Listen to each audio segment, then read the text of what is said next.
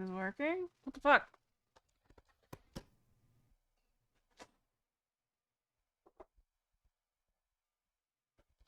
Well, that's not good. Oh no, it did work. At least on that. Cool.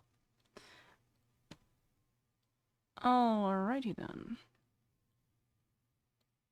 Just for anyone watching, I definitely took multiple showers. I'm definitely not wearing the exact same outfit that I wore yesterday. That's not something that's currently happening, so don't even question it. I've added a sweatshirt. I mean, completely changed into a different outfit.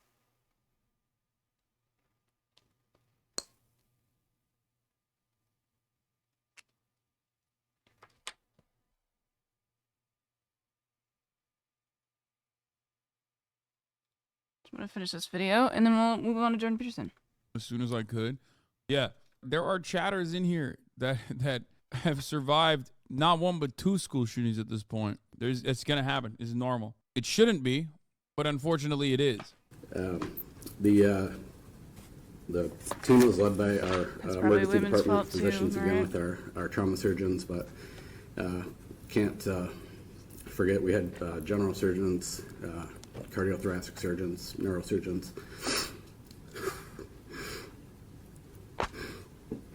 Oh man. Didn't get a lot of sleep last night, sorry. So many people that just came in.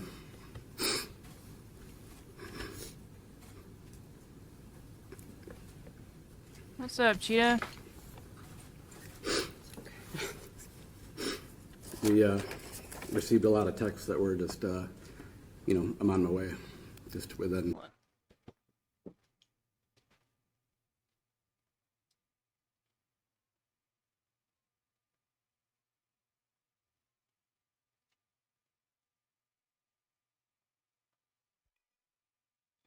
We're gonna do nail cam in a minute. Or, I don't know, not really. We're gonna do a really shitty version of it, because I'm being very lazy today. People showing up, where do you need me? It was a sad but a very proud night for all of us here. So I can't speak to anything about the identity of the individuals, but I'm sure we'll have some time for questions afterwards. But again, everyone is in critical condition at this time, but actively being cared for by our team at Sparrow. So. Good Morning America talked to a Michigan State student who said he heard the gunman shoot inside his classroom at least 4 times. Says 2 students in the class were injured during the shooting. Some really terrifying and heartbreaking accounts are coming from students there this morning. Good Morning America spoke with one student who actually heard gunshots outside of his classroom before the gunman entered his classroom. Take a listen. Yeah, so I was in class. It was just funny that he starts off. It was about 8:15, and oh shit! I heard a gunshot right outside in the hallway. I was sitting right next to the door, and thankfully, right when I heard that gunshot, I booked it to the far corner of the room, and then ducked and covered behind some seats. But then right after that gunshot, the shooter came in our room and shot 3 to 4 times, and I'm pretty sure he hit two students in our classroom. I didn't see anything. I didn't see what he looked like or anything like that because I was really hiding. But yeah, once he shot. This is the Michigan thing that we were watching 30 seconds to the a other minute, day, or we were watching live. Silent. So we started breaking open one of the windows.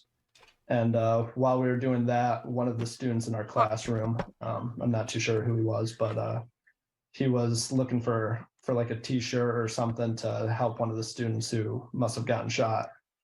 Yikes. And then, yeah, once the window was open, me and 4 other people, and I'm assuming, I sure hope the rest of the class, we booked it out the window.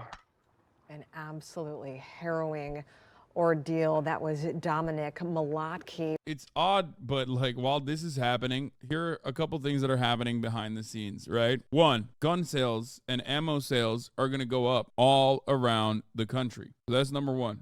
Because that's what always happens in the aftermath of mass shootings. So remember that. The gun lobby loves mass shootings. They're like, oh, fuck, we're going to sell more guns. Because people are afraid that like the government's going to come and take your guns away. And on top of that, the other thing that's happening. It's amazing to me that you can be afraid of like losing your guns for such a long period of time. It's like it never happens. So how does it keep working? Is the active initiatives that state legislatures are passing to like make it easier to bring guns to college campuses and other places. Like there are states in the United States of America where, you know, there are no gun-free zones, for example. Just, I don't know. Yeah. Open carry on college campuses, baby. Who cares? In Georgia, you can legally carry on campus except classrooms, libraries, and offices. A mass shooter is technically not breaking the law until they bring him to class. Yeah, that's cool. I like that. Seems normal. A reminder when Republicans inevitably blame mental health for the shooting at Michigan State. School-based mental health services, 205 names from the Republicans. And you can turn around and act like he wasn't even part of the school. It doesn't matter that the guy wasn't a part of the school. Before you fucking lose your mind and try to hyper-focus on, oh my God, dude. You're so fucking stupid. It is so pedantic. It's so idiotic to laser in on that, like as though there are adequate mental health programs and treatments that the Republicans have advocated for and have pushed for throughout history, that this one instance is like a one unique one. Time and time and time again. Republicans and Democrats both, if we're being 100%, have prevented measures from passing. That was a very quick cut there. Sorry, I just wanted to finish that before we moved on to the next thing. So I haven't watched this video yet, but it came out today. And from what I'm seeing, it's gonna get really mad at just women and shit. It's crony capitalism and female soldiers. I don't think we're going to watch all of it, but we'll see how long this lasts. Already it starts so funny. My later announced upcoming shows in Everett, Washington, February 19th. Oh my God, he has like really gross teeth. I feel like I just noticed that. Toronto, March 7th. I don't want to be that close to him. Tampa, March 8th. Fort Lauderdale, March 9th. Tickets are available online. He's getting like old man, like loud. Like I wonder if he's going deaf or something, because he like sounds like a grandpa, which I guess he is technically, but like the talking really loud. At jordanbpeterson.com. Hope to see you there. See, I think Putin will settle for the devastation of Ukraine. I think he could claim that as a victory. The utter devastation of the Ukraine, because it stays out of Western hands. But if Putin ever believed that his people even believed that they were now under attack, let's say by German tanks, let's say, the probability that he's used a tactical battlefield nuclear weapon seems to me to be extraordinarily high. Well, he's really dumb. He's like completely brain broken from benzo addiction. So we'll get into it. He was doing rape apologia for some reason on the last video that he did. So that's a take. It was basically saying that women are better off with like when they were considered property, because then rape would be a property crime. It's like, why are you thinking about this? Like, number one, and then two, like, why is that the conclusion that you come to? So I hope this one is equally as off the rails, but I don't know. For me, it's like, well, why wouldn't he? And the issue is, well, you don't want to escalate. It's like, yeah, that's already factored into the decision. The fact that they're even theorizing about any of this without recognizing the very direct and real cost to human civilization on this planet. We can look throughout history to see how U.S. foreign policy, especially in regime change wars, have failed so spectacularly in different regions around the world because they go and pick which dictator they like or don't like. Well, we'll take this guy out, replace him with this guy. Well, I don't want to see it coming up, dude. Just fucking start the thing. despite her Democrat origins, with continued appearances on Fox News, while retaining more progressive views on topics such as drug legalization. She is the host of her own program, The Tulsi Gabbard Show, where she continues to speak on relevant issues with the following axiom firmly in mind. So weird. Country before party. Thank you very much for agreeing to talk to me today. I'm looking forward to this conversation. I thought maybe we'd start by talking about your experience, your history with the Democrats. If you could just walk us through that. I mean, you had a stellar rise within the confines of the party, Seems really and loud. then a certain amount of friction. And maybe you could just walk us through that. You were elected very, very young. Yes. And so maybe we could start with that. And could you just tell the story of being involved with the Democrats? Well, there's stuff I get growing up where here in it's Hawaii, guys talking it's kind a of beautiful masculine. place, and from a young There was a age, pickup artist guy that I was like had a nauseous pretty deep appreciation listening to how like deep he was making his voice. It was really weird. for the importance of protecting this place, protecting our oceans and the preservation of clean water. We get our water here from water aquifers, and as the most remote island chain in the world, protecting those resources are essential for life. Just And like so the- my motivation and drive to run for the State House of Representatives here in Hawaii when I was 21 years old in 2002 really came from that motivation to want to be in a position where I could actually do that. I previously had they wanted to build a big landfill over one of our big water aquifers here, which, even for me as a All right, we're speeding teenager this up. seemed I'm like already such an bored. absurd idea and risk, because once that water is contaminated, then it's done. And so I was part of, I went out and got petitions and signatures and joined others to be able to try to stop that, because it was being, the wheels were being greased by a corrupt politician, essentially, who was trying to help his buddy who ran the landfill business. Ironic. And it was a great experience for me as a young person to be a part of stopping that from happening. And that's what drove me to run for office when I was 21 years old. It was not out of Hero any Wars? I kind of don't get design, like, oh, I'm gonna have this big YouTube political ads. career and this will be the I don't first know what that stepping is. stone to get to somewhere else. It was really driven by a desire Because to I give service pay and make for that positive impact. YouTube Red or whatever. I chose to be a Democrat. My family it wasn't one of those like legacy party affiliation things that you just did. I really was thoughtful at that time about What happened? which box I wanted to check in filing those papers to run for office. And for us here in Hawaii, the origins of the Democratic Party really It's, came from the money. a party that fought for people. Yeah, I know. She sounds like kind of a normal more now. populist perspective. We had plantation I think workers most who were people in the being long form sound absolutely better. abused and taken Sped advantage up. of by the huge landowners here in the state that was essentially being run by elite, wealthy Republicans at the time. And it was a Democratic Party that fought for those who didn't have a voice. It was a Democratic Party that celebrated civil liberties, that celebrated freedom and individual thought. This big tent party that really was rooted in kind of those traditional liberal JFK-esque ideals. And it was a party that had many voices that spoke out for peace. And so all of these different things really drew me to the Democratic Party as a party that would fight for the voices of the people. In Canada, we have a Then I was like- tradition, the New Democratic Party. And Then fuck, stop. And then I was like, oh shit. If I do independent, then the Republicans will just pay me a shit ton of money. What's up, Anime TD God? I worked for them when I was a kid. 2.5 times. I The feel like you man don't really worked get for any. Was the father of Like Alberta's you're missing last probably premier, a lot of second last premier, and a lot of the people that content. were involved in the NDP were Labor leaders. Context, I and guess, it was whatever, well known if in you're Canada gonna that the watch it that Conservatives fast. were the party of the establishment, and the Liberals were, well, they played both sides against the middle very effectively. And the Socialists, the NDP, British Socialists, rather than the communist type, they're really the voice of the working class. They're the voice of the unions, and the working class needs a voice, obviously. And I think All right, well, the Jordan NDP did Peterson, provide socialist that to some degree in confirmed. Canada, and the Democrats historically did provide that. That seemed to go pretty damn sideways with Clinton.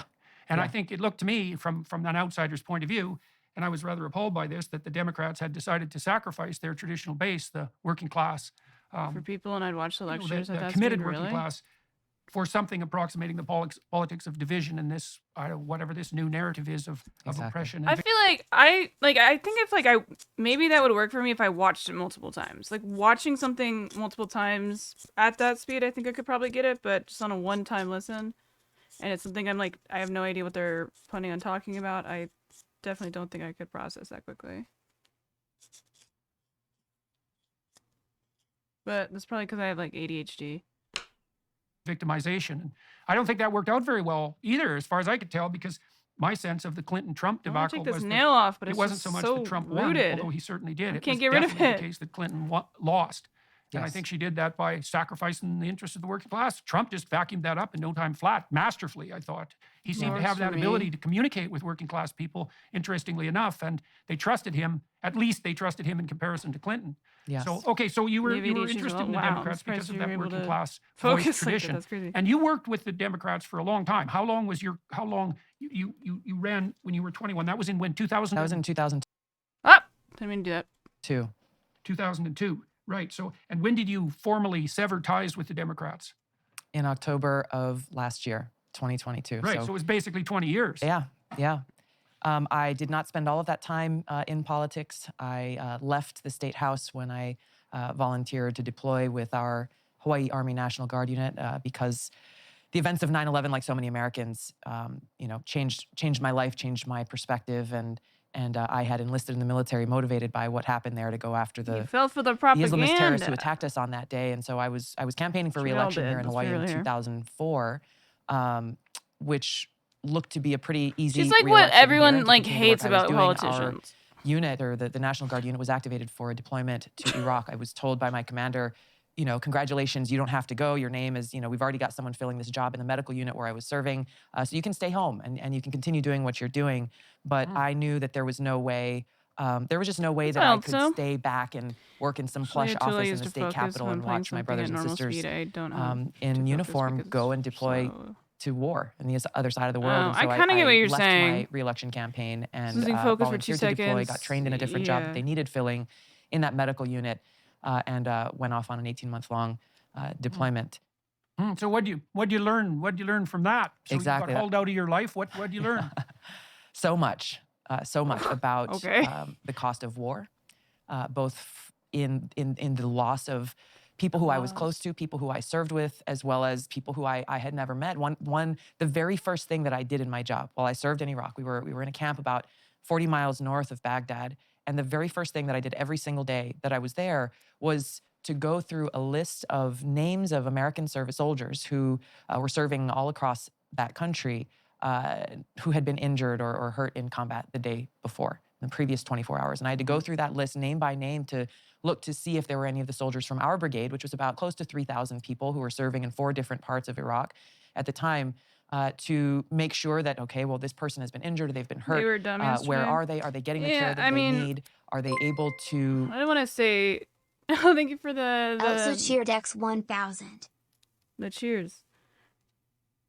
I mean, I knew what I was getting into because it's a right-wing, center. Like, one of the first things that was said in the chat before like the stream even started, like not my stream or my chat, but in theirs was like, "Oh, I hope she's like a real woman." I was like, "Oh no," but I knew it was gonna be like that. That's fine. I think it's fun. I was really nervous at the beginning because of, I was a fan of the show, so it was surreal to actually be on it. It took me a while to get into my strides, I think, but by the time I was like having people like trying to get mad at me, I feel like that was fine.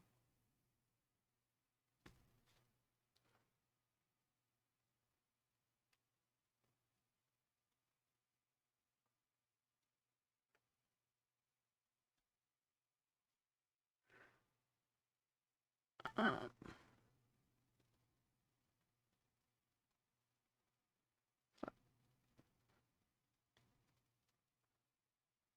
was hoping that I wasn't too much like I was trying to be the host when the call-ins were happening, but I was like, okay. I could tell like when like the host wanted them to leave. I was just like trying to help with that, but I hope it didn't come off like I was trying to be too controlling. Get what they need in country and return to duty?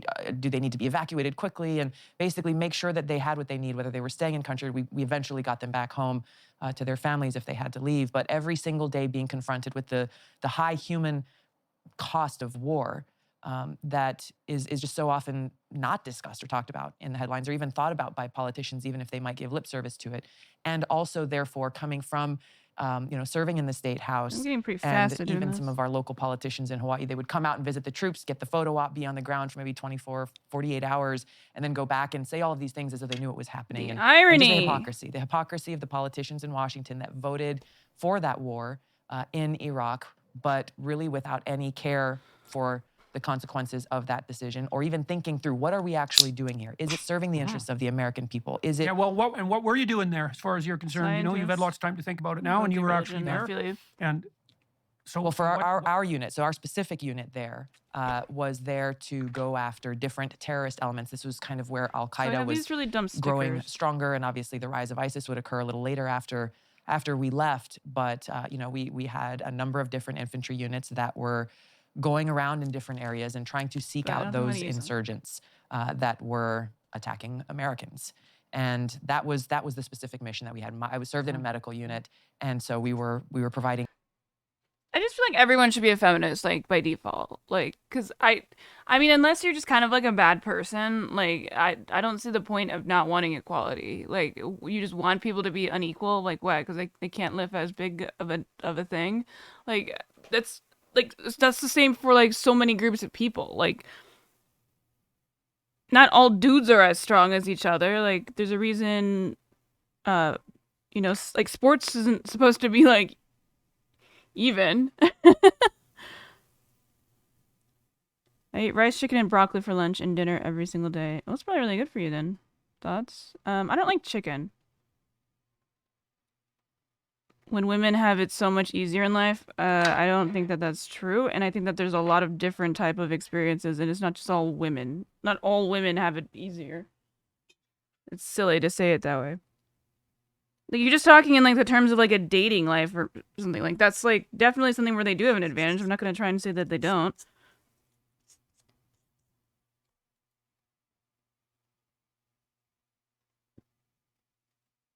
But that's because of the same habits and the same, like, traditions that we are upholding. Like, we could get rid of that. We can get rid of that, and then they wouldn't have an advantage. And then it would be the same across the board. That's why I'm a gender abolitionist, dude.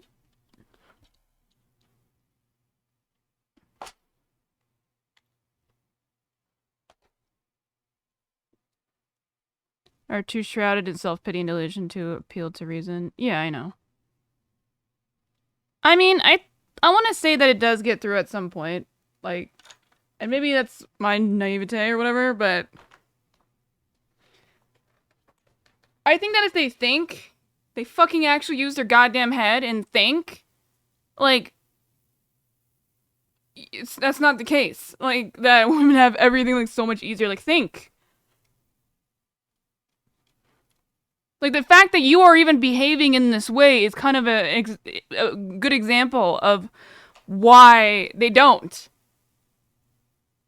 I'm not saying that there aren't just, like, random, like, oh, I hate all men, women, because obviously there are.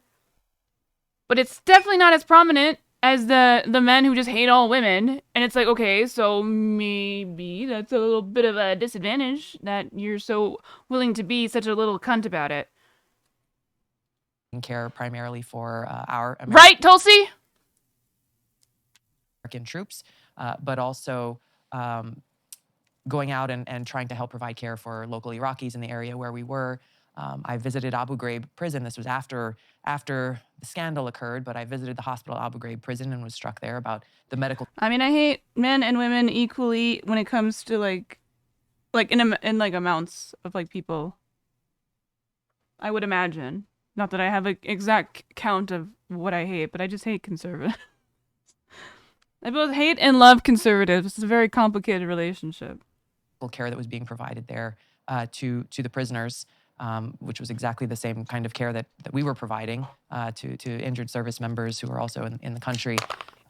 But it was. I'm gonna do like all white on this hand, and I think like all dark on this hand.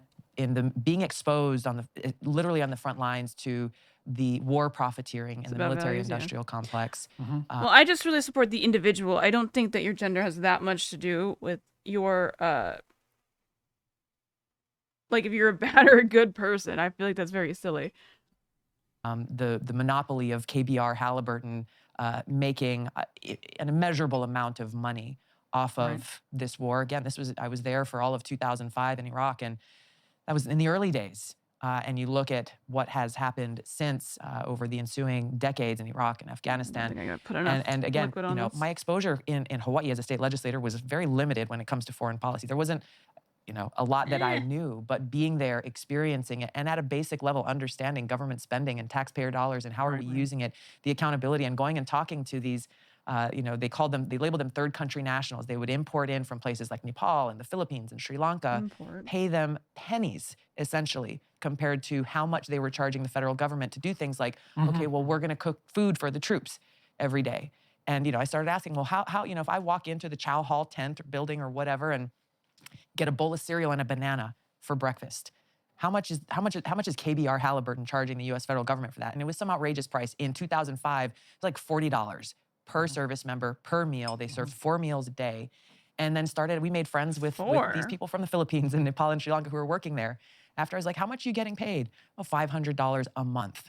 Right. $500. So that actually answers one of the questions I wanted to bring up later. I guess you've answered it in 2 ways. Is that one of the reasons why is she mad at that? She's basically like a conservative. Sympathy for people like Bernie Sanders, and more recently for people like both Russell Brand and Joe Rogan, is because there's a necessary voice on the left that targets something like corporate governance, government, media collusion at the highest levels. Yes. Right? Ooh, Construction of these gigantic, tentacled multilateral organizations that engage in regulatory capture and then turn into, let's say, what Eisenhower warned everybody about in relationship to the military-industrial complex. And there's a necessary voice on the left that I don't think precisely should be striving against capitalism per se. I think that's the big mistake, but should be striving against fascist corporate government collusion.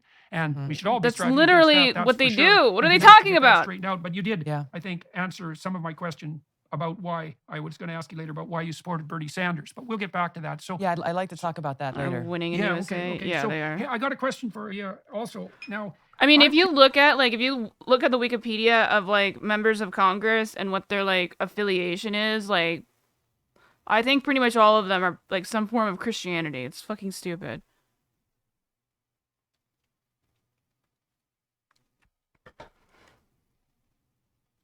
Curious about Mango. how your views developed and what they are now about the issue of Blackberry. women in combat. We've opened up the military to female participation, and generally speaking, it appears that opening up avenues of participation to women has immense benefits for women if handled correctly for children. Certainly on the economic front. Oh my it doubles the pool God! of available talent for everyone. That's so fucking annoying. Why do these people think that the only fucking thing that women like can do is just be mom? It's like what? Like that's like the same argument you could have with like dudes. Like nobody says the same thing. They're like, well, if women get a job, then like, what about the kids? It's like, okay, well, what about when the dad has the job? Like, what the fuck?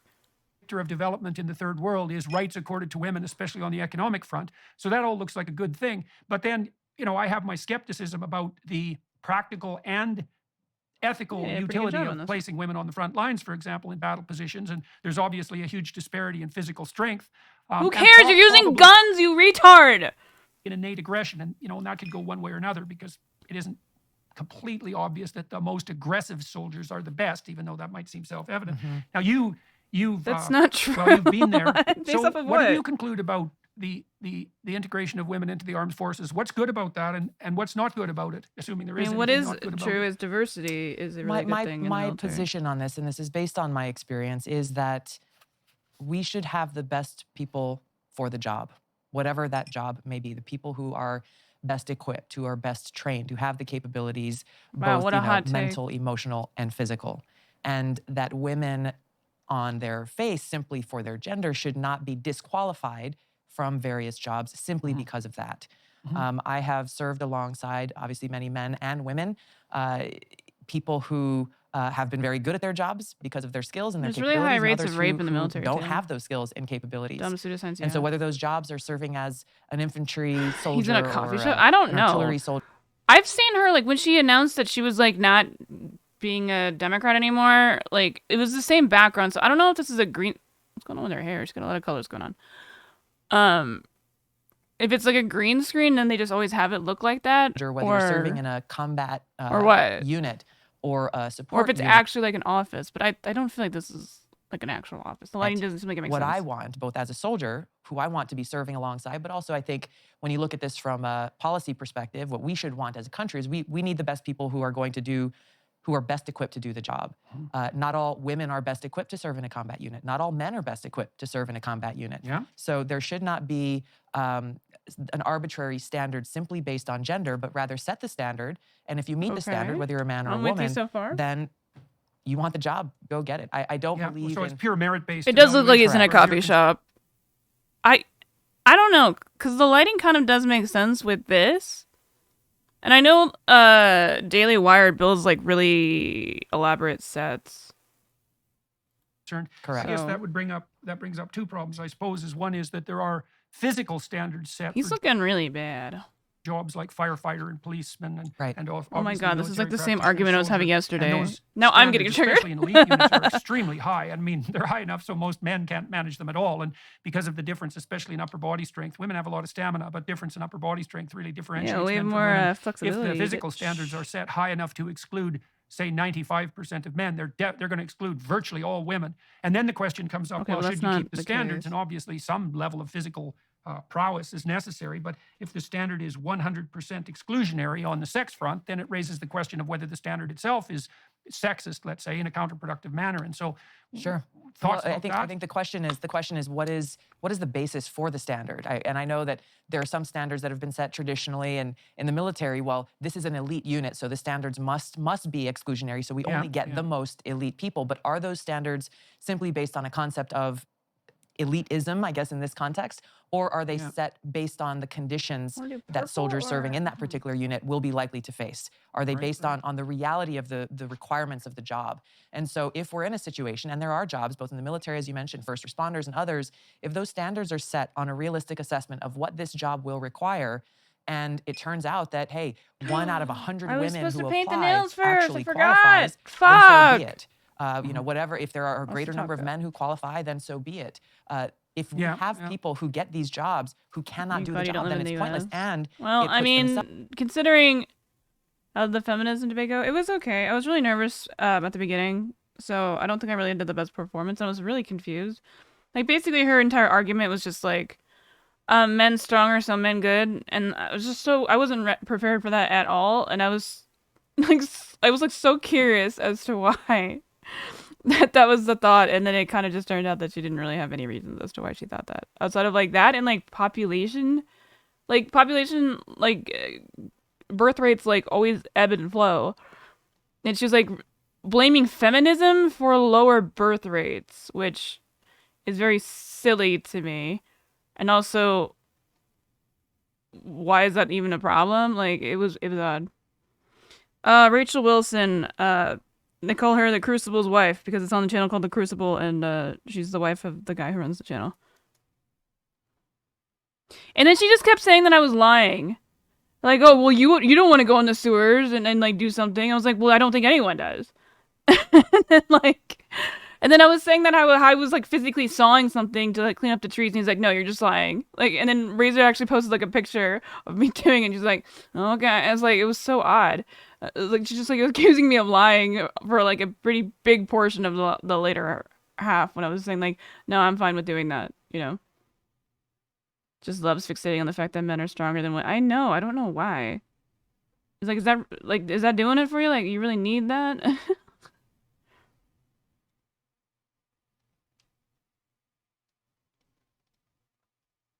She was not coherent. The conflation that she made were on evidence. Yeah.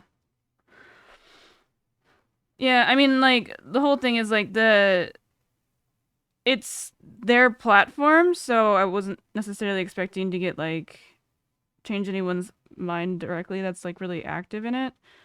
Or, like, whatever. We had some call-ins. Those were fun. Hey, thank you for the cheers. Also cheered X300. You did a great job. Attacked with Dom. True. I did get attacked with them. Thank you. Razor was like reading off like some of the comments this morning. I don't know why he does this, because it's just like when I wake up, I'm like kind of always anxious. So I was like, I don't want to hear about it. Let me stew on it. You know, is the only way. Maybe. A lot, yeah. I was like, okay, well, I mean, if that's your argument that I'm just lying about my own behavior, then I feel like she's gotten gaslit into oblivion. So now she's trying to gaslight me the same way. I don't remember if I said that, but I was definitely thinking it. And it puts the entire Or unit I have and mission been at thinking risk it. in doing so. Aftermath, I guess. Despite the U.S. blowing through the 31.4 Why the fuck are they always trying to sell debt gold, bro? Are enshrined in appropriate law. And the notion is, first of all, that you have to You've been do up job for 30 analysis, hours? which What the is, fuck's wrong with you? what is it that the people who are doing this job, who are good at it, spend the bulk of their time doing? Sure. And you can measure that, although Definitely that's get not some easy. sleep. For example, it's not that easy to measure the performance of a middle manager, for example, in a corporation, because the outcomes are difficult to specify. But you can do That's a a good better or investment. worse No, job it's of not. that. And if Never you do a buy good job, gold. then you can find out what predicts prowess, and you can do that statistically. And then you define merit, right? Merit is what makes it likely that you will do very well doing whatever this job is for. That's merit. And that can be handled properly. The problem is, as you alluded to, if you accept merit defined in that manner as the gold standard, then you're going to have to Get it? accept 'Cause the they were selling outcome, which is gold. that Do you think that's there why they isn't put the going to ad right be there? radical equity Yes. at all levels of analysis in the candidate pool. And so you have to true. forego that. And it certainly seems, I would say, that on the I'm left just saying, Tulsi side of Gabbard things is the now, same people person are that was almost like entirely unwilling okay to with the forego whole that Joe equity Rogan outcome. cat I mean, box even thing and Kamala didn't Harris, ask any who follow should up. have known better, tweeted So- out a few weeks ago her support for this concept of equity. And people who aren't paying attention what's wrong think with that equity? means equality of opportunity, which is not what it means at all, which is why it's a different word. It means that if the outcomes of the selection process aren't equal across all conceivable combinations of ethnicity and gender, its sex, etc., that intersectional morass, then the system is by definition exclusionary and prejudiced. And that just kills merit, assuming that merit Oh is my not God, completely stop. equally distributed. Now, one other question on the female front. So one of the things that's disturbed my conscience with regards to women on the front lines is that there's always the possibility that you'll fall into the hands of the enemy. And it wasn't very much fun for, Okay. let's say, British and American prisoners of war in Nazi camps in World War II, although there were Okay. some Geneva Convention arrangements that were still in place. But I Okay. can't imagine what it would be like to be a frontline woman who fell into enemy hands. I mean, it's the that's a same level way of as like a absolute bloody dude. Like you're. catastrophic I mean, if hell. they're killing you, it doesn't fucking matter what gender you are. Like, or you're getting tortured, it doesn't matter. It's like what? Like, what? What is his point? that I think that we should be Never very, buy very gold. cautious Well, about. because it's not like a lot of these are just like bullshit, like scams. It's not a good investment. Because we're not it's not like we're like a gold based economy here. Unless you're making Game of Thrones tokens. And people making their case, then refuting and evolving the idea. No evidence. There's no evidence. Yeah.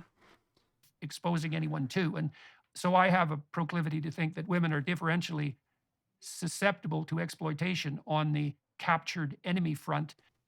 Meaning? In what way? And I don't know exactly, given credence to what you say about making sure we have the most qualified people. What? You're just not gonna finish your thing? This is like, what? But the merit argument was valid. I mean, but that doesn't have anything to do with. Oh my god! I think I just got like some like really bad chemicals in my eye. I'm not following this video. It's impossible to follow him. Jordan Peterson never says anything. Maybe you can ask people to face their death. Yeah, they're like all I don't half know if ideas, you're- like if it's okay hypotheticals. to ask them to face Yes. endless gang rape and then Okay, you think men don't get raped either? Like, what do you mean?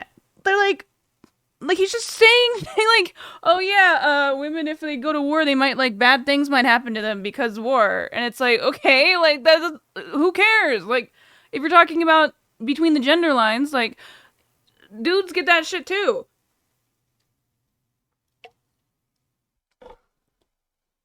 death. That's pushing the face endless gang rape and then death. That's pushing the envelope. And so I don't know what you think about that. I mean, I think it really the doesn't thoughts of that sort necessarily must have matter gone that through much your mind from time to time. at that point. Sure. It is the most war is tragic and ugly, to say the least, and you're facing some of the most horrific conditions, which is one of the reasons why I don't support the draft, is because as a soldier, Go off, I Queen. don't want to be serving alongside anybody who hasn't made that choice to be there, who hasn't made that choice That's to a be good willing point. to make those sacrifices, not only to give up one's life in service to our country, but to face the plethora of what I could feel like be she's the confused with what the fuck he absolute was trying to worst say. case scenarios. That's my perspective. And so whether it's those scenarios are facing a male or a female soldier, these are some of the things that, both the training of the practical implications, but obviously Okay. the mental preparation for how anything could possibly go bad is essential before sending troops into that situation. Okay, so it sounds like your sense is that, if people have been fully apprised of the risks, and I think we outlined the most substantive risk on the female side, if people are fully apprised of that risk, I and mean, there's he's evidence just that they talking to actually himself. understand what that means, which is I feel no like these simple videos matter, are just pre-recorded. Like, they're not fucking even talking to each other. that it's okay to allow them to make that choice. But that's partly why I mean, you she introduced didn't the really idea address, that like, his there's direct no compulsion in question, military but it was because conscription, that and was also partly because you don't get the incoherent. best out of people if they're compelled, Exactly. obviously. So, okay, so anything else on the combat front, or can we turn back to the Democrats? I'd like you to do it. Well, I'll walk us back into that because Yeah, walk it back in. it is what motivated me to run for Congress. We talked about, okay, well, I've been with the Democratic Party for 20 years. I chose to join the Democratic Party. I fucked up his My finger so hard. experience on 2 Middle East deployments is what really drove me to run for Congress. It wasn't something I had any ambition for, frankly, when I ran for the state house in Yeah, 2002. But being exposed to the cost of war, being exposed to both the military-industrial complex, but what you described very well earlier is this collusion in the narrative and the push coming from elected officials in Washington, the establishment of people in both political parties who are part of this warmongering uniparty, so much of I guess the mainstream media or legacy media that we have seen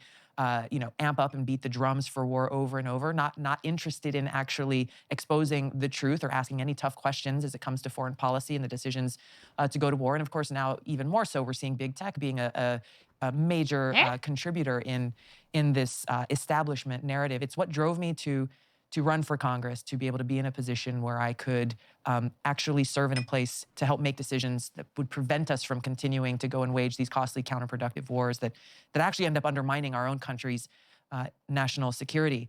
One of the main decisions why I chose, one of the main reasons why I chose to leave the Democratic Party is because the Democratic Party has become the war party. Those voices that we talked about a little bit on the left who challenged the military-industrial complex, challenged this pro-war narrative that we're seeing across the board. I don't see them anymore. And worse yet, we have leaders in the Democratic... his merit point was about equity above equality. You can't say in every aspect of a society there should be... Yeah, of course. Nobody thinks that. That's silly. That there should be a completely equal amount of people. No, I think that you should just be able to go into wherever the fuck you want, and there shouldn't be any pressure either way. Well, I mean, I understand the difference between equality and equity. Like, I just don't understand what his point was by bringing it up. It didn't, like, was he just explaining it, and I thought he was just trying to say more? Or what? I mean, I thought he was trying to make a greater point, but it just seems like he was just kind of defining, like, what the difference between equity and equality. Yeah, total equality is... Oh, yeah, no, I don't think anyone's saying, like, oh, yeah, like, everyone got to be completely 50-50, because it's silly. Party, who are the ones who are actually amping up these counterproductive wars, who are amping up these new Cold Wars against Russia and China, who are amping up and escalating and pushing us to the brink of we're the one that is causing the war which is with where Russia. we sit right now as a nation, which threatens us and threatens the world, frankly, and doing so without any thought or consideration for the reality of something that was very eye-opening for us here in Hawaii back in January of 2018 when we had a missile alert where we thought that North Korea was sending a nuclear missile to us, and then we had 15 minutes to live. The government telling us, "Oh, seek shelter immediately. This is not a drill. Missile inbound to Hawaii." But we were confronted with the reality that there is no shelter. There is literally no place to go. And so not only have our leaders failed us in the sense of getting us to this point where that is now a reality that every single one of us lives with right now. But what is her point? That our leaders failed us because they didn't build shelters? What is she trying to say? What's up, Samari? Oh, you're the one that Collins, right? It's very nice to talk to you. The crucible against soon. You certainly ruffled some feathers. Yeah, people got really pissed off. I feel like that's what I love about going into right wing spaces.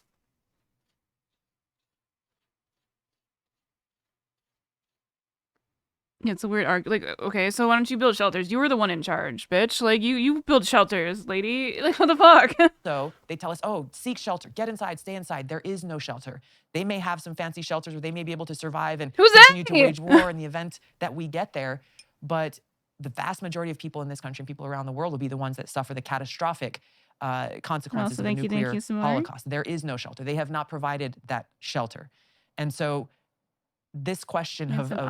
how I don't really my know. experiences there on these deployments, the experiences that I've had throughout this time was one of the main reasons why I left the Democratic Party. And frankly, was one of the main reasons that back in 2016, that I saw the necessity to leave as vice chair of the DNC to go and speak out against Hillary Clinton's warmongering record as she was trying to become our country's commander-in-chief, and the dangers of what would happen if that became a reality. Okay, so it was primarily a consequence of concerns about, concerns about the military-industrial complex. Okay, let's segue for a minute then. I made a couple of videos about the Russia-Ukraine war, making a foray into a domain that's obviously contentious enough to produce a war, let's say. And here's my problem. Okay. I don't understand. Now, I've listened to a lot of hawks on the American side talk about, well, two things. About the fact that God, he wants to be American so badly. This is independent of the merits of this claim. It appears likely that the Ukraine, supported by the West in the manner it has been supported, the Ukraine, come on, guy, to Russia's conventional arms force. And I think there is evidence that the Ukrainians one guy said he lost hope in women after that debate. I told the Russians back, and God only knows how far that will go.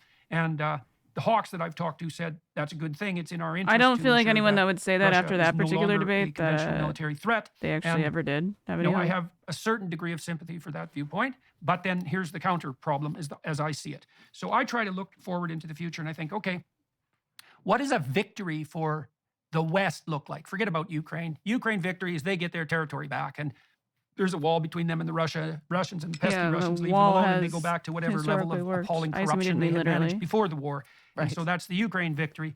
The West, well, let's say we could do this two ways. Okay, so Putin is deposed, however that happens, and then what? And then we have a better leader in Russia? We have a more trustworthy leader? One of the Collins, I think, wanted to I don't think so. debate the Russians me or have got a something. great They history messaged me of on that. Twitter. And no matter what you think of Putin, it's definitely the case that saw it he like is this the morning, worst but leader that emerged in Russia in the just last remember. 100 years by any measure. So that's a big problem.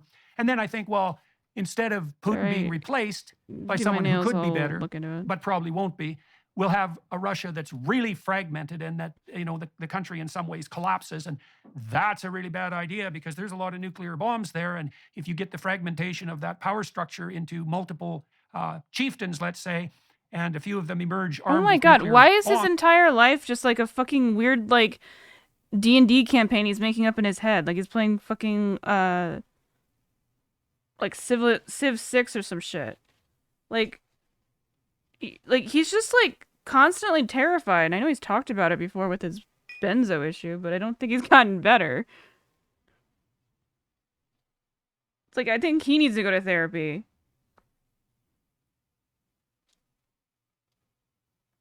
I don't know if he just like absorbed all of the neuroses of like all of his like patients or something, but like he's just constantly making up random situations in his head of like that don't really have any basis in like reality. I mean, what? I don't remember. I'll look on Twitter.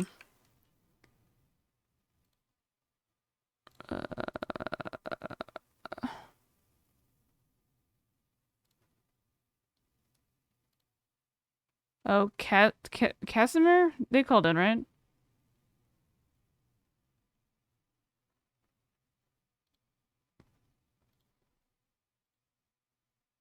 Dragon of Chaos. Yeah, Casimir. They called in.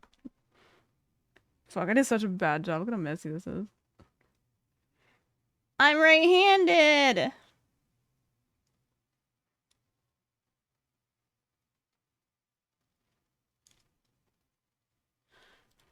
then we have a major problem on our hands. And that seems to me to be highly Too likely much to outcome. lose hope in And so, True. and then if we weaken Russia severely and permanently, then we have the problem of a severely and permanently weakened Russia. That's a big problem because they produce a lot of fertilizer, and the Europeans happen to be dependent on them for a lot of their energy needs. So that doesn't look very wise. And then we have the absolute bloody catastrophic probability that if Putin starts just to like lose my grandpa just like in any talking at me serious right way, now. and so starts to believe that Russian territorial integrity is threatened, however he defines that. What they do, you talk about situations that have occurred for which can accrue again. Well, I mean, yeah, but it doesn't really make sense in the context of what he's talking about directly. Like, I don't think Russia's going to turn into a bunch of different, like, tribes, and that's going to be somehow they're going to be more dangerous with nuclear threats to other people. I mean, destabilization, sure, but I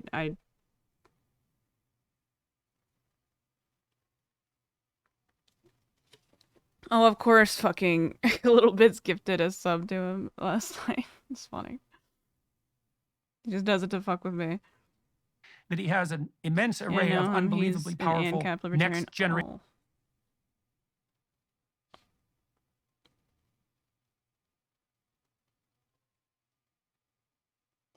Wait, do you mean like anti-capitalist when you say ANCAP, or anarcho-capitalist?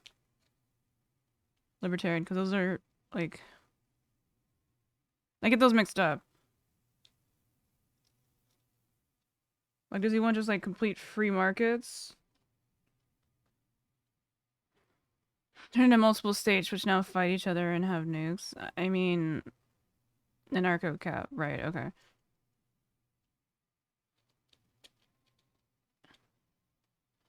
That's what I thought. I just wanted to make sure. Libertarian socialist positions. Well, he said he wanted to debate. He said he was talking about the meaning of life and the number of children required to achieve it or something like that. I mean, I was making a joke about that. I don't even remember how that went down directly. Okay, explore the topic. Wait, he's a libertarian anti-socialist. Why would you be an anti-socialist? He just doesn't like safety nets?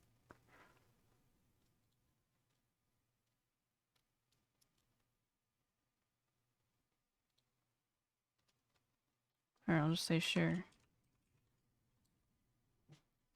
Weapons at his disposal, and why the hell wouldn't I just hope he's not one of those like just gonna talk about theory like the whole time, because I feel like that's not that fun to talk about.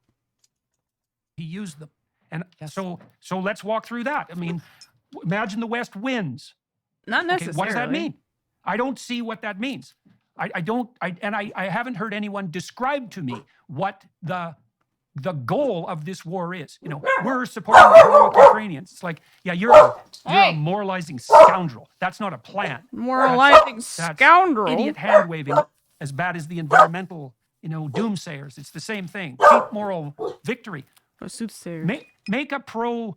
She's like, what? She's like, what the fuck is this guy talking about? So loud. Just surrounded by dog ears. Barking. Okay, well, I don't think socialism is as collectivist as people like to make it seem when they're against it. I think, you don't have to be a collectivist to, just not be a dickhole to other people. Like wearing a mask or whatever. That's not necessarily just a collectivist idea. Because I think it is freedom to be able to not have the risk of somebody trying to kill you because of their action. They're not. I mean, because we would think the same way about anything else. Like, obviously, you're not allowed to I don't think libertarians think that you're able to, murder everybody.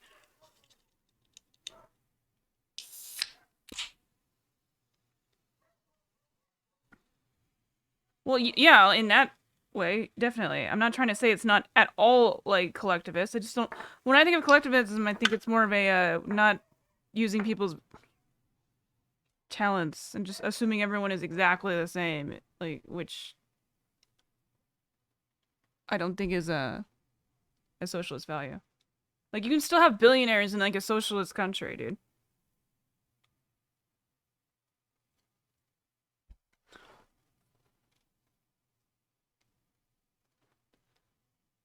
I'm glad I met JP in real life. I met JP in my life. I'm unsure what you're saying. How's it going? What's going on, Andrew? Wait, did I say, what's it going? How's it going? I'm alright. Just fixing up the nails here.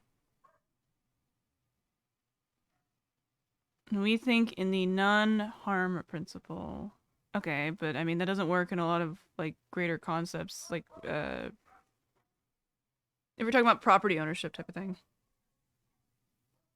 You guys are socialists over here? I mean, I think it's mostly just me. Yeah, when violence, non-aggression. Okay. The non-aggression principle is a very umbrella term, I feel like, and it shouldn't be applied all the ways that it is. Well, oh no, not in America. I thought you meant the community. I was confused. And then a cautionary war case in relationship to the Russia and Ukraine. What's in America's true interests as far as you're concerned? Well, this is exactly, you have very clearly laid out for like hours. I don't know not why. only the problem with how this President Biden and frankly Democrat and Republican leaders in Congress who are enlightened centrism, pushing for and escalating this war is how short-sighted they are. But also, this has been the problem in U.S. foreign policy from our leaders for so long is they are not actually thinking clearly, if they're thinking at all, about what is our goal, what is our objective. Yeah. What you said, what does a win look like? How is it defined? Even theoretically. Even theoretically, yeah. whether it's realistic or not, just saying, well, we're fighting for democracy. That's not. Yeah, we're not fighting anything. What are you talking about? It's in direct. We're just supporting an ally. Conflict with the reality of their actions, even here in the United States, about how many undemocratic decisions and increasingly authoritarian decisions they are making.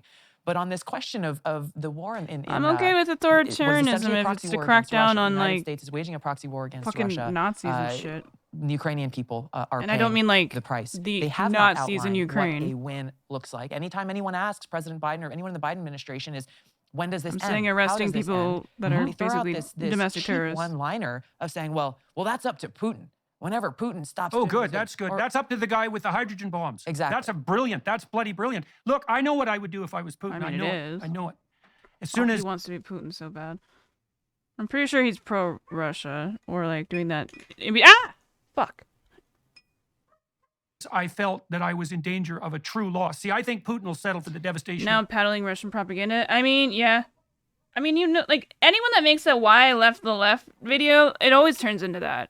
You only make the why I left the left video if you're gonna turn into fucking Dave Rubin. You like money. Ukraine. I think where literally everyone that you hang out with just fucking hates you. Or like literally wouldn't even go to their wedding. Because Ben Shapiro fucking said it straight to his face. Like the ultimate cuck thing. Claim that as a victory. The utter devastation of the Ukraine. Because it stays out of Western hands.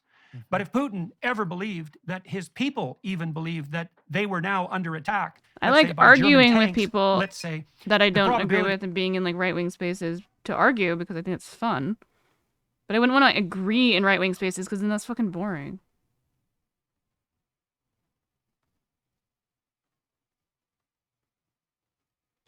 That he's used a tactical battlefield nuclear weapon seems to me to be extraordinarily high. It's like, well, it is. For me, fight Russia. Well, yes, that's what they're fighting. They're fighting Russia. It's an ally of ours, and it's great public support for them. It's not like we're fucking particularly scared of Russia at this point. Obviously, there are people who are, but I think that it's pretty obvious that they've proven how fucking incompetent and like how their military is not anywhere near what it used to be in like the 80s. Like in terms of like the comparison between the US and Russian military. Like they don't have a fucking chance. I would honestly be surprised if their nukes worked. Honestly.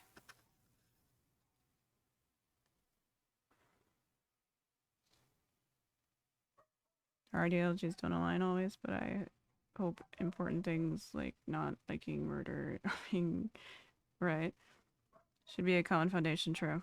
That's like axiomatic values, you know? It's like, well, why wouldn't he? And the issue is, well, you don't want to escalate. I really want to take this yeah, nail off, but I don't that's think I already can. factored without, into like, the decision. breaking my finger. There is this theory, I don't know if you've heard it before, of escalate to de-escalate. And so the response from the U.S. government is always, well, we don't think he'll resort to that, or we don't think that we're not. Okay, so okay, the idea of being like, okay, we should just let Putin have Ukraine because nukes, and we scared a nuke or whatever. But it's like, okay, then we let them do that. We did appeasement already. We did that with the Donbass, and did that stop him? No. Like, so why would you think that oh my god, then it would share borders with fucking Poland, dude, and that is a NATO country. Like, that would be escalation. Then we just let them have Ukraine. People say, well, we're not even sure that his nuclear weapons are that great or will really work in the way that we think could cause major damage. But the fact that they're even theorizing about any of this without recognizing the very direct and real cost to human civilization. Because they don't want, like, I mean, I think they just kind of forgot what they were supposed to be doing, because, like, you want Ukraine including its people. Like, so... It doesn't, like, you don't want, like, a barren wasteland of just, like, a crater. You know, like, that was the initial idea, right? You know? Like, they wanted the people as well. Cannot be allowed to win the war. Yeah. Like, we can't, like, do this dumbass appeasement thing that I get. And we're not, like, boots on the ground either. We're just giving them weapons. On this planet, we have too many weapons, is exactly the problem. They're living in some fantasy land that it's hard to connect. It's hard to connect with because it's not based in the reality of the situation you're facing. And you have laid it out very clearly of the different possible outcomes.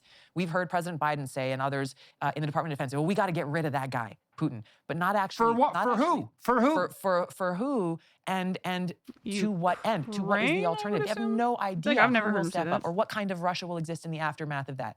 We can look throughout history to That's see not our how problem. U.S. foreign policy, especially in regime People change are literally wars, leaving the have failed so country in Russia. spectacularly in different regions around the world because they go and pick which dictator they like or don't like. Well, we'll take this guy out, replace him with this guy, and then all of these disastrous unintended. Oh my god, I hate people that do this. It's like a theoretical paralysis where they just don't want to do anything because they're constantly just too worried about, like, oh, what would happen? Like, and like, they're not really getting the main point. Like, you can't just, like, let them just keep taking it, because that makes more sense than anything. They're just going to keep going. Like, if you want to think of a hypotheticals, why wouldn't you think of the most reasonable one? Where, like, okay, well, we cut off support for Ukraine or whatever.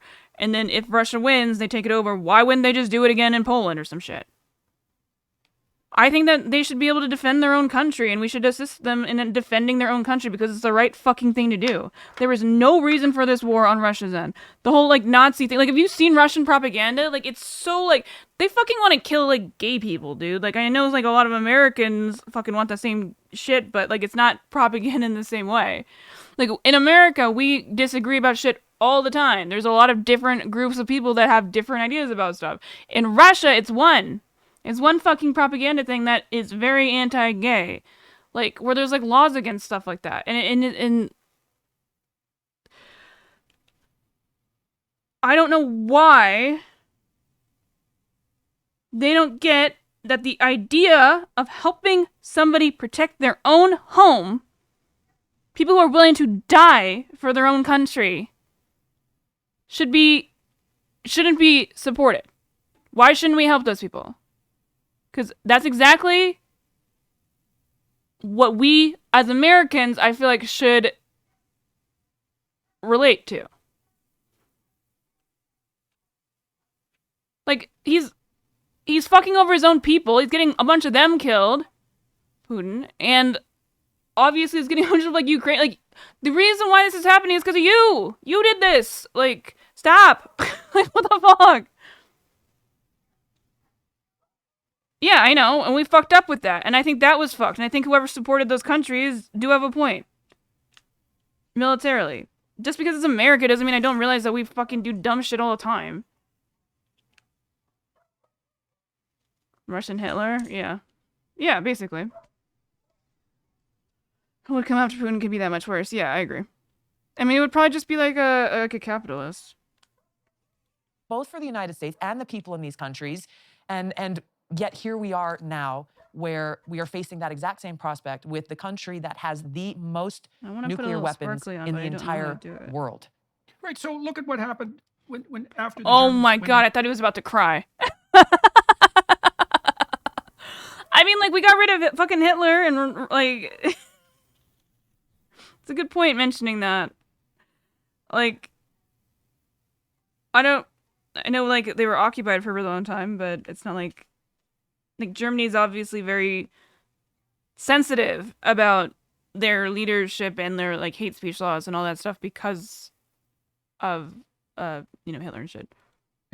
Yeah, France, he does always sound like that. Wreaked havoc in that idiot war. Yeah, the nuclear weapon thing is so, like, lame. It's like, okay, so their what's entire the point? industrial machine was devastated. They had a period of hyperinflation. They were subject to that extraordinarily punitive Versailles Treaty. And that could be imposed upon them because they were devastated. And hypothetically, we could do the same thing with Russians if they're beat very badly on the conventional front and they emerge weak. And we put punitive measures in place to keep them weak. And then we might remember just exactly what happened to Germany as a consequence of the Versailles Treaty, because they didn't stay weak for long. And, maybe the Russian nuclear weapons are no better than anything else the Soviets built, but that doesn't mean a few of them won't go off. And it's really not going to take that many, because after all, they are nuclear weapons. And so even one that doesn't work that well is going to be a lot more spectacular than anything that happened in 1945 in Hiroshima. We can be absolutely certain of that. So again, the mystery is, fair enough, man, we want victory. Shouldn't have done that. Okay, no problem. What's the victory? What's the victory? Have you ever read the fine print that appears when you start browsing in incognito mode? Both when talking specifically about Russia, but you hear this very often whenever they see there's a bad actor on the world stage. Well, the United States needs to take action to punish them, to send them a message, and whether this is through economic warfare or kinetic or tactical, warfare direct. Whether indirect or direct, this is a line that they have. Well, we have to punish them. We have to punish them. And so they're making decisions about, well, we got to make life hard for them, punish them in whatever means that we can, but not actually thinking about within the context that they should be, which is for us in this country, what action should we take that is in the best interest for the well-being of the American people and our country and our national security? Supporting our ally and not putting boots on the ground. Using the fraction of our ridiculous, bloated military along with the help from the rest of the world, because we are, unfortunately, for everyone else, the one that gets the fucking world moving when it comes to getting on board with a military operation,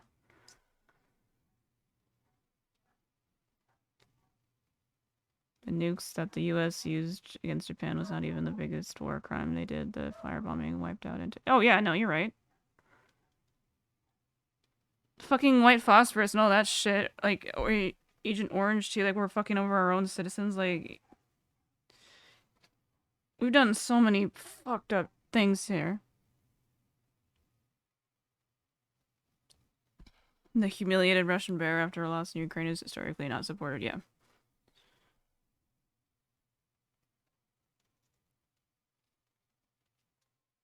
Is to blame for starting a war with the U.S.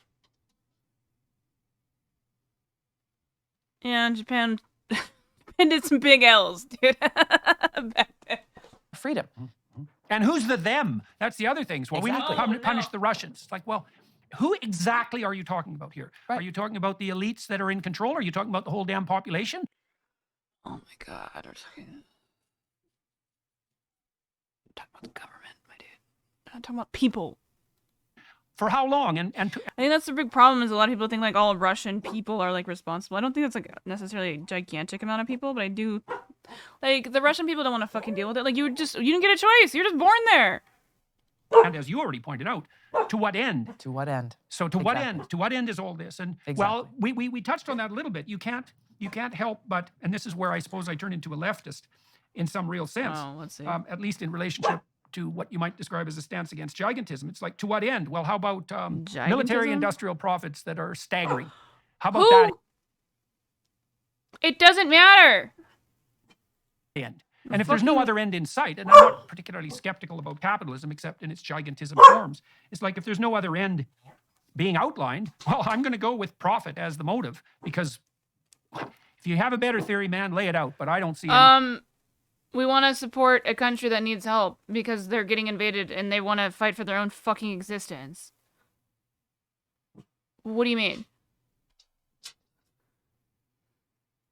thing. And given it right was Eisenhower who knew what he was talking about, having been Supreme Commander of the Allied Forces, when he warned about the military-industrial complex being the biggest threat we faced back in, about 1959, that was something to take seriously, and it's something to take seriously again. Yes. So, I mean, I don't get why, like, you'd have this stance. Well, then they probably wouldn't be an ally. Like, there's certain, like, human rights violations that we support, but or like Saudi Arabia, for example, that clearly, like, violate a shit ton of human rights violations, and we still support them and shit. But Ukraine doesn't have, like they have significantly more freedom than, like, Saudi Arabia does. And if, like, the metric is just, like, I mean, and I don't feel like we should necessarily, I think we should have a good relationship with, like, everybody, to, as much as we can. I don't really even see why Russia has to be, like, a threat. Like, I think we've moved past the idea of, like, wars, like, all out wars. Like,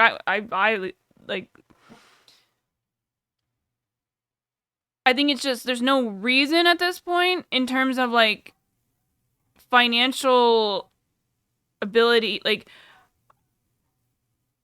oh my god, Maki's driving me crazy. Like, viable, like, it's better, it's easier to, like, be economically dependent on each other, because then you're not gonna, like, have, like, wars and shit. Because it's, like, it doesn't really, it's just, like, the kid that just, like, can't stand, like, everyone getting along. It's, like, an outdated thing, you know what I mean? Like, we have too many, like, powerful weapons that it's like, okay, if we want to just kill everybody, we could.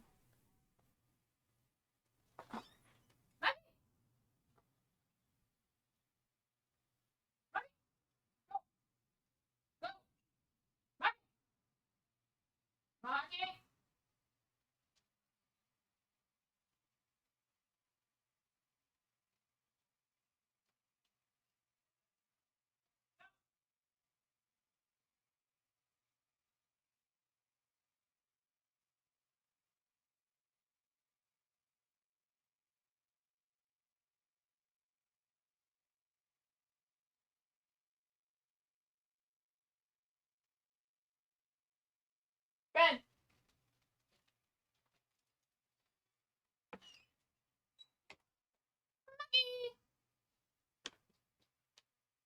I think there's an animal that she's been barking at.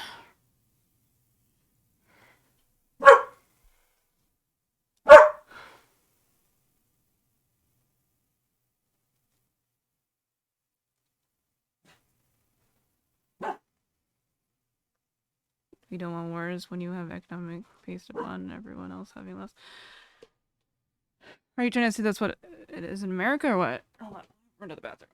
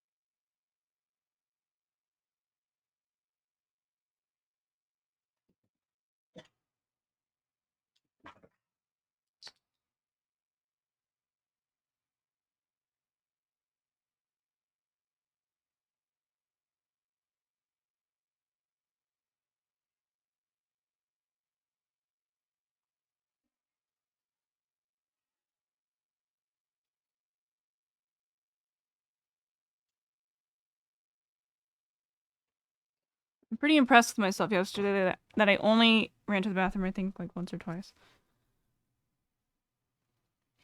But maybe it's just because I wasn't drinking White Claws because they're carbonated.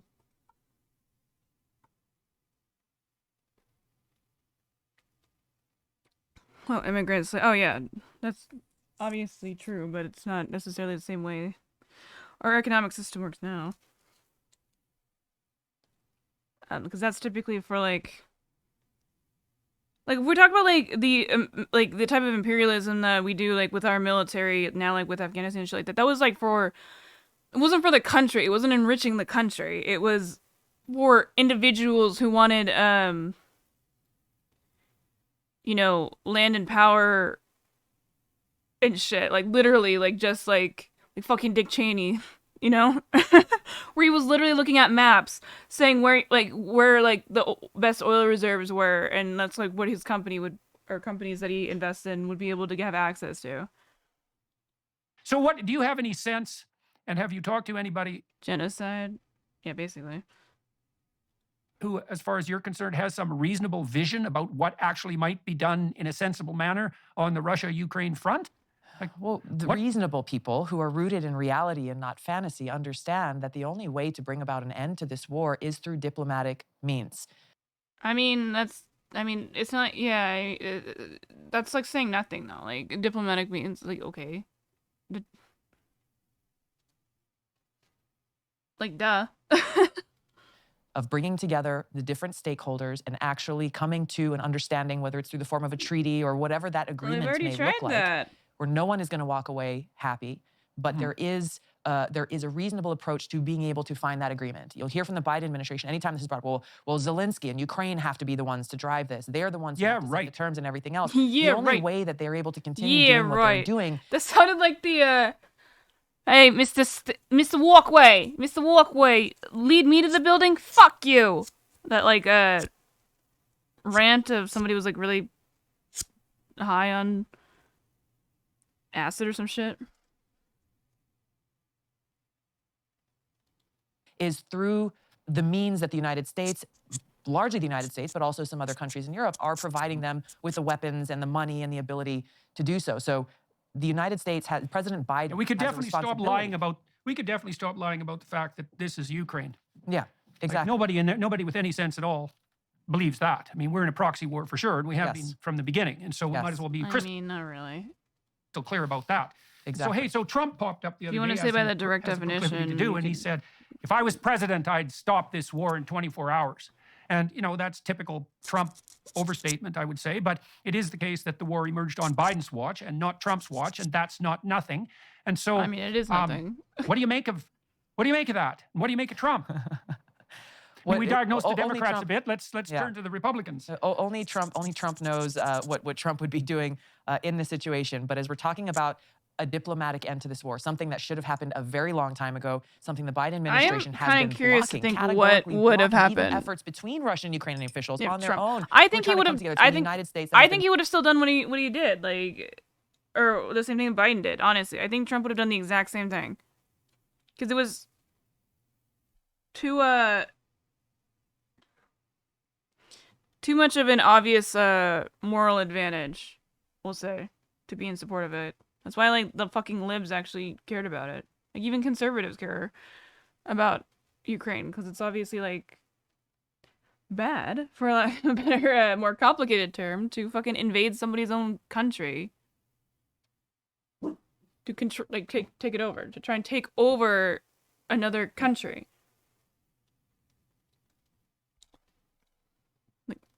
Blocking them, telling Ukraine, no, leave the table, don't negotiate. How have they been blocking? What are the details? There are multiple reports publicly of Biden administration officials telling Ukraine not to negotiate, as well as other countries who have been also sharing that they've been getting that same message, going all the way back to, I think, March. You know, shortly after this war kicked off, when there were. I heard the same thing. I heard that from people I was talking to who knew what they were talking about in Israel too. That the Russians, there were avenues open quite early in the conflict where diplomatic maneuvering could have hypothetically proved useful, and that was blocked. Now, I'm not saying it would have been useful, but I couldn't understand when this all broke out why the number one priority of Western leaders, who instead gathered to, make fun of Putin's hypermasculinity, and it was a pretty sad bunch of wimps gathered around the G7 table who were managing that, I might say. Right. Were you there? What the fuck are you talking about? If they had any sense at all, they'd be trying to broker something like an intelligent arrangement so that we didn't face the likely possibility of being dragged by our shirt sleeve into the maw of the military-industrial complex and end up all torn. This guy knows he's Canadian, right? Like, he knows that he's not American, because I feel like he kind of forgets.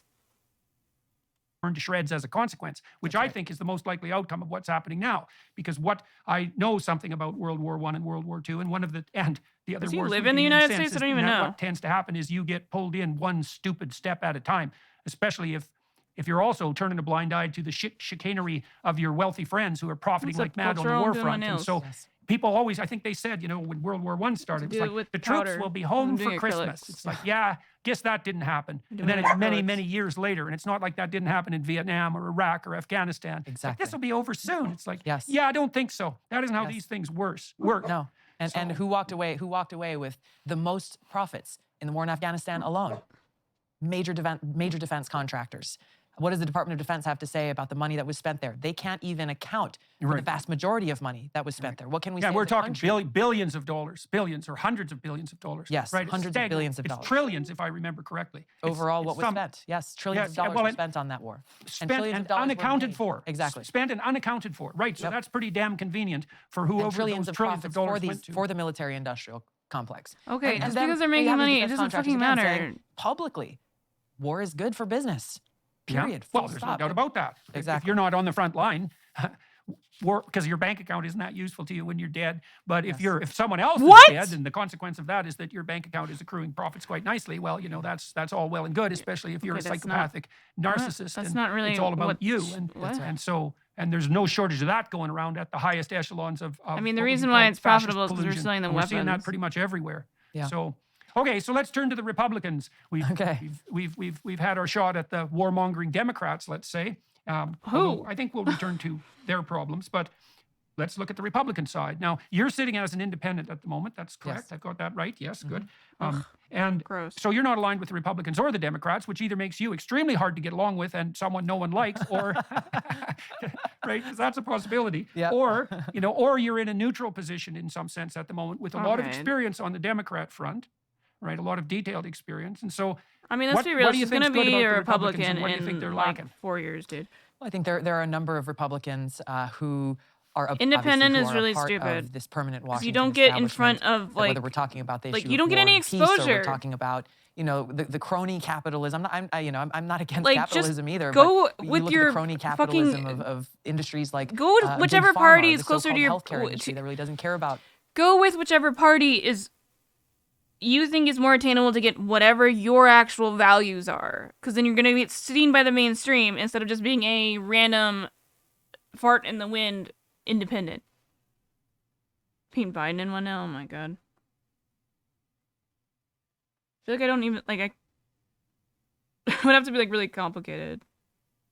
So Biden just kind of looks like an old man. Or would you pick a corrupt party? Because are you gonna be that silly about this? Because it doesn't fucking matter. If you have strong ideals, you'll get in front of millions of people if you work within that party. It also helps to fucking shift the Overton window of what is a popular idea, because populism, especially a lot of socialist policies are already, as an example, Bernie Sanders with fucking free healthcare, dude. That was not a thing that people were talking about 10 years ago, or maybe just starting to talk about 10 years ago. Forgot how old I am. But I was growing up, that wasn't a conversation that people were really considering until Bernie Sanders enters the mix as a serious presidential candidate and stopped being an independent, and was then on the debate stage in front of millions and millions of people being taken seriously as the same, being compared to the mainstream candidates. Free pocket. Yeah. Healthcare will wait. What? When any progressive has talked about healthcare? Well, I'm a progressive, I'm talking about healthcare still right now. If you're talking about in office, Bernie Sanders still advocates for that. What are you talking about? AOC fucking advocates for that all the time. What are you talking about?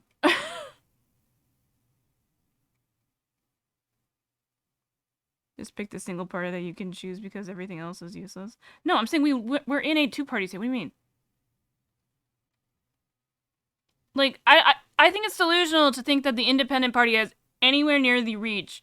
Any independent party has anywhere near the reach as the Democratic and the Republican parties have, or that you can make a new fucking Andrew Yang's dumbass forward party. Like, we already have it ingrained so much in our culture that it's way easier to go within the system to fix it. Instead of, like, just being, because it's about, like, what, relating with people, you know?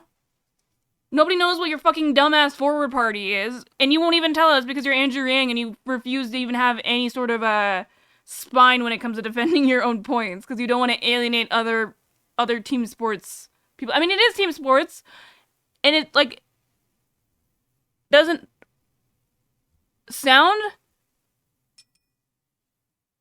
good to pick one team in a team sports game, but, like, let's be real here. You're not gonna like, that's how you relate to people. Like, oh, these are the values that generally, like, Republicans have, and like Republicans want bad things, generally, and Democrats want good or very mid things, generally. Like, Republicans like to fuck over and actively harm people, and Democrats want to maintain the status quo. Which one of those sounds better? Which one do you think might actually, you might actually be able to change?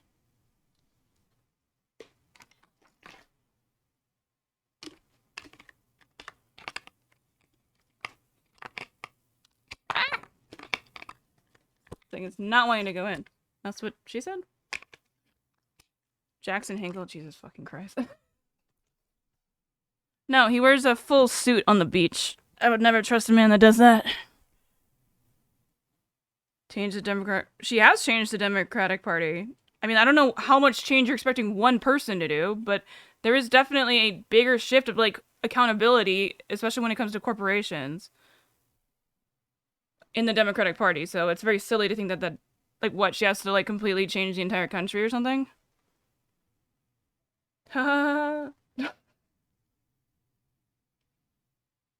It's so funny to see ha ha ha ha ha written out. Like, you didn't give me, like, an emote, like a lol.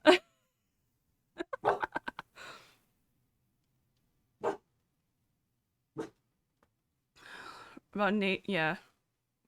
NATO allegedly violating some non-expansion treaty with Russia.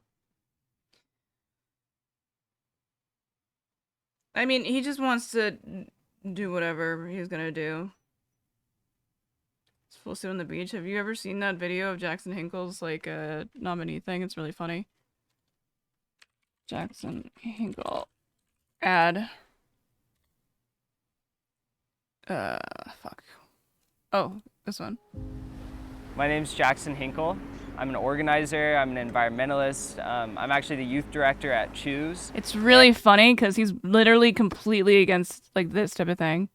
Also, there's two videos. I don't know if this is the exact one where he's wearing, like, a full... I'm 19 years old and I'm running for San Clemente City Council. Just so many people have been out there, you know, canvassing for us and going door to door, showing up at all our, you know... Oh, he went on Jimmy Dore's show? I mean, I know he's a Jimmy Dore fan. Rallies and volunteer events and campaign events. But he used to be, like, a Hillary supporter. And posting about us on social media. There's so much that people have done. Oh my God, it's embrace really the cringe. incredible. Embrace the I'm cringe. super thankful to everyone who's taken the time to do that. I mean, respect to make this because it's epically cringe, and he looks like he's, like, 45 and he's 19, which is kind of funny. I hadn't really thought about it, but respect for him actually going out and doing this, but, like, it's a little bit of a yikesy considering where he ended up. There's, like, a lot of people who are willing to give us their vote and support us in whatever way. Gamer posture, I fucking relate to that. This is why I'm saying men and women are not that different. I also have gamer posture. But there's... The political skills quiz? I think so. There was a bunch of different ones that we were looking at. I don't know if I finished all of them. A handful more of people that are not only just supporting us for this campaign, but they want to see us... I know, right? He does sound like that because he doesn't believe in anything he's saying. Maybe we're a little biased because we know, but yeah, the results. I was wondering. I don't know offhand. I could take another one. I've done, like, the political compass test, and it's like I mean, it's where you would think it is. It's like a libertarian socialist, you know? You know, regardless of the outcome, continue to keep fighting and they will continue to keep supporting us. I want to do the United States we don't see eye to eye on meeting. every issue. That's common. Like, why the fuck you wearing like a full fucking outfit here with shoes, like fucking sneakers, and carrying a surfboard? Like, what are you gonna do? But they appreciate us getting involved and me running at Like, I such feel like a there's young no way age those guys and even serve. getting involved in civic engagement and getting other people involved in civic engagement. I think that's really cool that people are just so excited to see us getting involved, and they want Naming thing like quiz, like to see us not only succeed in this campaign, but succeed further down the line. Documentary. Oh yeah, I saw that. We can watch that after this ad. We've already lost. You know, we started doing like beach cleanups down here, started doing habitat restoration projects in the wetlands in Huntington Beach, and I started to see how politics have a role. It's so impressive to me that Jackson Hinkle seems like he has like no confidence, but then he like acts like he does. Like, it's just so odd to me because he just comes off as like really insecure, and like he's never been truthful about anything. He kind of looks like Matt Gaetz, not anything about it. Oh no. Role in protecting the environment. I saw how big money has a role in politics. And yeah, he is young. At that moment, that was when I started to kind of get really involved with San Onofre and everything going on well, there. I feel like the only way you can sound like this is that if you don't actually care about anything you're doing. Looking at other issues. A very direct turning point for me when I was in Panama. It does kind kind of come off like that. With a few friends. We were spending a lot of time with the locals who doesn't he hate the environment now? Yeah, basically. He basically has the exact opposite opinions now. He's just a narcissist, honestly. I think it's just that. He just wanted to do these like populist things to get attention, but now he's getting attention from the other side. I think that's why he's now like going full in on the, what does he call it now? Trump communism? Or something like that? MAGA communism? In a region called Madroña, and one of the locals, his name's Evans Mendoza, he took us on this long hike one day to this secluded beach that was supposed to have incredible surf, and when we arrived, there was like, it was incredible. There were hermit crabs all over the beach. We had hiked in like 3 hours, and I was just blown away by how beautiful the area was and how secluded it was and far away from civilization it was. Yeah, I think he went on. But the one thing that I really picked up on the moment Alex Jones's, I got there. What is Alex Jones's channel? Yeah, I'm debating Jordan Peterson. I feel like I would just like be so confused about everything he was saying. So maybe the same thing, but Mitt Romney and Charlie Kirk. Yeah, I'm kind of surprised he doesn't work for TP USA because I feel like he could definitely get a job there. InfoWars, thank you. He went on like one of like InfoWars' other shows once and was talking about like MAGA communism, and the guy was like, "Oh, this is a mistake." Like, you can tell we can. I don't know. I don't want to go on the whole thing about talking about. Yeah, hide. I think, right? There was like plastic littered all across the beach, and when we were looking at all the hermit crabs that were on the beach, one of the hermit crabs actually had a toothpaste cap rather than a shell on it, and it was kind of like a very direct. Signal for me, and that we need to do more to protect our environment and protect, you know, where we travel. What other animal do you think happened, like, to turn him into a MAGA communist? And what we really want to enjoy in life. Jackson Hinkle.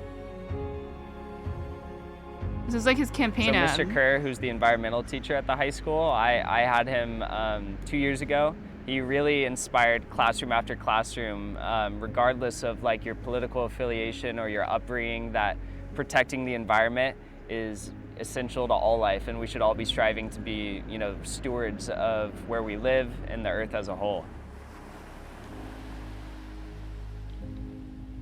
I think right now the world is like very split. In the water. Are you being sarcastic? Because I've been talking about it for a few days. They had plastic caps in their hands, and like I was like, "Whoa, man, no way! That's like bad because environment good, you know." You have people who just want the best for target themselves audience. And their families. I assume lives. You have people who I mean, it's are obviously being oppressed, really whether it's by class affluent or race or whatever it may be, and everyone just wants the best, and they're looking for that, and they're desperate, and that's why you see people going to such extremes politically, economically, whatever it may be, and I really think that now more than ever before, it's important to be truthful, honest, transparent, and accountable. Ironic! When I was in Washington, D.C. a few months ago, and I was meeting with the Energy Policy Advisor for Senator Kamala Harris in California, we were discussing, energy policy, environmental policy, and things of that nature. And I asked him, like, well, why aren't we pushing for X, Y, and Z I wouldn't now? necessarily go that far, And he but said, well, you have to understand the nature I sympathize with the feeling. American politics right now. We have to be on the defensive. And it was... specifically that company lobbied, like, directly against having updated train, policies that would make all trains have like the same like braking system, like forcing them to update their outdated shit. There's also another one that happened, I think, like yesterday. God, it's so hard for me to do shit with my left hand.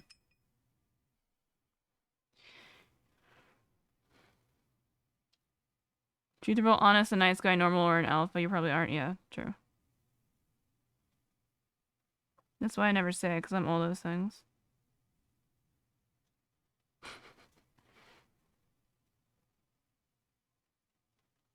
Oof, this is not working out very well.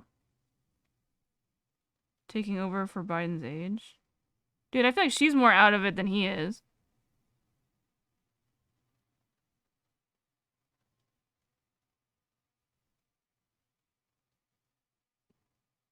Maybe she's actually just doing a lot of work. But every time I see her, like, publicly, I feel like she's, like, looks like she's on... She's about to fall asleep, or she just, like, doesn't want to be there.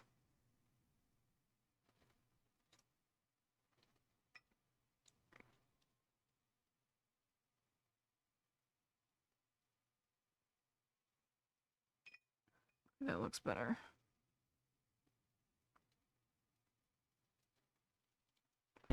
My understanding going into it that this meeting was I know. specifically I did set this up one to be a on the while ago. offensive, I don't to like start taking action in times of injustice and really, change the way that American politics are operating right now. We can't afford to be on the defensive. Yeah, block the rail strike. I know. That's a really bad look there, huh? It's not like the Republicans wouldn't have done that, but any longer than we currently have been. That's still pretty if we wait another 2, 4, 6 years to be on the offensive, the nails are already going to be in our coffin. So we need to start taking action now. It's helps to open packages. Here's another one, but I don't care to watch it. There's no way we're gonna get through this whole video. We're getting pretty far. I do have it on sped up. What else did I say I was gonna look up? Oh, Jimmy Dore, that whole comedy is dead thing. He's just talking to Tulsi Gabbard and just like being a Russia shell. Fox.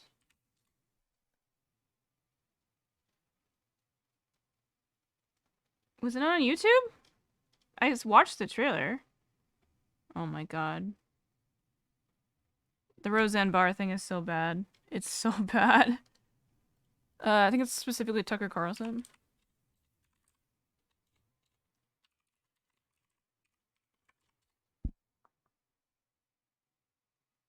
Oh, here.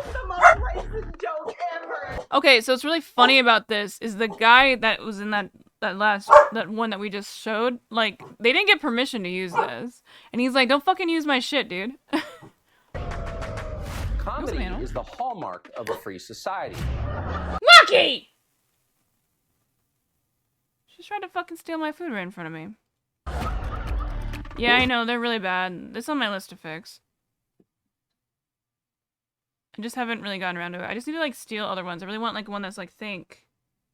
Like, from Invincible, where he's like, Think. Chris basically wants to make comedy illegal. Listen, any offensive comedian, we're just trying to make people laugh. Oh, it's sped up still. I was like, why does this seem weirdly paced? Oh, no, it's not. Okay, never mind. I just have speed up brain. There's a fear of getting canceled. Nobody can speak their mind. Oh, wow! I mean, it was obviously a script. I don't know what speaking their mind has to do with the Will Smith thing. The one thing the people currently in power can't stand is being made fun of. And so then you have to play by their rules. You're not going to be able to say certain things on YouTube. You're not going to be able to say certain things on iTunes. Is that comedy? Boy, what a disaster this is right now. It is now. I'm not giving a TED talk. My job is to be funny on stage. Comedy is supposed to show where the Ironic. establishment narrative is wrong. And then Jimmy Dore looks so weird without his glasses. one girl goes, "We think you're not entitled to be making some of the jokes you're making." Okay, again, that was the other guy at the... I mean, okay, so the funny thing about this is I believe this stand-up, I think, was like a conservative getting mad at them or something. Or one of these examples is like a conservative is the one that was mad. Goes, "We think you're not entitled to be making some of the jokes you're making." This is the current state of comedy. Tucker Carlson Originals, The Death of Comedy, streaming Wednesday. I mean, has Tucker Carlson done anything funny, like, ever?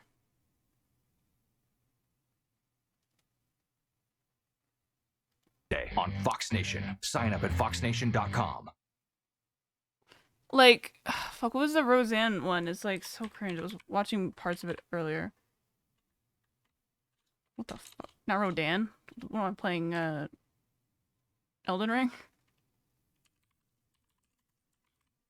Oh, wait. It was not. I got my cords in the way. Can you really? Why did Jimmy Kimmel get canceled? Oh, God. Anybody else been fired recently? My two sons and my grandson and my godson. Fuck, I have to go to the office tomorrow. I forgot. They're all here kind of to watch over me to make sure me and my big mouth don't squander no more of their inheritance, I guess, is what they're here for. That's just kind of sad. He's funny. Oh, Cassio, I hate you. Sometimes. He's back and funny as ever. Roseanne Barr she believes it. Joining us on the couch today. Welcome and happy Valentine's Day. Happy Valentine's to you, too. Thanks for having me. Absolutely. You've got a brand new comedy special on Fox Nation, and it's called Cancel This. Yeah. Oh, cancel this! Ah! Say it the way you do. Tell us about it. It was a ruse. Oh, got You me. want me to say it? Yeah. Cancel this. Yes. She looks like Hillary Clinton. Well, it's kind of my explanation for what happened to me. I never got to have my say or to explain what happened or even to apologize for the mistake I made, to set it straight. So that's what I do in here in my special. And also, I try to be even more offensive. Gender's a social construct, so yes, it does make it so. So you're apologizing for one, but then you're bringing it on the other. I'm bringing it because, you know, Betty White. I feel like she looks like a combination of Betty White and Hillary Clinton. Sort of the double standards of the left, because I was the only one who got canceled. And when I look back at even the people at ABC and the things they've done and not been canceled for doing, and which are far more egregious than the mistake I made, which This mistake she made was calling Leslie Jones a monkey, I believe. Mistake I made, which I say in my special, was that I say that I racially misgendered a person that I assumed to be white. And when the network called me to say, what was the other thing she did? What have you done? I said, I'm so sorry, but I assumed that this was a white woman. I assumed she was thought the Iranian bitch was woman. white. And they just ran with it. I guess they saw, because I supported President Trump or whatever reason they had, they saw also an opening to take my show away from me. But the next day it was racist, which ruined my life and, you know, made it unsafe for me. Why did I think? I think I'm getting two things mixed up. And they knew exactly. They knew. I think it was the PewDiePie thing because he got in trouble for like a random AI thing. Shows and apologize okay, so from what I remember, I think this might have happened at the similar time, which is why I'm getting mixed up. I think PewDiePie got in trouble because like he was doing something using like an AI bot or something, and it like used like a picture of like a gorilla to represent like Leslie Jones or something. I don't even remember what she did now that I think about it. She said something about, like, I mean, it was obviously something racist, but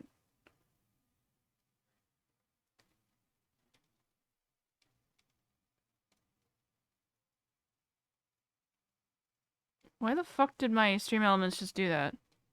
Why did my Stream Elements just post all these random people that people? What? Why did my Stream Elements just do that? What the fuck?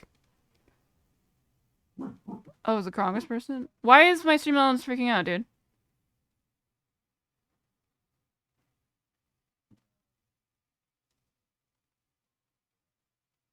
You need more hobbies? Stop. She didn't know the woman was black. No, the N-word thing was a different thing. That's what we call the heated gamer moment where you're on that bridge.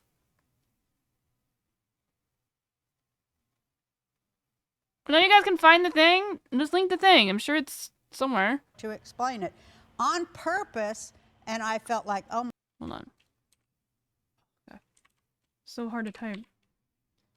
Roseanne Barr. Why do I want to type in cancel? Oh, maybe that's why she named it that. Racism. Racist tweets.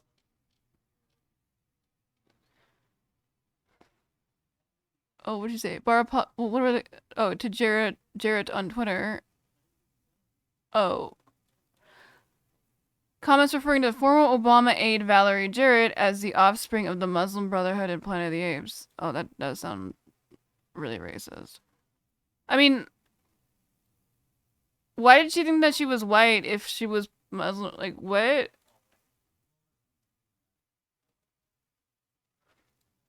One of Sykes tweeted she would not be returning to the show. Ugh. I think she made like an excuse that it was like because of her like allergy medicine or some shit. Oh my God, being used. I'm being used by a political machine which has exposed itself over the, interceding 5 years since. And now you say what to them? I say you should have allowed me to go on your other news shows, particularly. I mean, I don't even know who. Like, again, she's like, but that just sounds racist as fuck. Like, I don't even get what she was trying to say. Those ones posted by people. I hear a dog barking outside. Blackface, and you never fired them. You should. Okay, nice cope. Let me go on there. Joy Behar did blackface. She didn't. I mean, she was able to type it all correctly and not make any spelling mistakes, so it's... Fire her. Jimmy Kimmel and his girlfriend Sarah Silverman, they did blackface, and you never even said it isn't wrong that you did that. She's literally apologized for it multiple. They've both apologized for it multiple times. And they just let that go. Did people reach out to your friends? I don't know what she's saying. Nobody's acknowledged it. Talk about the injustice, or once you were canceled, did everyone run away from you? Yeah, everyone ran away from me except for my real friends, and they called me on the phone, which was funny. You're in show business. Why are you surprised by that? Comedy career, I used to go to Hollywood parties, and women would come up to me and they'd go, "I just want to say thank you for what you're saying about women." Because they were so terrified in Hollywood to what is she saying about women? Support me for what I did. And it was just like that again. They were like, "We just want to say we're so sorry, and we know you made a mistake, and that you're not a racist." But not in public. Not in public, except for just public a party. few. And what is she talking about? A few very, very brave people, such as I want to say, the most brave being my friend Monique and other everyone comics. Else, right? Now I can't remember his name, but I gave him his first job, and he's a huge director, not Joss Whedon, but I can't ever. It'll come to you. Roseanne, we were the talking guy that directed 40-Year-Old Virgin. Okay. Him. Yes. He defended me too, but aside from those 2 or 3 people, everybody else was afraid. I don't say anything but they're afraid. Everyone is afraid because it's a mob mentality, which is that other people who were canceled They didn't lose everything like I did, but we all made a pact, other comics, because we said, if we ever come back, let's be even more offensive. Because we have to, because we're pro-free speech and pro-American values. And if we come back and, namby-pamby it, we're not fighting. And comedy is supposed to be the thing that laughs. I mean, if you're just being offensive for the sake of being offensive, it's kind of bad comedy, so... That's where free speech ends when it's bad comedy. I just accidentally unplugged my headset. Hold on. I gotta dump this out before Razor has a meltdown.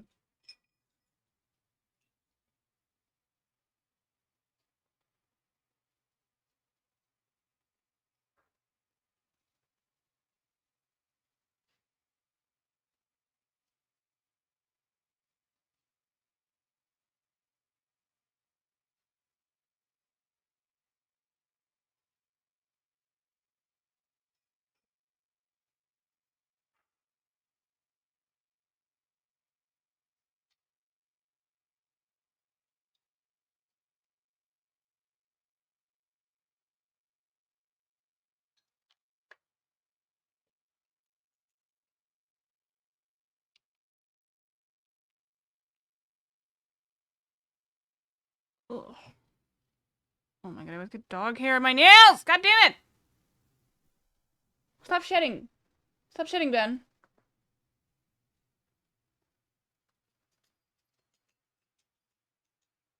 They get canceled for a racist comment. They lash out and say, oh yeah, yeah. It's like, okay. You still fucked up. Like, if you apologize, why don't you just, actually, just go with, okay, yeah, I fucked up. Why am I now blaming everybody else, then? If you're apologizing, then that means you're fucking owning it, you know? Power to scorn, especially when it's corrupt. And this is why we became comics in the first place, is to go, no, we're not going to do that. And you know that's what? like You're Sweden, funny. right? You're funny. No, I mean, we're saying that to power. You're funny and you're corrupt, and here's the jokes about it. And that's why we do it. You talk about people whispering, kind of surreptitiously giving you support. Our president whispers a lot. I just want to. Yeah, but she's not owning it. She's still bitching about it. Like, if you're still fucking, you can be mad about it, sure, but, she clearly doesn't want to own it. Balls, you don't. That's true. That's true. You mentioned a moment ago, before we started, how long it had been since you had done stand-up. It had been almost 15 years in this country. So what does it mean, and what does it feel like to you to be back in your full glory, funnier than ever, more She was offensive than barking at something, ever, and I'm a little freaked out to let her back out. Well, it was great. It was me embracing who I am in my politics. Yeah, I know you're a bigot. It's fine. I want to see, because there's clips of it, right?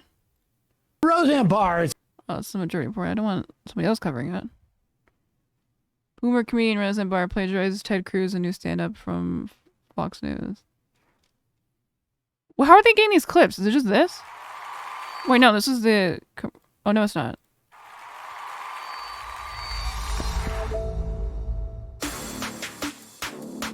I'm about to go on train. You think the other people wanted to own it? They are you being a meta with that?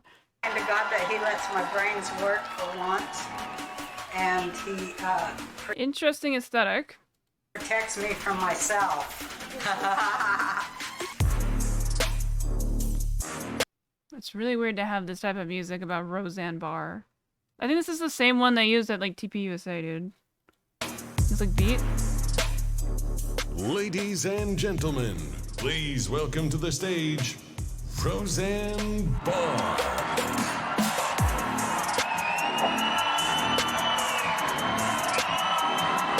Bro, she looks like she's already dead.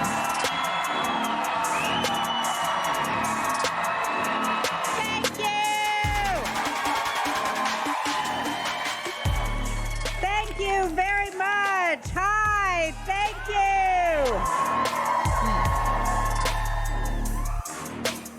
Hey, Ty. What a privilege it is for you to have me here this evening, ladies and gentlemen. No, it's not her appearance. It's the choice of outfit and the makeup choices. It's not her physical appearance. It's the way she's dressed. It's just odd to me. The pigtails are like one of the big things. I just find those weird. Yeah, I guess they thought they shut me up, but guess. Yeah, it's because her makeup's like she doesn't have any contouring. It just looks like a flat color. Guess what? Anyway.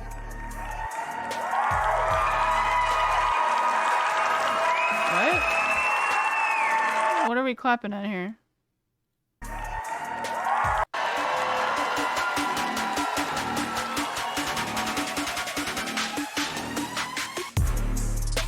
Yeah, I guess they thought they shut me up, but guess what? I don't like that laugh. She seems like she's miserable. Anyway. What?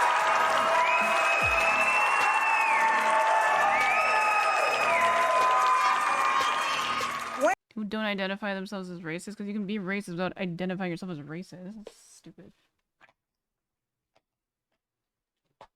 I assume you're just trolling me by saying that, though. I mean, what's funny? It just isn't funny. Where are my peeps that are gonna get really offended if I do not offend everybody? Where are my peeps at? Where are my peeps that are gonna get really offended if I don't offend everybody? What? Like, that sounds so unnatural. It's like, that's obviously the first time she's ever used that word.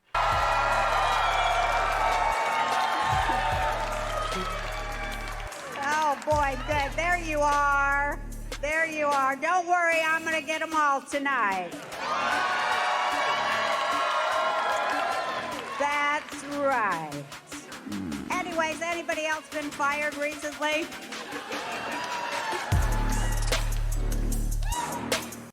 Really odd choice of music. I just can't get over it. Oh, Marshmallow Peeps. Gotcha. I came back because something's wrong with me or something. Something's in Correct. me. I just cannot let assholes win. I'm not going to.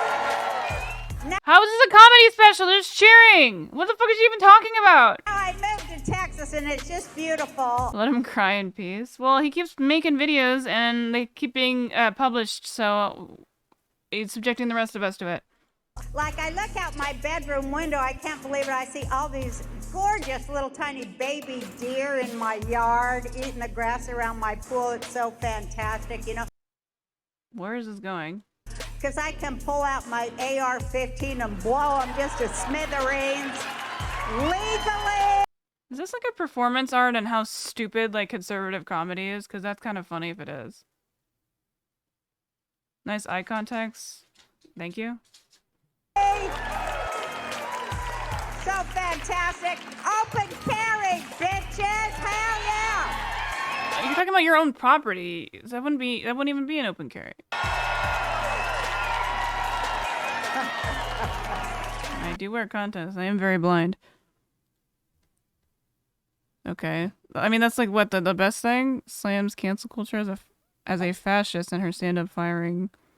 I was blackballed? What? Actress Oh, Rising. Oof, this might go a certain type of way. Roseanne Barr is out of hiding following the cancellation of her sitcom Rose. Yeah. Yeah, we talked about that a little bit earlier, Andrew. We didn't go over the video, but because I wanted to go over his video today because I thought it would be more prescient news, but Jordan Peterson just has like the weirdest takes on stuff. I don't get it.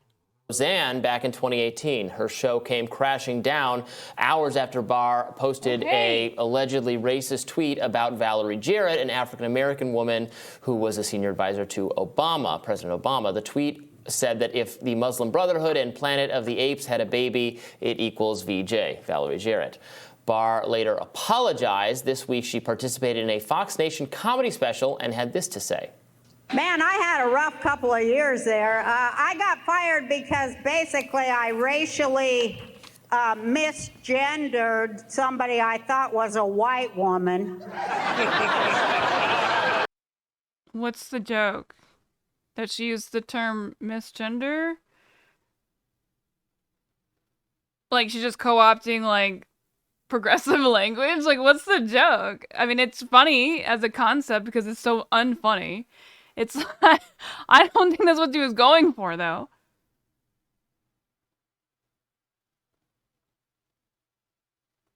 Yosemite mud flipped the edge. I'm not gonna do that. Fundamentalist, but denying being, yeah. Because he said he would audit a Federal Reserve.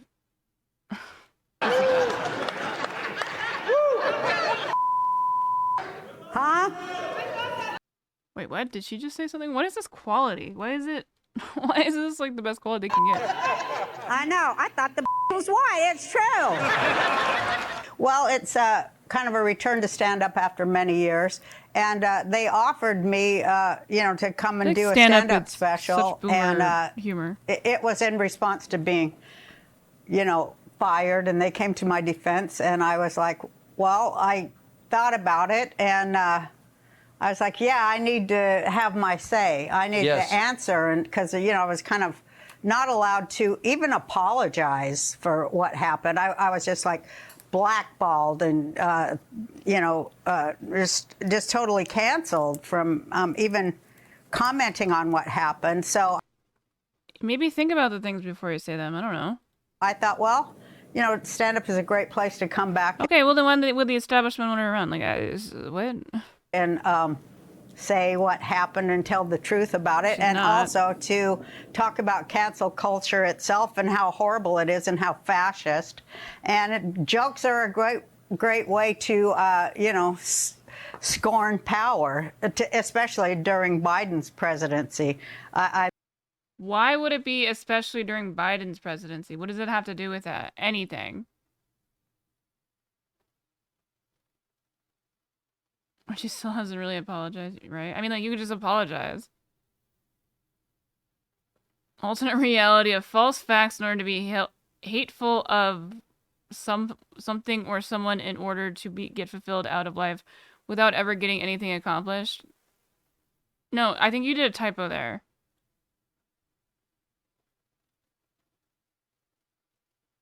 She needs a gag, yeah. I mean, honestly, it's still, I think it's in syndication. Like, I'm sure she's incredibly wealthy. What is their fucking network? I think that she thinks she's gonna die soon, and she's having like, oh, I better, I don't want the last thing that people remember me for is like the racist comments. So now I'm just gonna be like, it's like a subversive thing.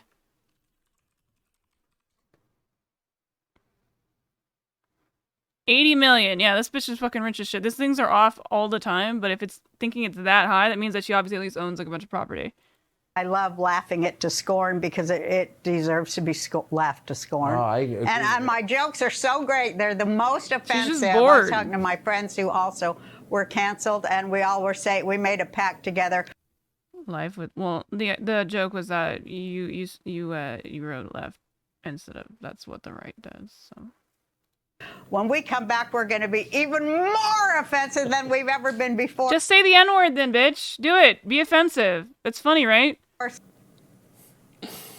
So it's worth noting for one that she did apologize at the time. She said, I deeply regret my comments from late last night on Twitter. Mm-hmm. Above all, I want to apologize to Valerie Jarrett as well as to ABC and the cast and crew of The Roseanne Show.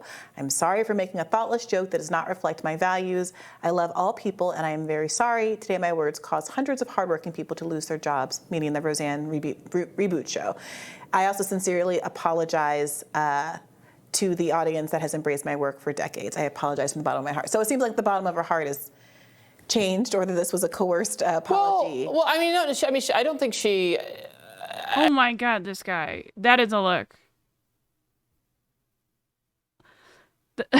He's so manicured, not like, I wasn't doing this because of my fingers. I mean, just everything looks perfectly in place. It's just off-putting. It's like a robot.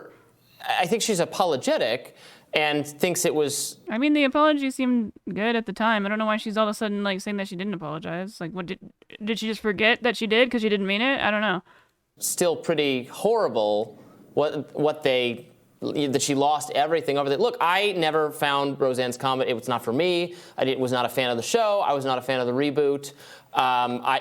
Most of my life, I thought her political views were pretty kooky. In fact, I still think that. But you know what? I was kind of, I felt bad for her when that all happened. I believe her that she says she didn't know that Valerie Jarrett was a black woman. I totally believe her. Wait a minute, you can't have it both ways. Either you were sorry, or you think that you shouldn't have had. No. Either. So first of all, the joke, whether or not Valerie Jarrett, even if Valerie Jarrett was white, what is the? Oh, base take from VJG. Brianna Joy Gray. It's so hard to say. VJG. Joke that she looks like Planet of the Apes in the Muslim Brotherhood. What does that mean? I mean, it's an offensive joke. I don't think How? What is the joke? Like, I don't understand. Particularly funny, but it's mocking she's mocking a, you can't mock a political official? Of course you can. But the question is whether or not a show, is it funny to say a network, wait a minute. Was a self-identified liberal? Wait, who are we talking about? You're probably right. Oh, Trump. Oh, he's an yeah. Yeah, 100%.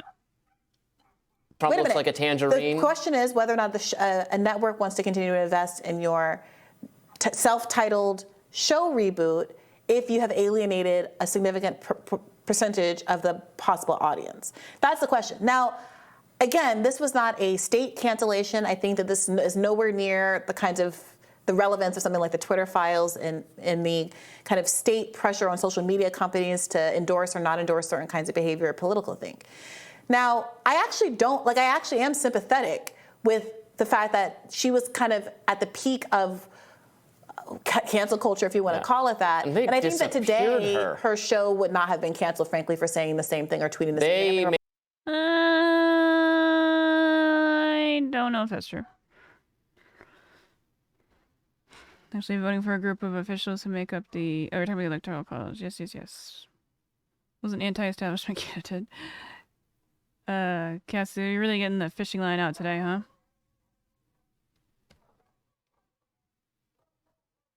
Was funding Democrats, he funded the ones who were corporate corruption. I mean, I think we're both agreeing. Corruption, yeah, I think you guys are both agreeing with each other about the fact that, yeah, Trump was just, like he doesn't give a shit about that. He just likes money and attention. The left is talking about how Trump got rid of increasing train safety and what? Got rid of increasing train safety in his term. I mean, did he increase train safety? Because if he didn't, then I don't see what the problem is. Did nothing to increase train safety. What the fuck are you talking about? We bitched about like how it was so fucked that Biden did the train union, like crushed the train unions, dude. Like we talk about that all the time. I don't even remember what the fuck we're talking about. Oh, Roseanne Barr. I guess they're just talking about... You're right, it's not a government pressure issue. They can do ABC or whoever. It's ABC. Okay, I don't care. I wanted to see more of her actual stand-up bits, because if I saw some and they looked mega cringe.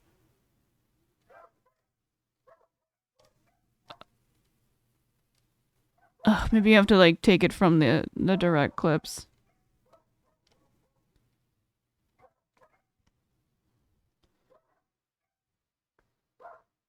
Oh, this is on the commercial.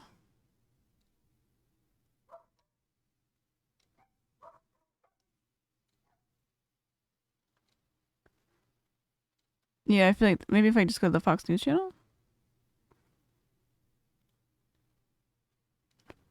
How do you even watch Fox News? Outside of like YouTube, obviously. Yeah, Nikki Haley is running for president for whatever reason. Well, the reason that they're barking is because there's another dog barking, so it's kind of mutual.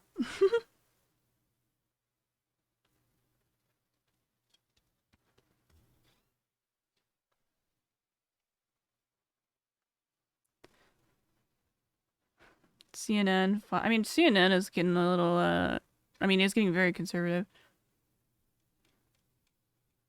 Which doesn't surprise me. Elon Musk was actually hanging out with the head of CNN. He was a famous, like, billionaire. I don't remember his name. people's actual health and well-being. You could go kind of the Democrat front, right? A lot of detailed experience. God, his teeth are so bad. Like, mine aren't great. They're not that bad. And so, what do you think's good about the Republicans, and what do you think they're lacking? Well, I think there are a number of Republicans who are obviously a part of this permanent Washington establishment. That whether we're talking about the issue of war and like peace, or literally we're all talking of about, them. you know, the crony capitalism. I'm not against capitalism either, but you look at the crony capitalism of no capitalist.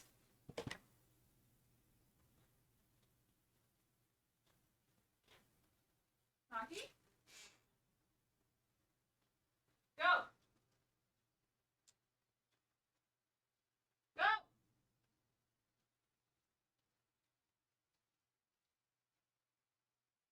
Go. Good girl. I'm gonna run to the bathroom. We'll keep us going though. industries like big pharma, or the so-called healthcare industry that really doesn't care about people's actual health and well-being. You could go kind of across the board of what is wrong with the corruption in permanent Washington, where politicians are essentially paid off and therefore working for the interests of these industries rather than the interests of the people that they've been elected to serve. And there are both Republicans and Democrats who are not only entrenched in this, but who are in those positions because of this system. And it is what well, is that's working. outright fascism by definition, right? Yeah. Because the definition of fascism is essentially corporate government collusion at the highest levels. Right. And so, yeah, the deep state that everyone is paranoid about, and for good reason, is essentially a collusionist fascist regime. And increasingly an international collusionist fascist regime. And when people say crony capitalism, you know, it's a weak phrase for what's essentially a fascist enterprise. Right. So, and as you said, you know, there are people in the Democrat Party and in the Republicans who are pulled into that web of collusion, and it's easy for that to happen too, because it is. Yeah. You Well, get sucked into the system quickly, and you think, well, this is just the way it works. And so, if I want to do anything in Washington, if I want to get anywhere, even people who I know who came in, guys, I'm definitely not wearing the exact same outfit as yesterday. It is very quickly inculcated, like within the first few days of being there, that this is the way the world works, buddy. And if you want to get anywhere, to be able to, oh gosh, you probably said something really shitty. First, best of intentions. It is very quickly inculcated, like within the first few days of being there, that this is the way the world works, buddy. And if you want to get anywhere, to be able to do what you came here to do, well, this is the game and the rules you've got to play by. And then very quickly, before you know it, those good intentions that you came up with are lost. And you are no longer serving the interests of the people. You have become a puppet of those who are the puppet masters. Well, you are a neophyte when you first enter the ring. You know, even once you're elected, I mean, in terms of the constituents you represent, you're sort of at a pinnacle. But as a newbie in Washington, you know, you're lost. Freshmen. They're literally called freshmen. You get elected, and you are the freshman class. And you've got no knowledge, and you've got no allies, and then there's also going to be the part of you that wants to hang out with the cool kids. Exactly. And so you could have edited that out. Right, absolutely. And some of that's actually just humility, you know, is that because you don't have any allies or friends, and you do need to know how the system operates. Yeah, that's fucking ridiculous that the train corporations don't allow fucking sick days, dude. They also want to make it so that there's only like one person on a train. Like, that seems so fucking unsafe. Like, it's ridiculous that they did that. And yeah, it was fucked. I agree. It's fucked. We've been like, trust me, I watch a lot of leftist media. We've been bitching about how he did that in relation to the train crash, like, ever since he did it. We're definitely talking about it. That's a big problem. So what did you have to be grounded in principles. You have to go. Tulsi could not take on Trump. She's too much of a fucking like lib, basically, but like worse. I mean, the only thing that she has is that, like, she's got this cool like stripe thing going on. Go there and be grounded in your principles and your mission and your purpose, which was not just to go and like get along and be around this interesting group of people and get the fancy title, though that is some people's purpose. But you can't be a centrist and get any position of power in this fucking country. It's just like not possible. And you shouldn't either. Like Tim Pool says he's a fucking centrist. He's clearly conservative. In order to be truly effective, you have to go there and be very grounded in your principles and purpose, so that you don't then become the puppet for these other powerful interests. And that. Wait, what? Their words meant nothing. Now do it. Do what? We didn't vote on like a referendum here. What are you talking about? Obviously, you vote for a candidate and based off of like the principles that you align with. Everyone knew like Joe Biden was an establishment Democrat. That's why we thought he could win. I mean, I would have voted for Bernie if I had the option, you know? That, frankly, is exactly what I went through. Is when I got to Washington, I was lauded as like, oh my gosh, she's a rising star. The headlines, she's a rising star of the Democratic Party, and checking all the different boxes of all the things that they look for, the labels that they look for. She's a woman of color. She's a veteran. She's this and she's that. And then they realized, like, oh, hold on a second. She's not just going to allow us to control her. She's not just going to read the talking points that we send out in the morning email. She's not just going to vote based on the way that we tell her to do. They realized that I wasn't there. You know why they hate Bernie? Because he wants to like advocate, like he has fucking principles. They can't buy him off. Like the it's against the interest of their corporate donors. Like he's an actual populist. Like it is not surprising that they hate Bernie, but it doesn't even really matter. Bernie's still a fucking legend of how he was able to change American politics to a more progressive slant. Because he was even able to get that close to like the presidential election, and he's never stopped fighting, for his ideals. Quite inspiring, actually. Was we the DNC? Essentially, I mean, my experience with talking to congressmen and how is he at all controlled? Like Bernie's been like incredibly consistent. I think he has like literally the most consistent voting record of like anyone ever in like the like as a representative or whatever. Washington has basically it's actually been somewhat.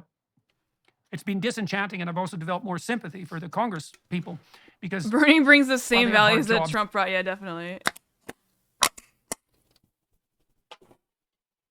Trump loves healthcare. It isn't obvious that anyone sensible would ever take that job, even though it's necessary that they do. Well, I mean, Trump just loves Trump. Everyone knows that. They spend 20 to 30 hours a week fundraising. They can't do that in their offices. They have to rent. You're fucking retarded if you think that Trump doesn't care about actual people. Like, if you think that Trump cares... Wait, I might have said that opposite. If you think Trump cares about you or anybody besides Trump, like, including his kids, then you're fucking stupid. He only cares about himself. Time on their phone, so they're basically glorified televangelists or telemarketers. You started talking about was less radical? I don't think so at all. The 2020, I mean, having a ship, an incumbent lose, I feel like is very indicative of the fact that it was like very radical politics.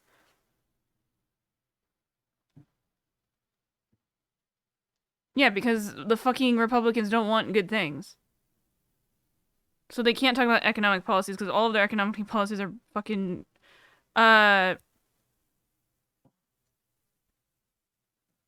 damaging to middle and lower class people. They don't want equality when it comes to or equity, I mean.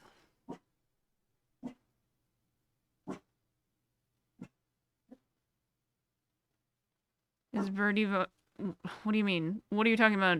Is Bernie voting to take away the freedom? Did he do that? Did he vote to take away the freedom of the protest threats away from the rail workers? Did he do that? 40% of them don't live in Washington and sleep in their offices, so there's no community there. They have to run for re-election every 2 years, which means that not only are they, in a job that's You're very just gonna say yeah, I did. What? Difficult as newbies, but it's a very unstable job. They've destabilized their families by doing so. It's hard for them to move their spouse to Washington. And then, this I think is especially true on the Democrat side, but it's also true on the Republican side. They're facing constant pressure from the powers that be, who are very entrenched, to do nothing but raise money for the damn party, even though they waste almost all of that, and to toe the bloody party line. And of course, you have to have a certain amount of party discipline or you don't have a party. So anyways, so what real temptations did you face? Is American politics just more interesting? Like, why doesn't he just, like, do this for, like, Canada stuff?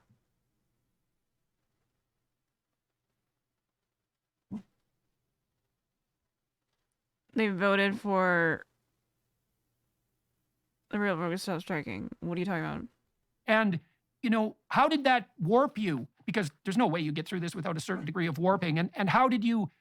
And to what degree were you successful in resisting that, and why did you manage it? So let's start with that. What were the major temptations facing you when you first went to Washington?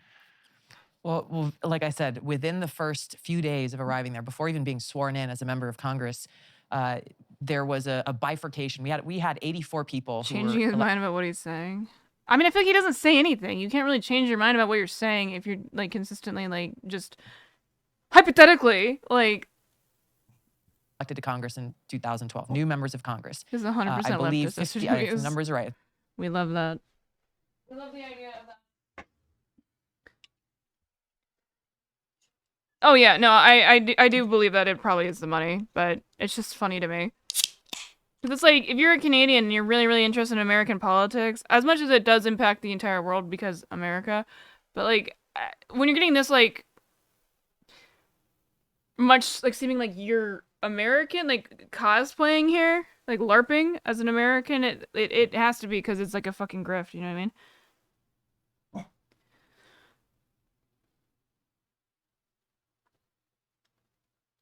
I think there were 50 Democrats and 34 Republicans. And so for the first week that we were there and what they call freshman orientation, we were going through different policy briefings. I think Mike just wants to disagree with people presenting on, you know, a whole host of the stuff. issues that we face and people presenting from different It's like Casio. sides, different perspectives. And we all went through that together. And then after that, it was, okay, Democrats, you're going to go here. Republicans, you're going to go there. And that's where two things happened. Number one is the partisan Social media direction put him in coming to office, members of not the Congress, basically preaching in a nutshell. Well, there is obviously, I mean, it's not like it's like a conspiracy theory. There is like literally Russia did try and undermine our election by being pro-Trump. So on like social media ads and stuff like that. Obviously, it's not the only thing that happened. There was a huge like collection of like Hillary was a bad candidate. Nobody liked her. Nobody fucking likes Hillary. So, I mean, like, it wasn't that, like, that was the only thing, obviously. Like, I didn't vote that year. That's how he got famous. Well, but he got famous for lying about them. Bill C-16, like, oh, yeah, you're gonna get arrested for, misgendering, which is obviously not true. It was already a hate speech law that they just added trans people to. Or a hate crime protection law.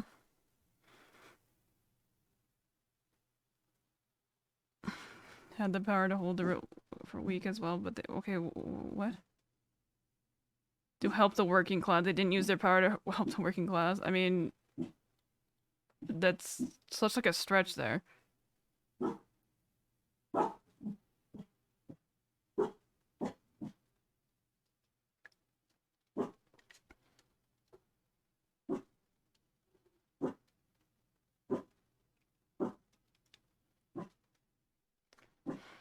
Yeah, I mean, I think Elizabeth Warren's like fine, but she is not radical enough. I feel like she's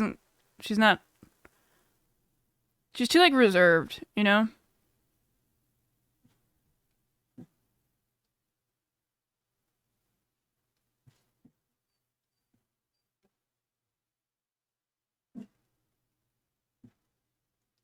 Yeah, the Pokemon Go to the polls didn't work.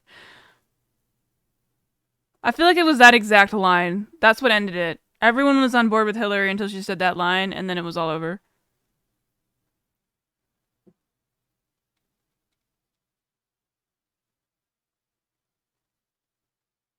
He refused to use somebody's preferred pronouns. They basically said do it or else. What? Wait, what? He was against compelled speech, which I... Okay. Yeah, because that's just being a dick. Like, why are you so fucking annoyed about, like, not having the normal sense of decorum in, like, a social situation or social setting where you're that against using somebody's pronouns? It's not that fucking hard.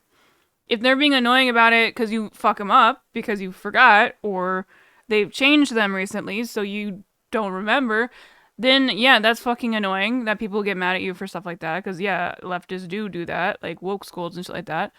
Sure, but like, it's not that you don't have to make your entire fucking identity or your identity the fact that you don't respect anyone else's identity. It's just kind of like a bitch move and like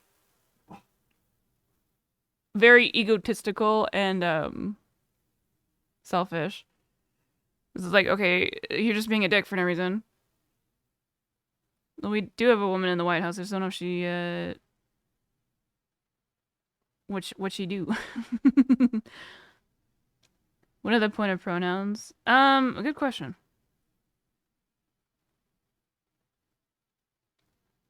Okay, well, the government wasn't forcing you to, so that's what I'm saying. It's like, do you think anyone's gone to jail because of not respecting pronouns? Like, what are you talking about?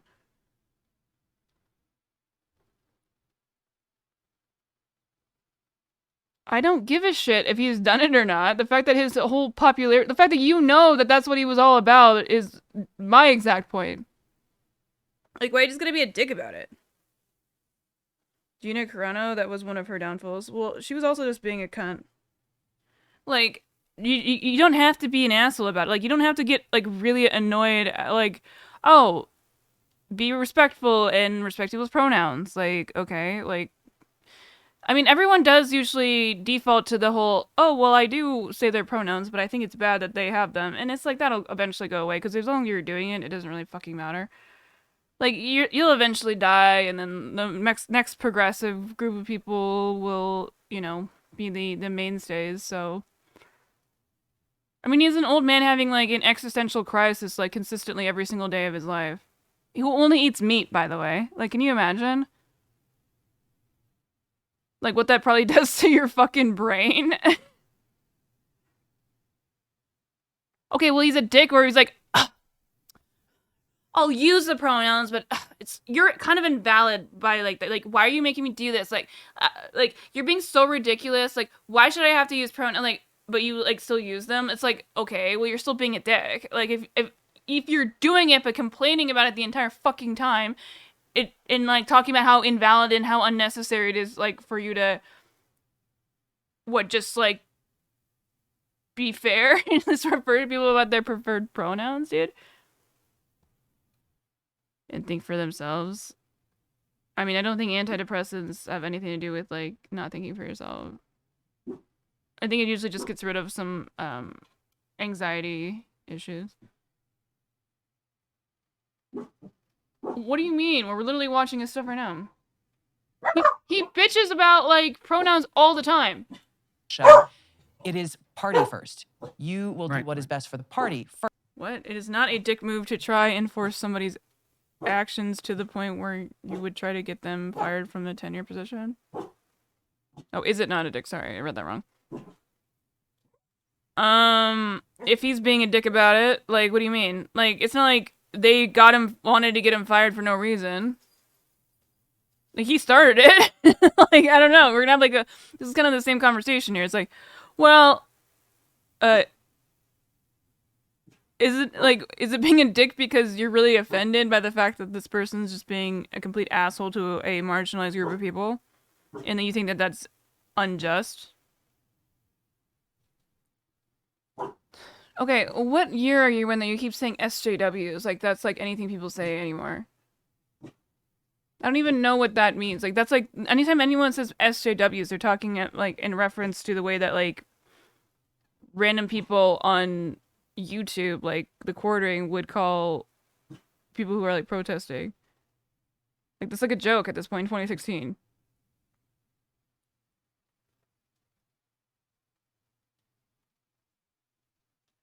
You know what's funny about pronouns and misgendering is Ben Shapiro. I watch a lot of Ben Shapiro stuff. You know I do. I'm a big fan. He has accidentally correctly gendered people and then had to correct himself to misgender them on purpose.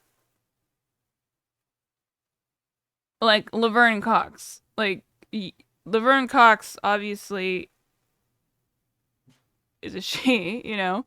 That's her pronouns.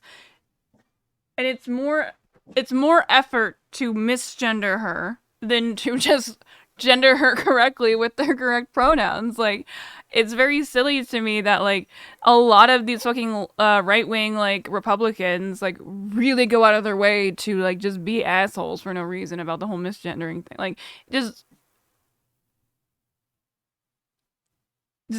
like, just call them by their preferred pronouns. Neo-pronouns is a different story. I don't really want to get into that at all because I don't want to invalidate anyone's way of wanting to be referred to, but I find that a completely different... Oh my god, what is this essay here? No, like, I've seen, like, Shapiro literally he calls Laverne Cox a she. And then he'll, like, correct it to be like, oh, it's a he. Like, Fem Shapiro, Brett Cooper has done the same thing. Where she'll fucking properly gender them, and then she'll be like, oh, fuck, I'm supposed to be bigoted, that's right. And then she'll go back and correct herself. So if pronouns have any use as, like, a, just way to refer to people, based off of, like, what, like, phenotypes or whatever, or the way that their identity is expressed physically, that means that they're already kind of throwing away the entire purpose of pronouns, which I'm fine with, by the way. I'm a gender abolitionist. And trying to go out of their way to go against how we would naturally approach that, if that makes sense.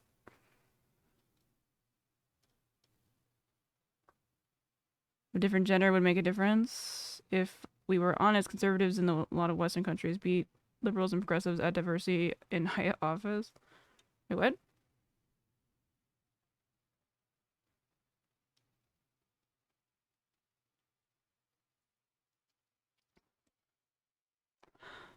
Okay, because they do like fucking diversity, like hire, or what do we call that? Tokenization,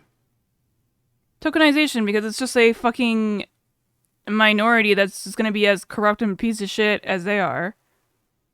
I don't really understand what the point of that is. Well, Germany is generally pretty progressive. When would have been all the good for U.S.? No, I don't think. Yeah, no, she wouldn't have. I mean, she's just a fucking establishment Democrat. It's embarrassing. I mean, that seems like a you problem. What, are you not, like... What?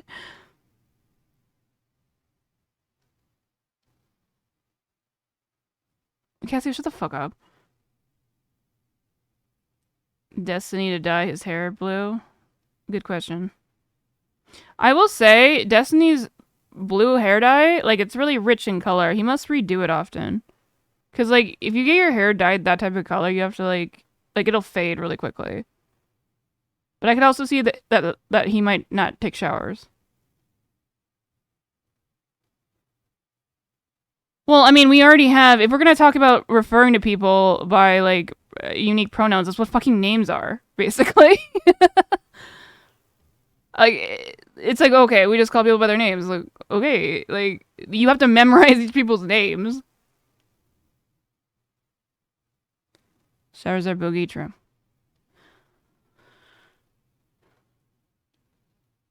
Yes, Hillary would have been the token woman doing the same thing. You're correct.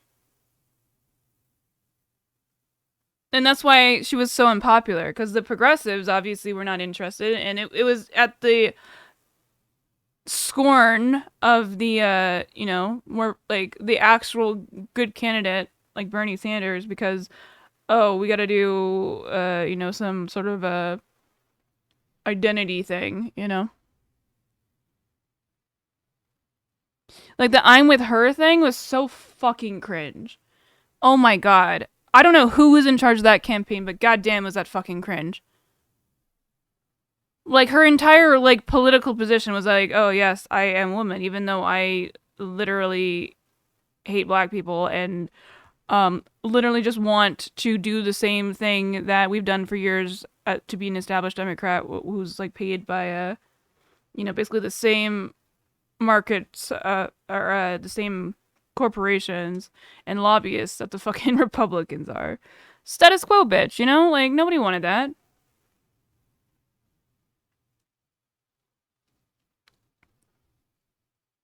Gabbard 24, fuck no. This bitch doesn't have any allegiances.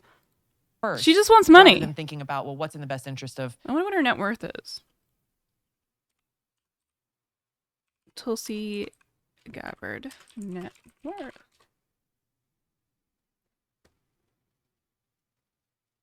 $36,000 apparently. What? Really? Oh, she's only 41.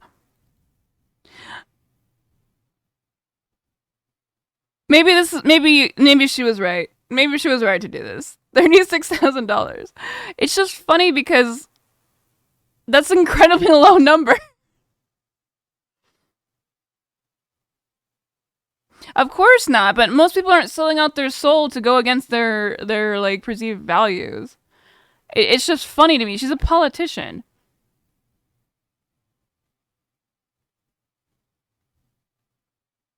Yeah, for a public person, that's incredibly low. That's why it was funny, because it's like shockingly low. I mean, I know like you're not making like all of the money in the world, but I think AOC is worth like at least like $2 million.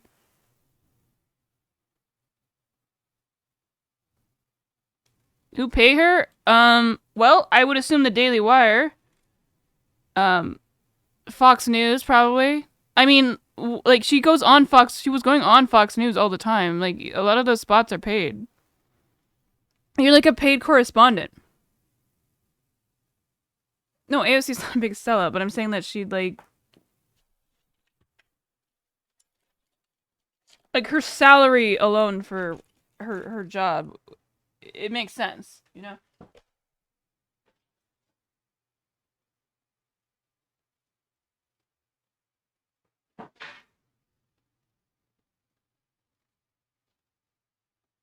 I mean, you have to be able to have basically 2 houses.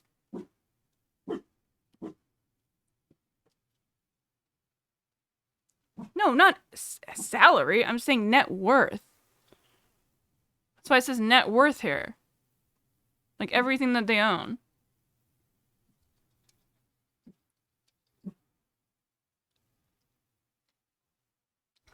I mean, that's fine. It's not like I'm in love with AOC or whatever. I think that she is one of the most ethical people in Congress, you know?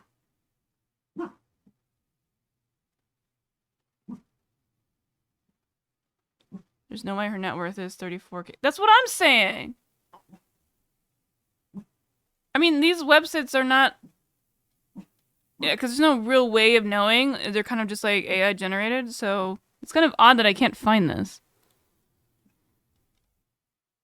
Maybe on this? Look for numbers. She's 41. What does her husband look like? Eduardo Tomoyo? Is that a Japanese name?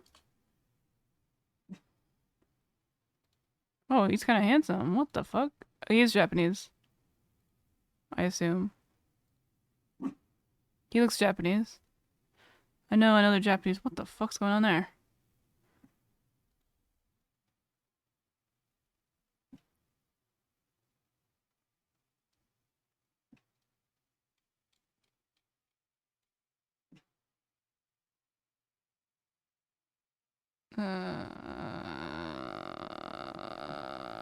Is she Asian?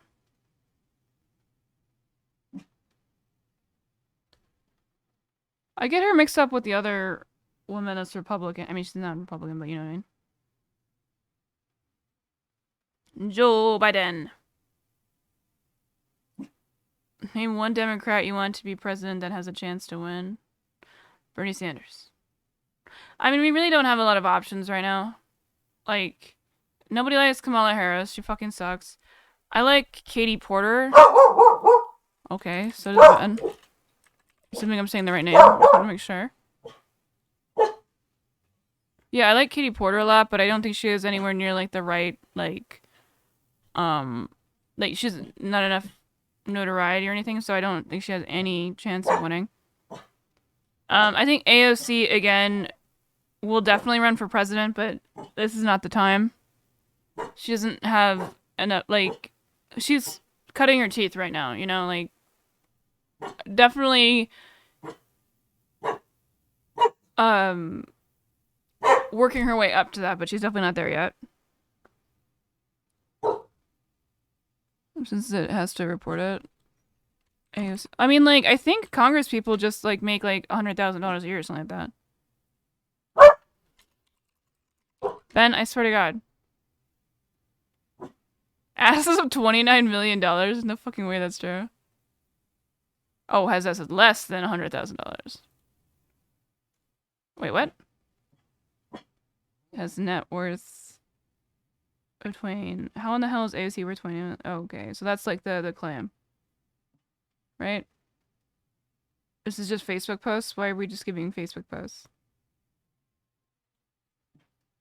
But the claim is false. Ocasio-Cortez most recent financial disclosure, which was filed in 2021, shows her with the assets between $3,000 to $45,000. I guess that is the same as Tulsi Gabbard, including a 401k plan and student loan debt between. I thought she owned property. All right, never mind. I was wrong on that. So yeah, she doesn't really have a lot of money either. Why did people think that she had $29 million? I thought she had like 2. Maybe I was thinking of Bernie, because I think Bernie's net worth is like somewhere in that ballpark. Bernie net worth 51,000 or 500 and wait, what? What is this website? What the fuck is this website? Estimate net worth, so not even $1 million. I thought people were pissed off that he had like 2 houses. I am getting them mixed up then. That's where a lot of his net. Yeah. I mean, books, appearances, all of that. Civil servants, like, I mean, like, you know what? Want to know about the highest net worth here? Is fucking Nancy Pelosi's fucking net worth. Well, not Nancy Kerrigan. What the fuck?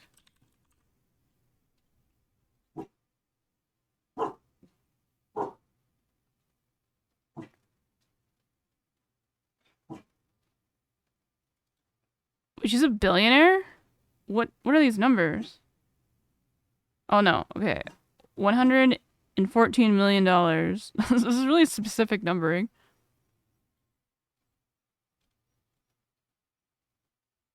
She's against Why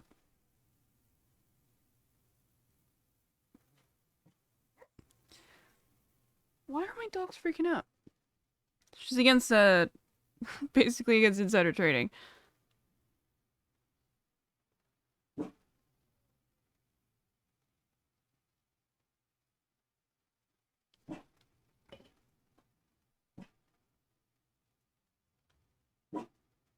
Fucking Nancy, dude. Not vote for them? Okay, why? Just because the Dems are not in control of every aspect of our country. Like, what do you mean? I mean, the red wave didn't come, dude. Stop co-posting. Oh, I wanted to watch something else. Loud! Not that one. I don't know why it's starting to do that. Every single time I go to a different tab, I like to open up a bunch of tabs. I pause it because I want to watch it later. And then now every single fucking time that I go to them, it just autoplays.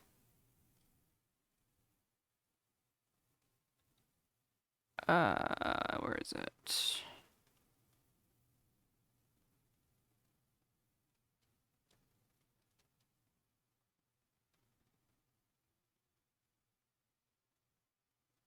Okay, I'm not gonna watch that one.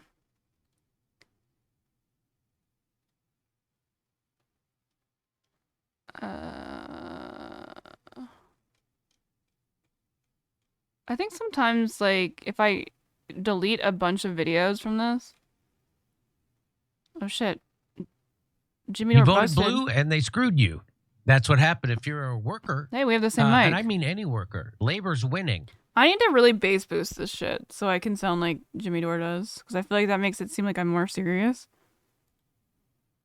Well, apparently Labor is definitely not winning over at Jimmy Dore's YouTube channel. In fact, journalist Walter Bragman.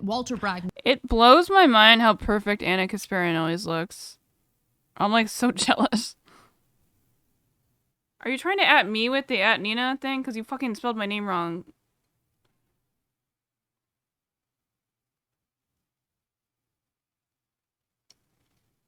Runaway inflation? I mean, clearly, like, the,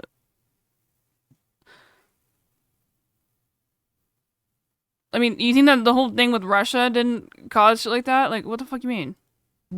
Has confirmed as much through his... I'm not necessarily thinking that you have to think that she's hot. Just that, like, she, like, always looks immaculate. Like, no hair out of place.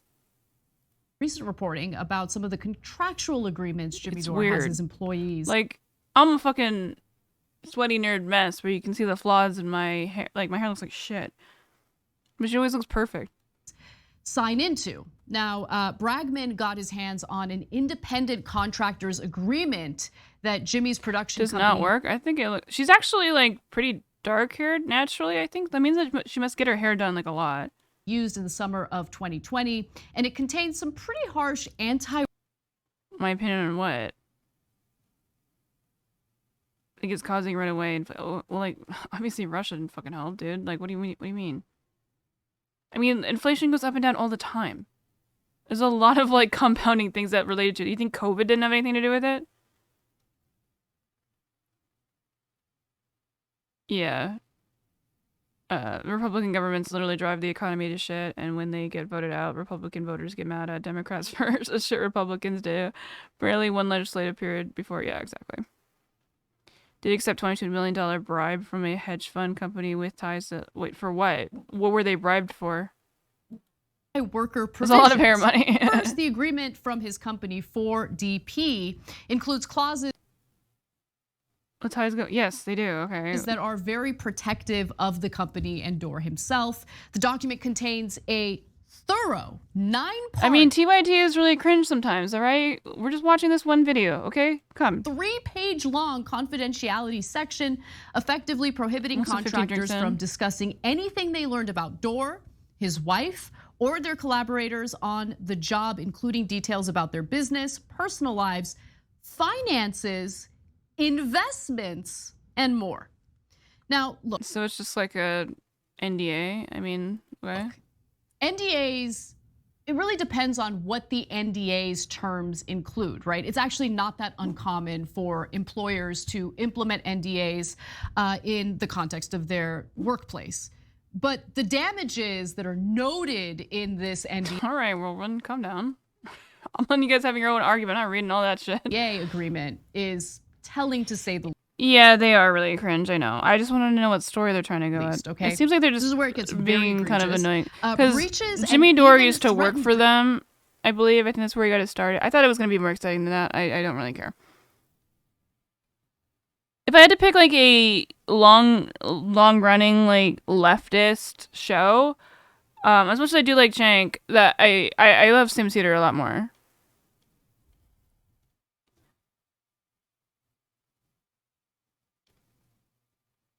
Did I get rid of it? Fuck, dude. I swear to God, I had like this whole list of things I wanted to look at. I don't even remember what I was trying to do at the beginning. This whole list of things, and I think sometimes it'll just delete like the playlist thing doesn't really do a great job of like maintaining what I wanted to look at.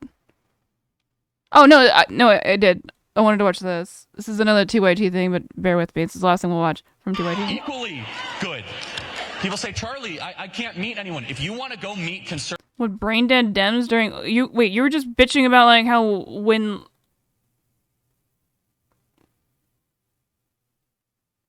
Trump was in power when COVID. What do you mean?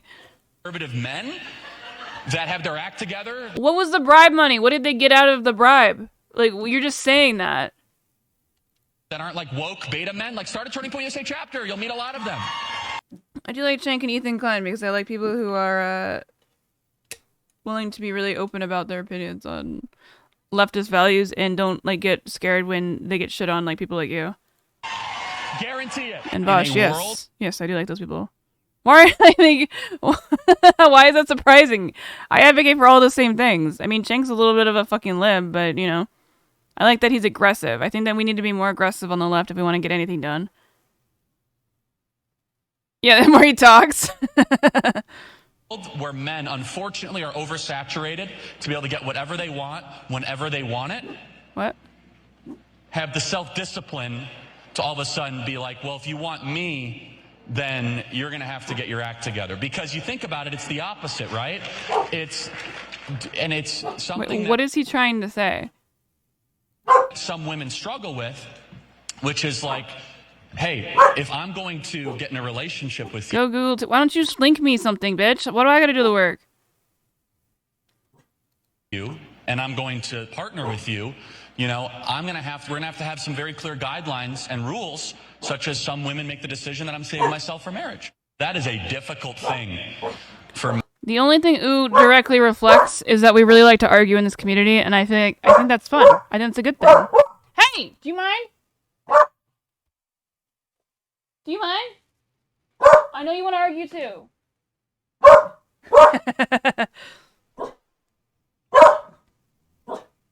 We do love to argue in this community.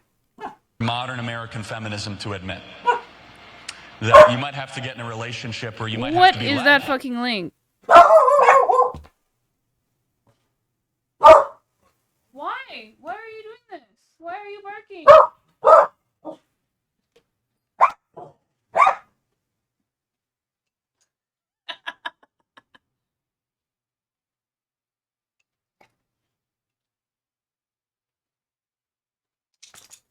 Lucky.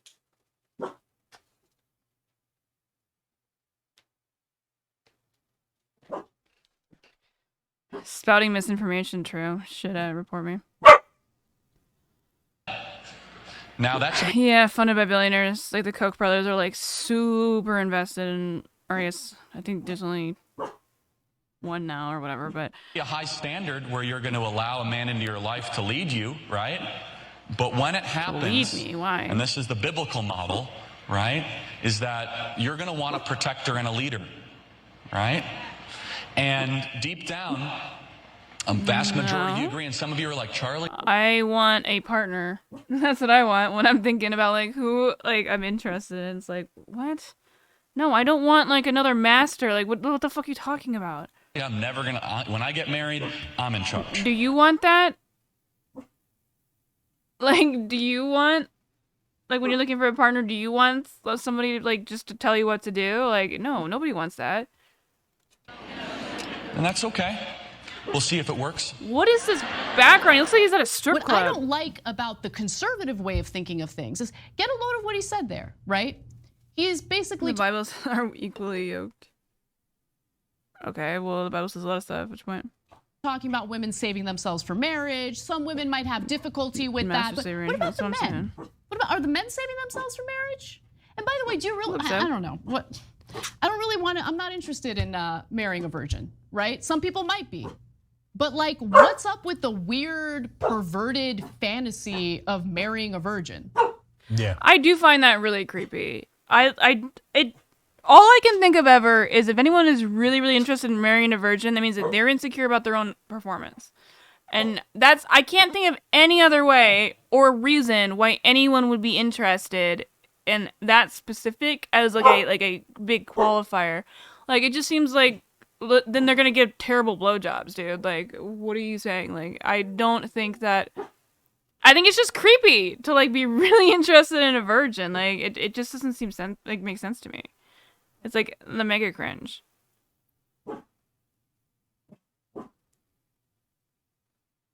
But the man is leader. Why? Why?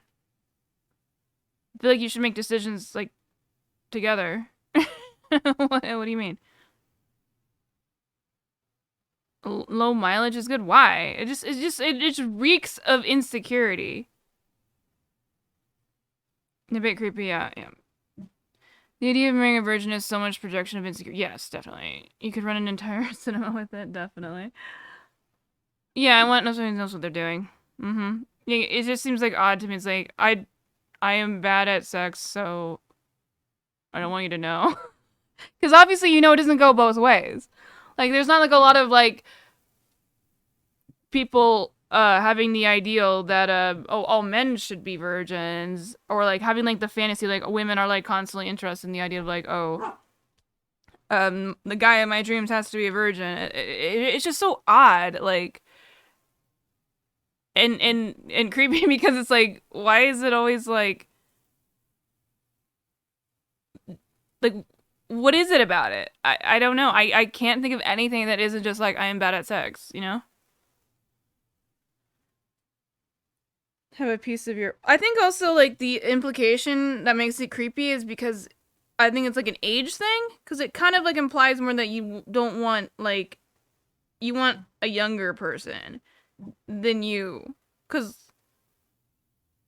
most of the people who say that are not virgins themselves, which is another element of the fucking creepiness, you know? A high body count is better than high... What do you mean? I don't think those things are directly in contrast to each other. He was bad at oral for starters, true. If you want to marry a virgin, you should get married at 18. Yeah. I don't think there's a lot of people who want to do that because I feel like that's not a good way. I mean, like, I've known multiple people that got married at 18 and they're all divorced now. Because I feel like you're not a person when you're 18. You haven't, like, had your own fucking life. You've literally, like, probably not even, you can't even buy your own fucking alcohol. You can't even drink at your own wedding. Like, what the fuck? I feel like getting married at 18, honestly, is really stupid. Your life will learn how to make love together. I mean, okay, sure. But that's not what they're talking about. When they say wanting to marry a virgin, they're not talking about, like, the people who are saying that are not 18. The younger you marry, people aren't fully... Yeah, you're right. Aren't fully developed until their mid-20s, yeah. Yeah, how the hell are you gonna know what you want? And then, like, a lot of, like, issues with, like, abuse, too, because a lot of insecurities are pressed onto the other person on both ends. Can you not? Oh my god. Fine. Go back up. I just want to make sure they go together, because Ben is bigger. That's old school, and I never understood it, Yeah. even when it wasn't old school, right? Okay, she's never been with anyone else. So what? She won't know how bad you are? Yeah, exactly. Exactly. Single women are breaking for Democrats by 30. Yeah, he's really, really upset by women. Jesse Waters. This is Jesse Waters. Jesse Waters has said in the past he cheated on his wife with one of his producers or interns. I don't know. Anyway, she was significantly younger than him, and I think they're currently married. And the way he tells the story of how they started, like, talking was that he deflated the air in in her tires so that she would have to rely on him, like, to get home or something. Like, this man is fucking psychotic. Here, I can show you it if you don't believe me.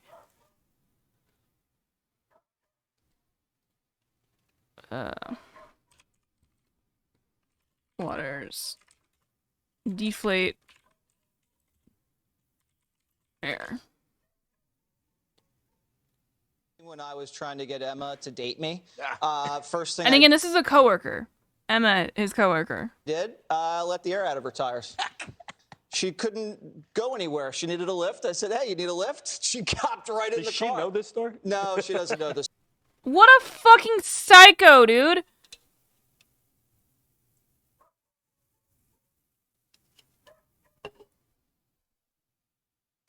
Marrying at all is quite the weird and antiquated idea. I mean, yeah. It doesn't make much sense today if you need a marriage certificate to seal the deal and gain some sense of security in your relationship. I think it's just a traditional thing. I think most of it is for your family. You know, because it's like it's just a tradition. It is, you're right, it is mostly pointless.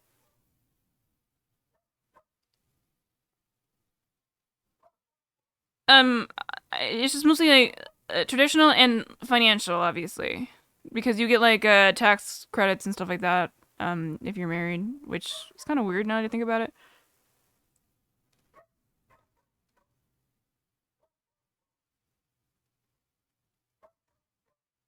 The story. Did she watch the Now she show? does. The Jesse Jr. does. You're basically the Zodiac killer. It has a happy ending. I like how Greg Gutfeld, this guy right here, is supposed to be like the funny guy because he like just sits weird or whatever, but he's like so not funny. Really? Yes, we're married. Did you really do that? Is that the first time you did it, or did you use that before? It works like a charm. Oh, okay. Kathy. All right, so that's the type of guy we're talking about. So I wonder what awesome advice he has for us here, us women. 30 points. Us girls here. And this makes sense when you think about how Democrat policies are designed to keep women single. But once women... Like what? What Democratic policies are designed to keep women single? If you get head from 1 million people, you won't appreciate your wife as much.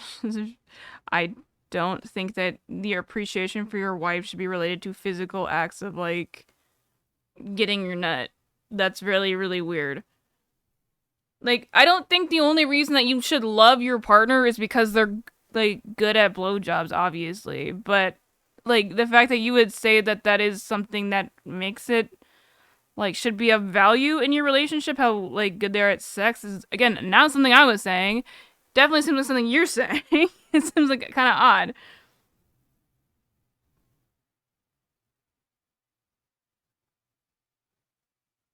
The same age is one thing. Yeah, definitely. Yeah, but a lot of people that are saying that are not, like these are married people, you know?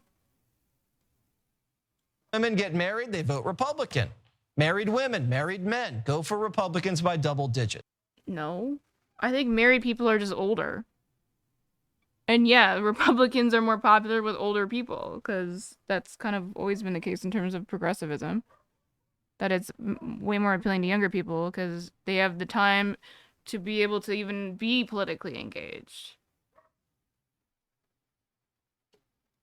And they're not set in their traditional ways. You are good at it, so to speak? Yeah, sure. Then I agree with what you're saying, Cassie. I don't think you should care at all about, like, your sexual prowess. But the thing is, it's more of the opposite, where it's like, if you are bad at sex and you're insecure, then you probably are hyper interested in virgin. Like, if you're interested in virgin, it's probably because you're fucking bad, and that's a really weird fixation that you have. It's just the idea is just that I think that fixations on, like, virgins is just fucking creepy as shit. You shouldn't care. Single women and voters under 40 have been captured by Democrats. They're also kidnapped. teaching our It's true, I children was in kidnapped. schools. So you have hardcore Democrat females in school with your kids for 8 hours a day. Okay. We've seen the videos. We've showed you what Have they more teach in those Republican teachers classrooms then. too. What is your so problem? there's a brainwashing pipeline that What runs is the complaint? through women and children, and it's starting to show up on election day. So we need these ladies to get married. You know, that was actually a thing that they used as a reason to not give women the right to vote? Because they said that they would just then vote the way that their husbands would, which obviously is not true. So they thought it was pointless, or the narrative was that it was pointless because they would just go. It was just giving people like 2 votes, which is incredibly funny as a concept. And it's time to fall in love and just settle down. Guys, go put a ring on it. Gee, I wonder what it is about, you know, single women who tend to be younger, not wanting to vote for Republican. Yeah, I wonder why. Like, it's almost like they're advocating actively against my bodily autonomy. Who just celebrated the reversal of their reproductive rights, who fight to ensure that women don't have control over their own bodies. I wonder what it is, Cenk. I wonder what it is. Maybe they should get advice from Jesse Waters, who admitted that he let the air out of the tires of one of his producers whom he wanted to date. You love that for him. To basically have her stranded so he can talk And he to felt comfortable enough about it to talk about it on, like, the TV show, dude. All right, have a good one, Andrew. We'll see you if you are here tomorrow, because we'll be here again tomorrow, probably between the same. Yes, I have to go in the office, but we'll still stream at the same time. Between 7 and 8 p.m. CST. to her. Who gives a shit? Okay, are you that fucking myopic about that, Cassio? That, like, you really think that the bodily autonomy of a fucking fetus who doesn't have a life, doesn't have any experience, isn't like a person even, should be better than the carrier of said fetus. Like, the only reason you think that is because it's not you. Like, if that was the option, like how would you not feel that the way that everyone else obviously does, where it's like, okay, well, this theoretical life is worth more than your actual life. Like, are you not getting that? Like, that's fucking stupid. Like, oh, theoretical. It's like saying, like, you can't, like... Jesus fuck, they're so loud. How do they just bark for hours on end? It's amazing. The idea of, like, a concept of a life is better than, like, your actual lived experience, your relationships with people. Like, everything that is you is worth less than an idea. That doesn't make sense, does it?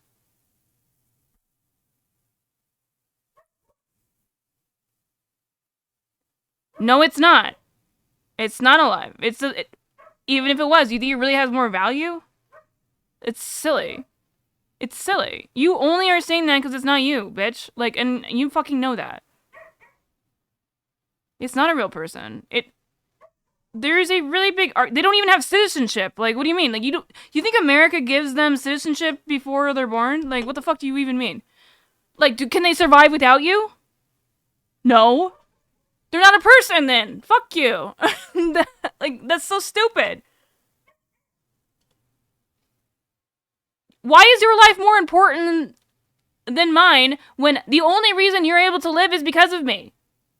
Why are you more important? You're not able to be independent of me, so why are you at all more important? It's theoretical. It's theoretical importance. If your mom thought that when you were conceived, okay, well, obviously I was planned, so I don't know what the fuck you want to say.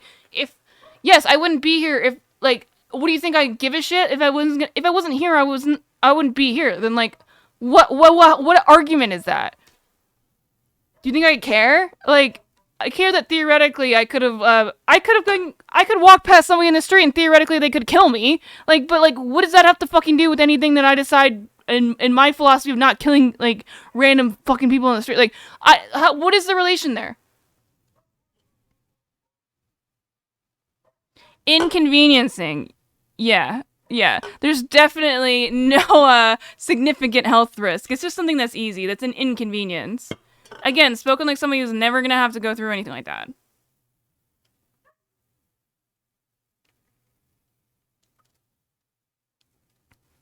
Okay, but you can also make more, like, okay, so why aren't you having kids all the time then? Like, what's your fucking excuse?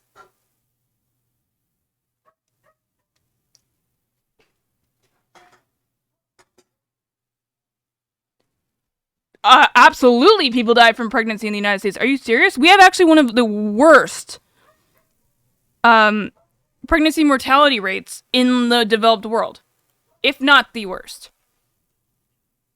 I want to say birth mortality? What am I trying to say here? Like, what phrasing what I'm trying to say? With, like, death from giving birth? Death from...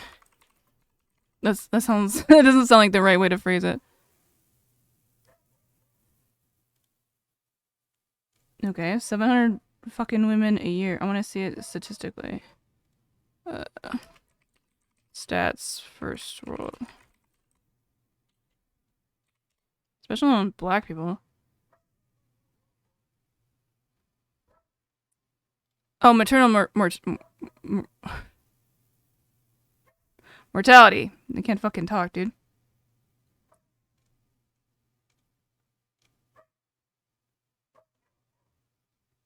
Today. Is this in America, I assume?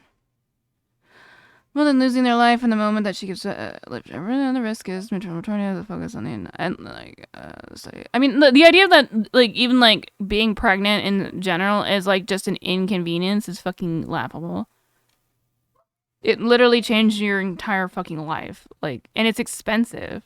Like, I don't know what you don't get about it. Like, it's incredibly expensive. If you don't have insurance, like, you're fucking looking at, like, a $20,000 bill, dude. By country.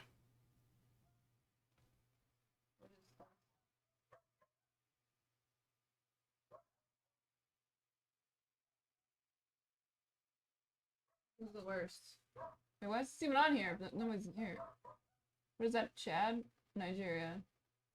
Nigeria's really dropping the ball, huh? And India? Democratic Republic. Okay, so these are the places, Canada, that have 0 to 500. This is like what we consider like Russia. First world countries. A lot of not first world countries are below 500 fucking deaths a year. Fucking Canada, or not Canada, the United States is the same as Mexico. You think that people don't fucking die from this shit? We should be here with everybody else economically. Why the fuck are we here? The same as Mexico. And fucking Vietnam.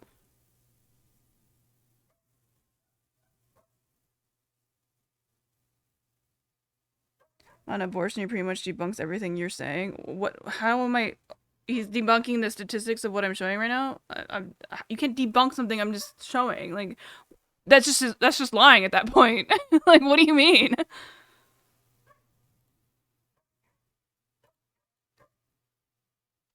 I mean, I'm sure he Just would say know you fucking hate exactly women. what Just say you fucking hate women. It's not that fucking hard. Just admit it. to say to women to persuade them to vote for Republicans. I'm sure. He doesn't think, how can we What is the percentage? What do you mean? Why don't you look up the fucking stats if you're so interested? I know I'm right. It doesn't matter.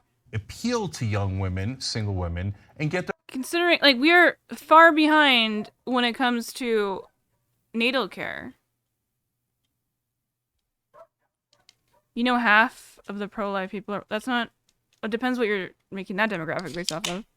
63% of women in America are pro-choice. So, no, I don't know. I mean, that would factor in the idea of, like, yes, there are women that are pro-choice or pro-life or whatever, and they're fucking stupid, but whatever. What I like to talk about when we talk about abortion is not the fucking idea of, oh, the morals of when life starts or whatever. Obviously, I have my opinions on those things. But the idea of the legal repercussions of banning it. Like, we know it does not stop abortions from happening. We also know that it severely increases the health risks to people to not have them legal and regulated. If you don't want to get a fucking abortion, then don't. That's your decision. I don't care. Go on with your bad self. Whatever. Go have your kid. I don't care. Stopping procedures that are even similar to abortion are going to cost lives. Or not similar, as in, like, they are technically, like, if your child dies, I don't know if you have fucking idiots know this, but if your kid dies inside of you,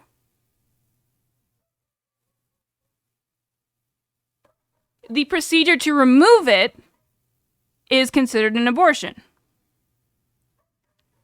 The idea of having to carry it to term when it's dead is incredibly risky on your health, your personal health. It's already dead.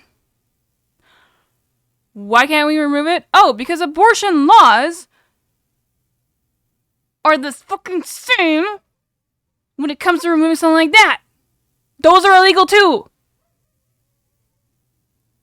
It's not alive, it's fucking dead, you fucking retard.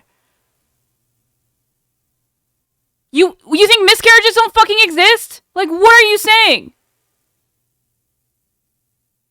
It's already dead. It's just, it's like, okay, so it's already dead, so, you know, we can remove it, which is considered an abortion, or we can just kind of let the dice roll on, she's got like a 50-50 chance of dying, but, you know, we can't do abortion, so legally, I guess she just has to die. Fuck it. That's a really good idea. That's really helping the idea of having, like, higher birth rates, even if we're talking about that dumb bullshit she was saying yesterday. Like, that's a really fucking good idea to fucking have things that are more risky toward your life because some dumbass legislation that means that you will probably die because I can't do this procedure that will help and save your life because it could be illegal and I could get arrested for it. What do you guys not get about this?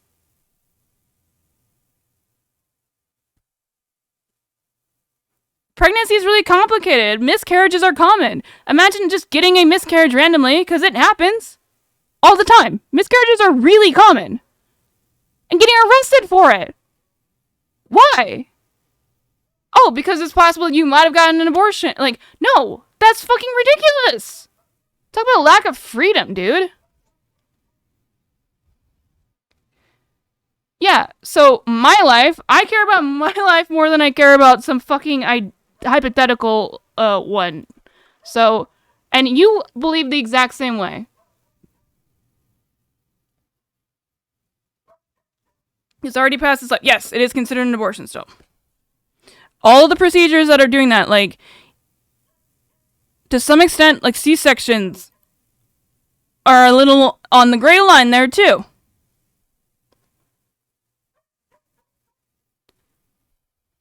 You could have had, why the fuck would I want brothers? I don't care.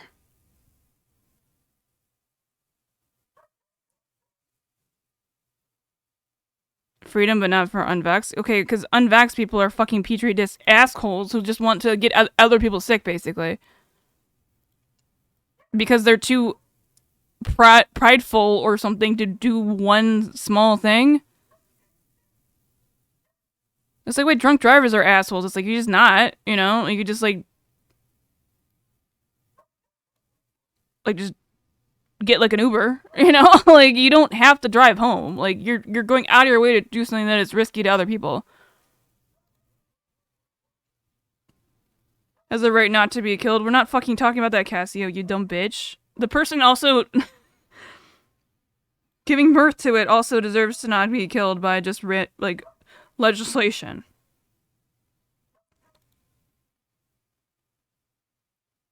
So assholes should have... Are you fucking... Oh my god, I'm not even gonna bother with this anymore. Their votes, earn their votes, right? He thinks, no, I'm commanding you to get married.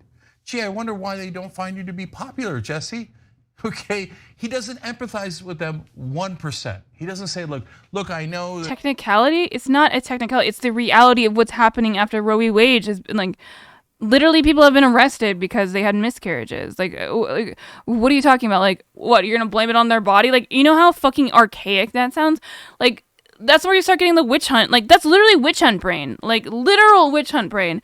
Where, like, oh, if the baby died, that means that the mom must have done something intentional. So she I mean, even though there's no evidence of that, the fact that it happened means that she did something. So she's probably guilty, anyways. Like, that's like literally the same brain process that you're like operating on when you say shit like that. Because I lost the debate with what, you? I didn't realize that we were having a debate. And I don't feel like at all that was what was happening. Or that is what is happening. Because, I mean, like, you're just wrong. I don't know what to tell you. Yes, that's the problem. The legal technicality is the problem. That's why I said it's pointless to talk about the morality of it, because it's going to be different for every person. I'm not going to sit... Like, you're not going to change my mind. I'm not going to change yours. If you think that for some reason that, the theoretical life of a fetus is more important than the actual life of, like, your partner, then there is nothing I can say to you. You are just fundamentally broken, and that fucking sucks. Whatever. There's nothing I can say to you. If you honestly think that the theoretical life is more important than the life and bodily autonomy of your fucking partner, you're just kind of a bad person. What is prescient to talk about is the legal ramifications of this. Because that's where I think is more important. Because if you don't give a shit about the life, I think you would at least give a shit about the legal repercussions that comes from banning abortion. No, they are not alive. They're not alive.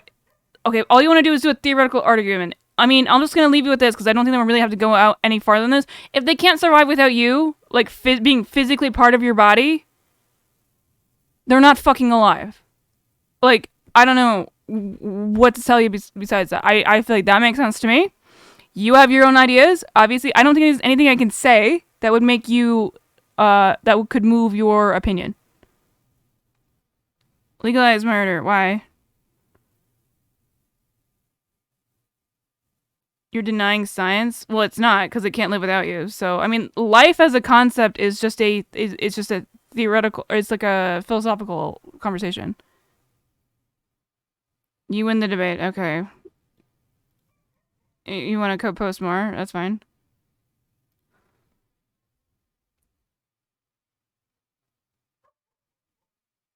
Go fuck yourself, idiot. The economic situation is tough, but we have the better policies, etc. I don't no, think he that... says, no, I know if you're single, you suck, okay? So why don't you just get married already? And when you get married, you'll know that you have to vote for us. Feminist ethic of careerism and easy sex is a recipe for national disaster. It has sold many women a bill of goods and a genuinely fulfilling communal should be banned from these jobs. What the fuck? Clown town? Family life has been a casualty of the lies. No, capitalism. We can't fucking afford to have people at home. What are you talking about? Our country's leaders have been telling. It has led to many men without purpose in their lives, and just as many women who are friendless, unhappy, and without purpose. If our because we're all online. ideal woman is a childless media scold or a barren bureaucratic apparatchik. What way to say it without saying it, or way to say the quiet part out loud. I mean, all that these type of fucking people think is that women are just there to be broodmares. All you are is your fucking reproductive system. That's literally what this guy is fucking saying right now. Like, using barren as an insult. You know, your fucking mom is barren, you dumb cunt. Like, what are you talking about? Most people are fucking barren after the age of, like, what, like 45? Like, why is that, like, oh, you're not a fucking woman because all you think of is, like, the fact that you can have, like, kids or something? Like, what the fuck is this, ideology? Like, the fucking nerve just be, like, so... I respect it. I respect him just fucking saying it. Thank you for... Oh my god, I almost just like inhaled dog hair. Thank you for being honest. Thank you for being honest in your opinion on the fact that you think that the entire value of women in general are just to have children. Which is kind of funny because I feel like you could flip that the other way around. Like, you could easily say the same thing about dudes. There is no question whether we can have a future. We can't. Oh, okay. Well, just kill yourself then in Minecraft. There is a question of whether we deserve one.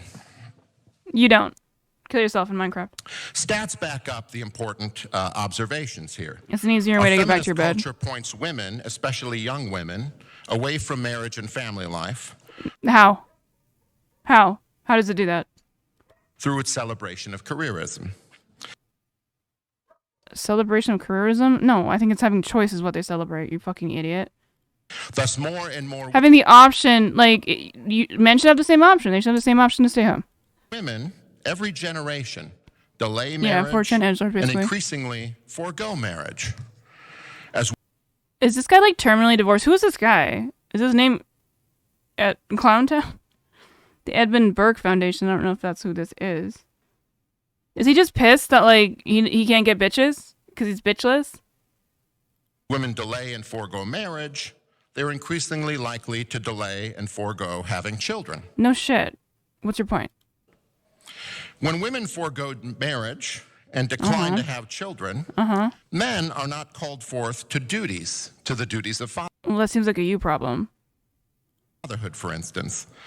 And when men are not called forth to duties of... Called forth? What, like you can't survive without women, like, needing you? Like, get your own fucking value. Get the hobbies. Go fucking paint miniatures or something. Like, get friends. This guy just wants... He doesn't have any fucking friends. Fatherhood, they are hardly called forth to any duties at all. The providing father is the model for all male... No wonder suicide rates are so fucking high, because this fucking cunt says that your entire value is just to provide for somebody else. No, have your own value, dudes! Have your own value! The same way women are having the same value. That's why feminism is good for both men and women. It supports you having your own fucking values. Like, it's so stupid to think that your entire existence is to just, like... What, like, work your entire life and then die? Like, that's you. That's you that's making that argument. I'm not making that argument. I think you should have fucking hobbies and be able to do what the fuck you want as long as you're not hurting anybody else. This guy is advocating for the only way that you have any value in this life is if you work for somebody who's going to die later than you, and you don't get to have any, like, fun, basically, besides getting your dick sucked or whatever, and they'll probably be terrible at it. Because you know conservatives get bad at blowjobs. This fucking idiot is the reason why suicide rate for men are so fucking high, because he's teaching that your entire value as a man is for family.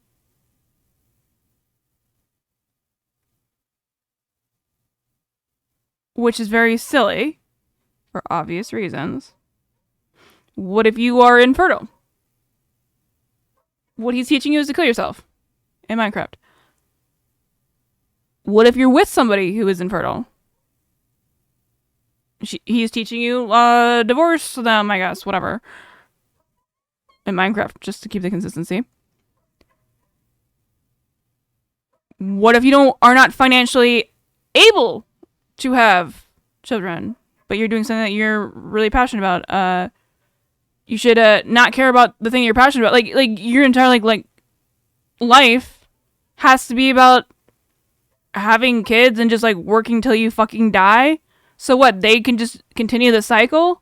No, life is about having your own experiences, like living your own life, like art. Like think of Elden Ring. Elden Ring is a fucking masterpiece. It is obviously a huge collection of people coming together to create it, and that's what I think, not necessarily directly Elden Ring, but I think Elden Ring is a masterpiece of art, and I think that type of, like, going after your dreams, assuming that is what you want to do, being able to create something so beautiful and admired by so many other people, like making other people so happy, like being a mainstay in people's lives, like that is the human experience of being able to explore and have the creative freedom to be able to do stuff like that, like make a game like Elden Ring and share it to people. That is what I think the beauty of life is.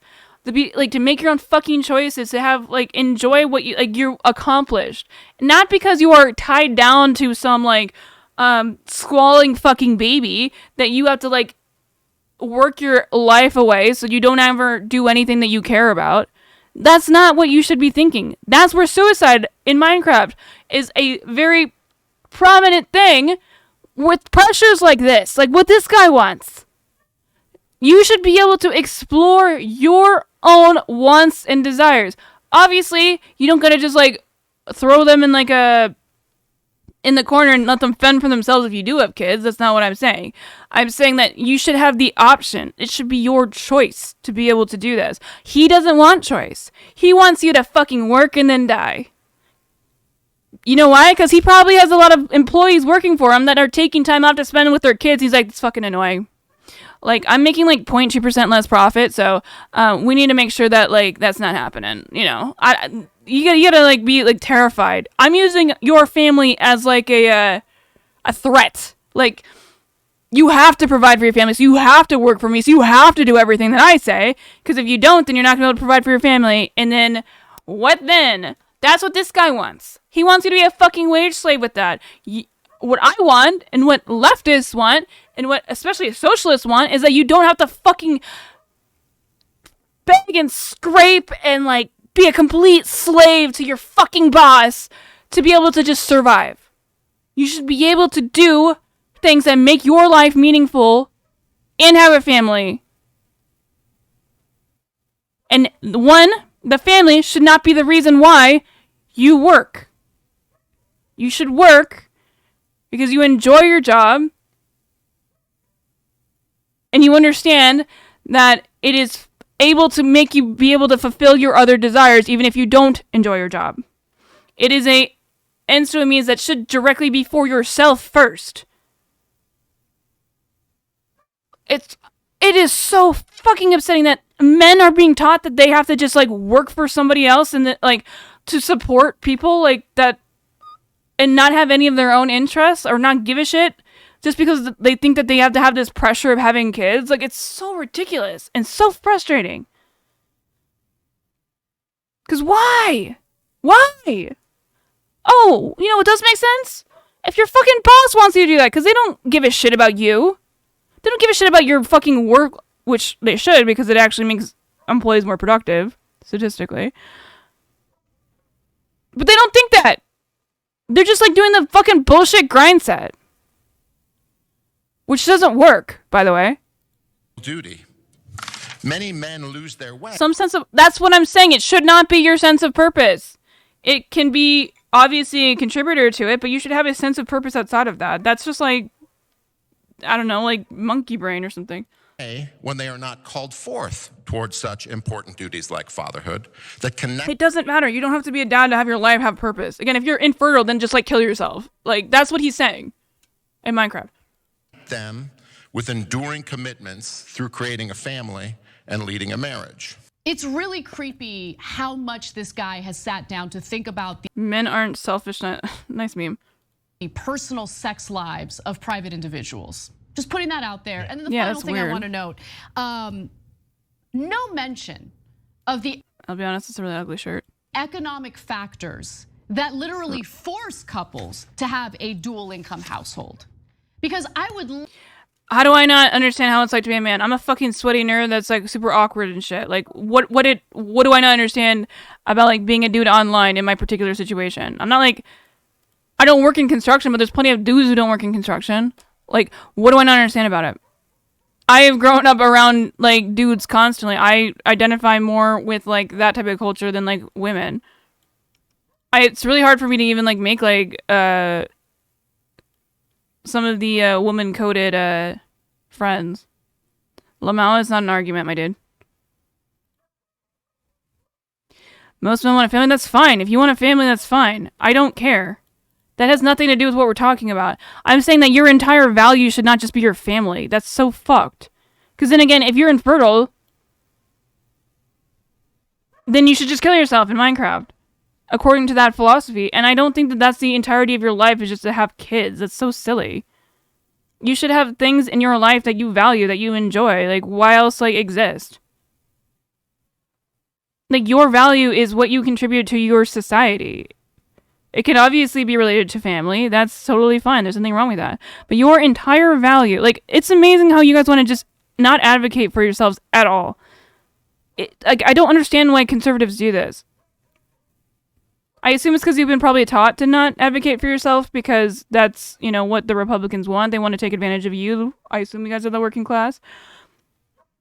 That's what they want. That's why they hate, like, unions and shit. Like, because those things advocate for your rights. So they're the major media companies. Like, I thought we didn't trust the major media companies here, my guys. Like, I don't get it. Like, what is not to be seen about the idea that obviously they don't want you to advocate for yourself because they don't want you to think about these things. Because then all of a sudden you're going to become a problem. I love this knowing I'm right. Okay, well, that's funny of you to say that. I'm glad that you had a really good point. You want to talk about it? We can Discord call if you want to have a conversation here. If anyone wants to debate me here, I'm down, dude. Less than 1% isn't. That doesn't matter. That just means that the entire idea of just being okay. So 1% of all like men should just kill themselves, like in Minecraft. Like, what do you mean? Like that? What are you not getting about my point? Being that your entire existence should not be about the fact that you have a family. That's very silly. I don't think anyone's entire interest should be that. You should have your own fucking life.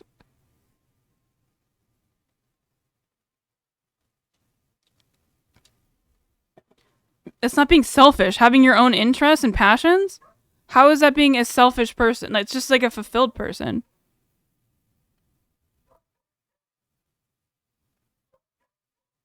You don't owe anybody anything. Like, you're not selfish if you don't want to have kids. You just don't want to have kids. Like, who gives a shit? There's an element to that you can say if like your partner really wants kids and then you're just like, I mean, that's a really complicated situation, obviously. Like, I think my dad didn't want to have kids. And it's not like you're gonna like automatically like them. He seemed like he was like kind of annoyed the whole time. That's a different story though. But I'm saying that there is a conversation to be had about selfishness when it comes to like your relationship with your partner. But I can't imagine just some like random dude like is dating some other random, or maybe like it's a gay couple, or it's, you know, like another woman that they're dating that also doesn't want kids. Like, I don't think that's selfish. Like we're not in fucking like, we're not communists here with the whole collectivism. about like, oh, you have to do your duty to the state by like procreating.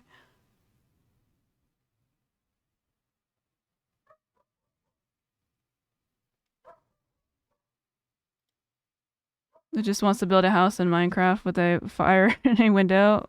We love that for you. All right, I'm gonna run to the bathroom. We'll be right back. Write your essays and why I'm wrong.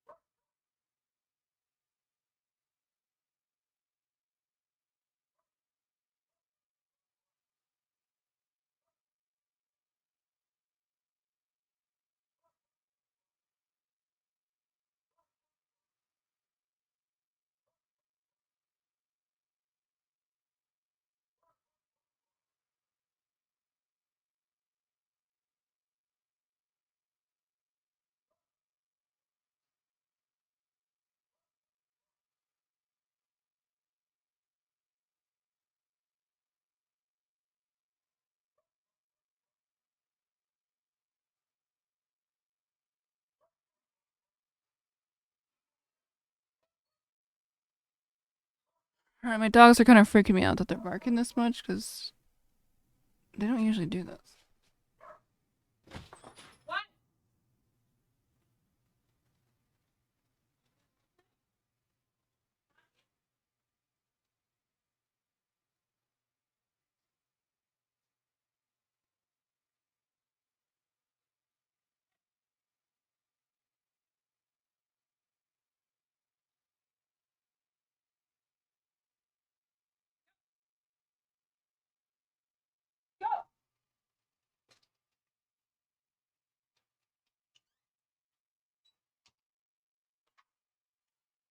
Alright.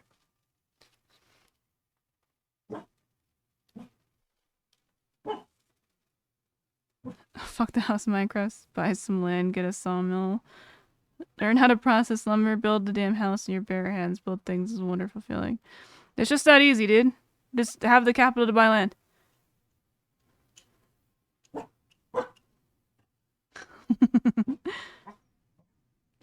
It's not about the duty to the state. It's something innate. If that is your sense of purpose, that's fine. I think that's just kind of weak, though. Like, it kind of... It adds this weird idea of kind of... I know it... Like, I feel a sense of purpose with my dogs. I know it is helpful, like, but you don't have to do it, like, as, like, that's your only thing in your life. I can't understand if I'm a woman. How the fuck does that even make any sense? Okay, so you think... Wait, okay, so how are you gonna make the same argument that being a woman means that your entire sense of purpose is to breed and have children, and then tell me that I wouldn't understand as a woman that the sense of purpose of having children? How the fuck are you gonna say that?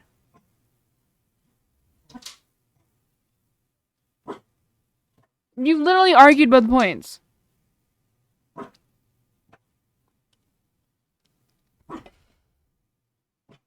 Sound like a man. True, Gary, that's a good point.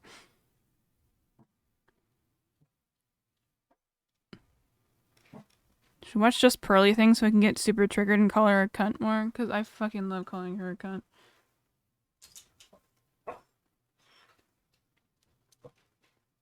Fire limestone. Love for him to address the fact that we have no mandatory paid family leave. You mean brimstone? We have no social safety net, no support for. If you really want people to get fucking married, you want to support something like an UBI or like affordable like healthcare. It is really expensive to have a kid.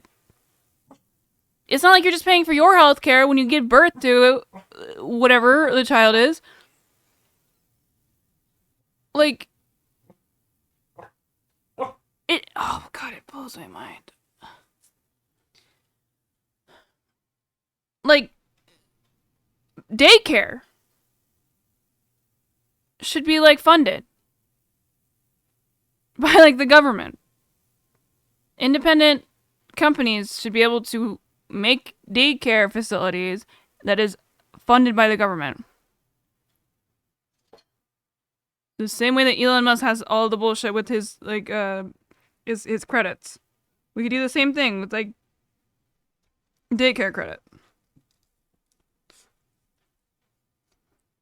Because of baby showers, yeah, that was fucking retarded.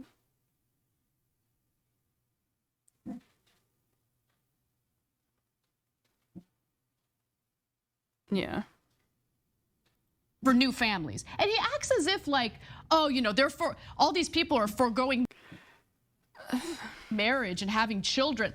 I'm sure there are plenty of people who would like to have children, okay? Who have really considered having children. But you sit down, you think about the economics of. Like, why do you think that the number one reason for divorce is money?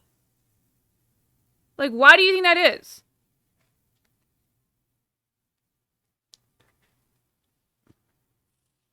Dude, my hair is just like immune to gravity. Look at this. That's not a good example, but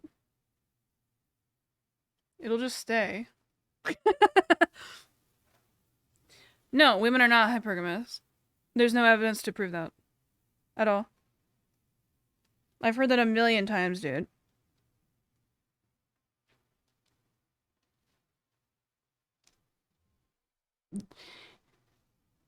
You're just watching too much Fresh and Fit, dude. Do we need to watch the dismantling the red pill thing again? Of it. And it doesn't make any sense. There's no childcare in America. The cost of childcare is astronomical. True. It's fucking, I think most childcare is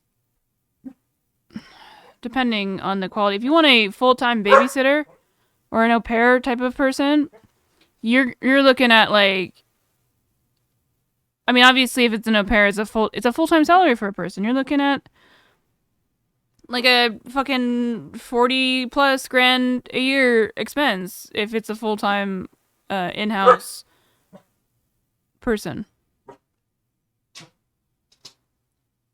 When they surpass men, they're not attracted to them. That's fucking stupid. You cannot make ends meet with a single income household unless you have one person working in finance or something, making a ton of money. I mean, no. Or going into random holes like Andrew from the Crucible is doing apparently. Be able to support 5 people and not be able to buy a mic that doesn't sound like shit. With peace and love.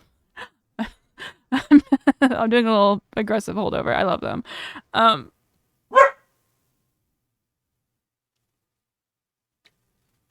To be fair, I don't think my I need to put a noise gate on this. Don't blame the mic. I just think it's a funny thing to bitch about.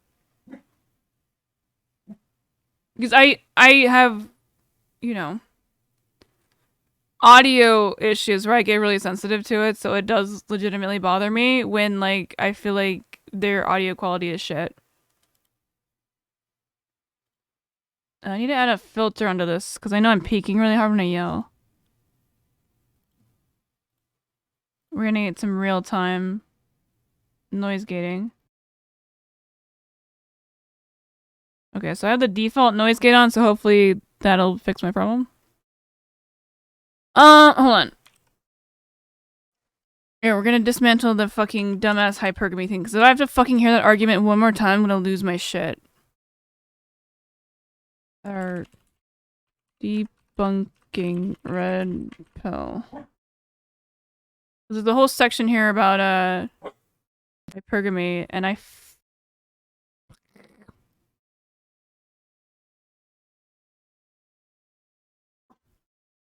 debunking red pill. I think you guys need to know this stuff. It's important because you can also dunk on your other red pill friends with this dumbass hypergamy shit. Debunking hypergamy. This is spelling out red pill theory, so let's just go with what we're used to. No, I don't want no scrub. A scrub is a guy with no 1-to-1 ratio on his splenical I want to chat to She's English, so people love that. breed for the alpha seed, not the beta needs. Don't holler at me or I'll puke. Citation needed. First of all, let me take you through the entire theory of the red pill. Fasten your seatbelts. So back in the 50s, most women were happy. Let me know if she's wrong about this, because I want us all to be on the same page. We're talking about the red pill here. housewives who She is not a TERF. didn't bother themselves with man things like joining She is English though, so close. the workforce and stayed at home to care for the children. But in the 60s, the contraceptive pill led to the sexual revolution. This meant that due to the decreased pregnancy risk involved in casual sex, people did not get married as young, but this also caused an increase in accidental pregnancies out of wedlock, causing an uptick in single motherhood. Single mothers are not capable of raising a child properly on their own, causing the children to become criminals and join gangs in order to replace the missing masculinity Someone said everything I heard yesterday. present in their childhood. Bear with me. Over the next few decades, the feminism movement has also allowed women to enter the workforce, which is actually It's like she watched this video in reverse somehow. against their own wishes, even though they don't realize this. Rachel, I hope you're watching. Ticking Watch time this bomb, video. They actually prefer to be using their most fertile years to bear children, and when their careers force them to miss out on this, they become depressed. Inseminate me now! Hypergamy is the ingrained female nature to date up in terms of status in order to ensure stability for our offspring.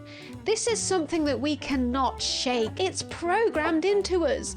It is causing young and fertile women to only select the bad boys or the alphas, leaving all of the young betas without any sex, as the top 20% of chads sleep with the top 80% of women, leaving 80% of men fight. Correct? This is what you think is happening, right? Right?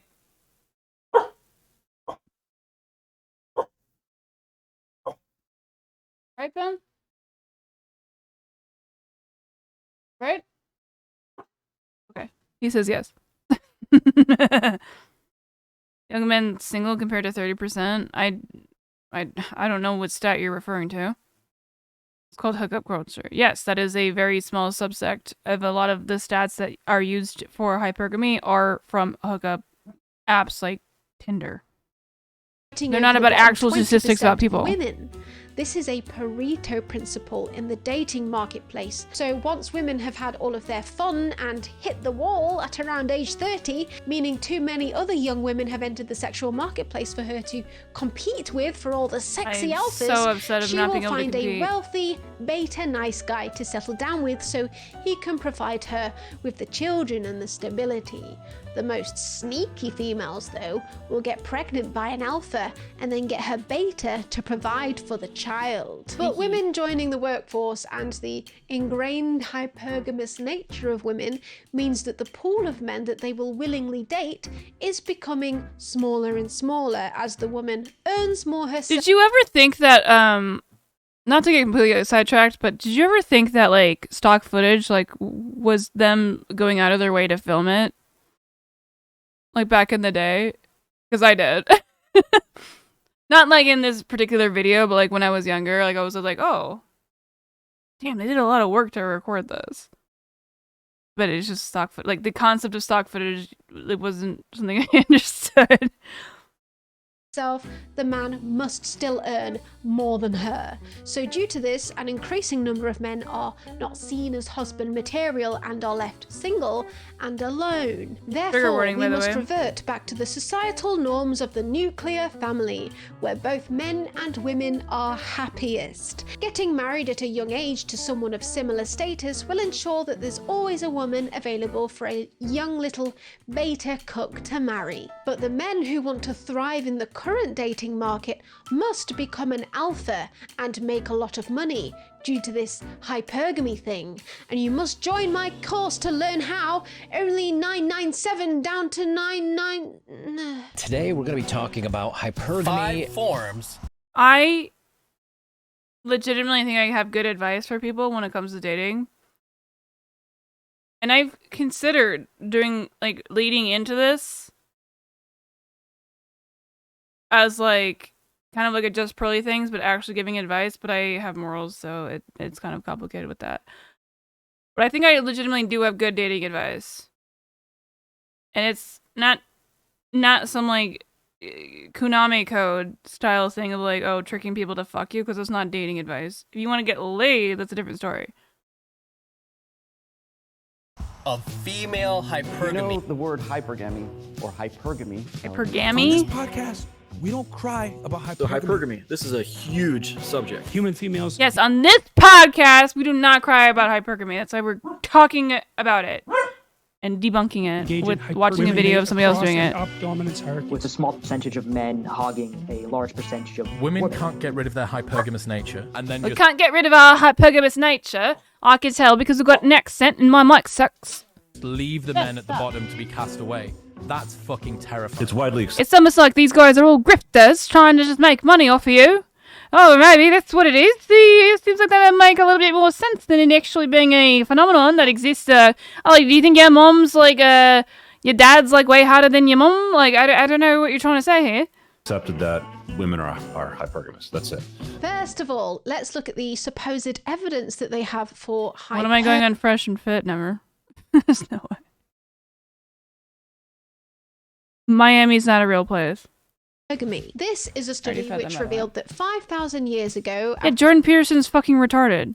after the rise of agriculture, a huge uptick in Hypergamy. wealth disparity Yes. meant that there were a small group of very rich alpha males that reproduced with, on average, 17 women, cooking the rest of men into sexless oblivion. To deal with Fucking this, we Sexless developed Oblivion. the That's my favorite expansion of Hello?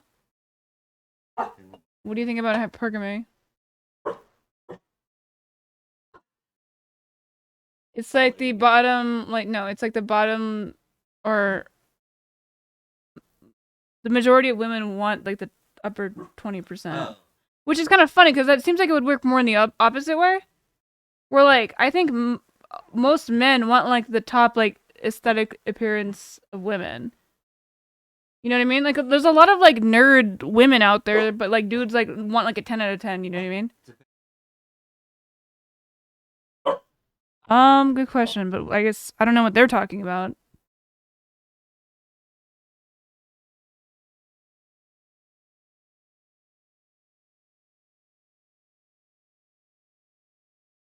Well, the idea is that it's not even.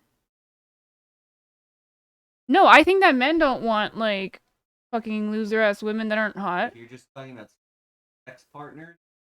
No, I don't think so. We're talking about relationships. That theory, that like, it's like Hypergamy? an incel. Yes. That's sexual. Is it? I don't think it is. It's literally about like relationships. Well, I don't know. Chat. You guys were bitching about it. Who fucking brought up hypergamy? Which one is it? Relationship or is it sex? I think that 20% off. The stats on it are skewed, but I think that Well, hypergamy is not actually real, so it doesn't really matter. Sex. Okay, they're talking about sex. Well, I think the stats on it Well, are skewed, but I think there is some grain of truth. Well, yeah, I think I people. don't think it's 20%, 80%. It's probably more. I mean, I think that. Well, I just think it's on both ends. I think women have more options. I mean, there's the same amount of people. Saying like, unattractive women still get laid very easily.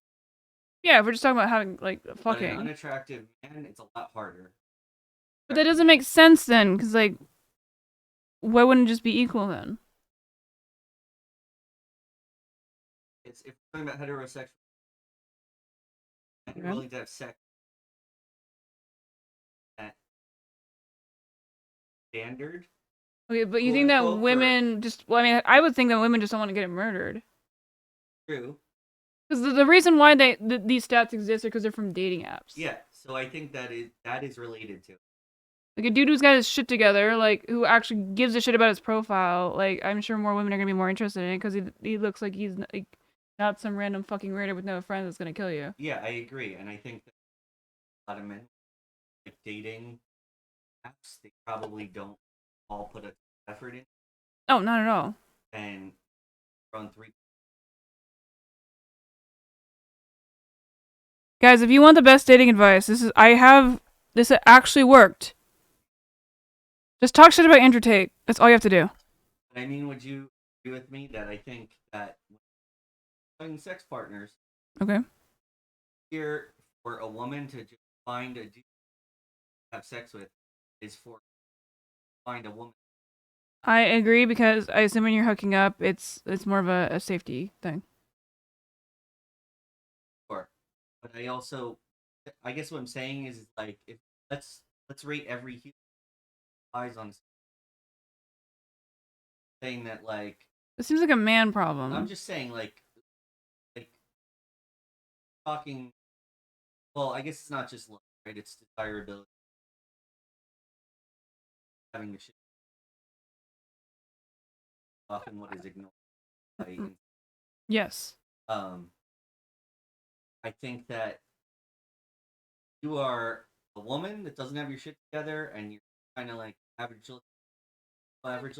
Yeah. You could go on a dating app and Yeah, of course. I mean, we're talking about dating apps. Dudes in general can't. Yeah. Okay, we're talking about dating apps though. I think in relationships, it doesn't. I don't think that all women are looking for like the top 20% of like men. I feel like that's very silly. Also, like, day and age. Right, but we're talking about apps. The dating pool is very different than just apps. Right, but what I'm saying is that apps. I mean, the difference off of an app. Well, I met you through Twitch, but like it wasn't like because we were just looking to date. Like I don't know if it would have been like I thought you were. Yeah, but like that's what I'm saying is if you're meeting someone, other factors. Yeah, of course.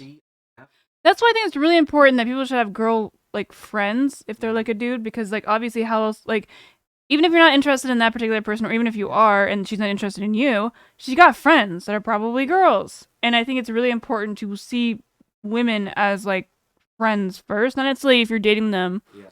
Like as like you have to see them, like you have to like have a certain amount of time as friends and then like date them. But I think just having girl friends is one of the most important things that you can do. But I think in general, women probably have higher standards than men. Well, it's about getting murdered, I think. Like when I was thinking about like I think it's more than that. Because if I wanted to just like fuck, yeah, like back when I was like in my like a Tinder phase, like yeah, I would just kind of like do whatever and I didn't really care that much who I was hooking up with, but I understand like there was still what I was looking at is not somebody who's like aggressive, not somebody who's like obviously overly like desperate because you didn't want like a stalker. Like because I was just looking to hook up. So I mean like even if it's not necessarily that, but like you know, going back to what we're saying, if we're saying on the hookup level, like, yeah, of course we're looking for certain things because I don't want to die, you know? Does that make sense? Sure. But like I said, I think it's more than that. I think it's that when women in general have realized that they I live Zerka. I did not fuck Zerka, you fucking weirdos. realize that they probably higher. And what do you mean by higher? Like, if we're I'm talking about dating apps, like, okay. what does dating a rich or fucking a rich dude do for you? Because I think that those women are trying to get in relationships with those men. They don't realize they're not going to. The guy is just going to bang them. They're not the type of girl that they're looking to date. They're just easy leg. That's what I'm Okay. saying. Sure, I'm sure that happens. And I don't think you find that much in reverse because every dude's an easy. Well, it's a them problem. Yeah. But you understand my point that like you're like an average chick. You bang a really. Oh no, yeah, I've never gone against that. But it I understand. Happen a lot the other way around. Well, that's because of social structures and social conditioning based off like, oh, women with like getting fucked by a lot of dudes is bad, and then like we're taught to be selective like that. Like there's no reason for it. We're just taught to do it. Okay. That's why I believe in feminism because then you don't have to think that. But I would say that like. And then you get more pussy. I bet you if you look at all women and all men, women probably have a higher median amount of sex partners. Yeah, probably. And because with men, it's a lot of men have dozens of sex partners. Okay. But then there's a lot of men that have none, one or two. Okay. So, and I think that with women, it's probably more like they had like a lot of women. Yeah, because they're pressured to have sex, dude. Yeah. Like when you're like younger, if you're like dating someone, then you're like 16, you're both 16, I don't know, like he's probably taught to pressure you But, to have sex as an because example, his friends are being like, oh, my you haven't fucked her yet? My brother doesn't even know how many. Couldn't tell you. What a good chat. But I'm saying, my point being is that like that's the thing is like dudes that are kind of in a certain space, like they're successful, they're etc. Okay. They have way more options than a guy who lives with their parents, who doesn't, keep good care of Yeah, I themselves. know, but that just seems like a guy problem. And a at a social bar- conditioning problem. Go to a bar. I think as a woman who is average, yeah, and you can hook up with the guy that is a 9 or a 10. sure, but you would almost never find situations where a guy who is average Mhm. is hooking up. I disagree. I think what is actually more valuable is group of friends, social value, which goes at both ends. I think that's true for relationships. No, I think even with I like think all hooking the time up, guys are in relationships that are out of their league. I think I think that probably happens more often than just hooking up. Like if you're just talking like hookups and sex, sure. Like a lot of women, they'll find a dude who is like a good partner, a good gonna help. They're looking for certain things like making a home, etc. Right? Okay. Are we actually disagreeing on anything? Because I feel like we're on the same page. Well, I'm saying is that woman, before she gets into that relationship, she probably hooked up with guys all across the spectrum from like what is quote unquote early and up. Okay, Whereas, like, why does that matter? It means that she has more options. Yes, I never disagreed that there's more options. We're talking about dating apps. So what I'm saying is, I think the numbers are way skewed, not 20% and 80%. But I think there is a definite situation where if you were compare the female, like, okay, can I get like a counter theory? I get what you're saying. Yeah. My counter theory is that it's more of a social aspect where women are taught to be more sociable, so typically women have more friends. That's probably an aspect of it, but where I think like men, like, so how they like can meet people is even easier. I just think it's delusional to not think that it is just straight up that a woman is looking for a quote unquote high okay, well, I'm talking about like, and they're gonna hook up with them because they want to try and get into a relationship with them. Okay, sure. And not realizing that they really have no shot of getting into a relationship with them. They're just an delay.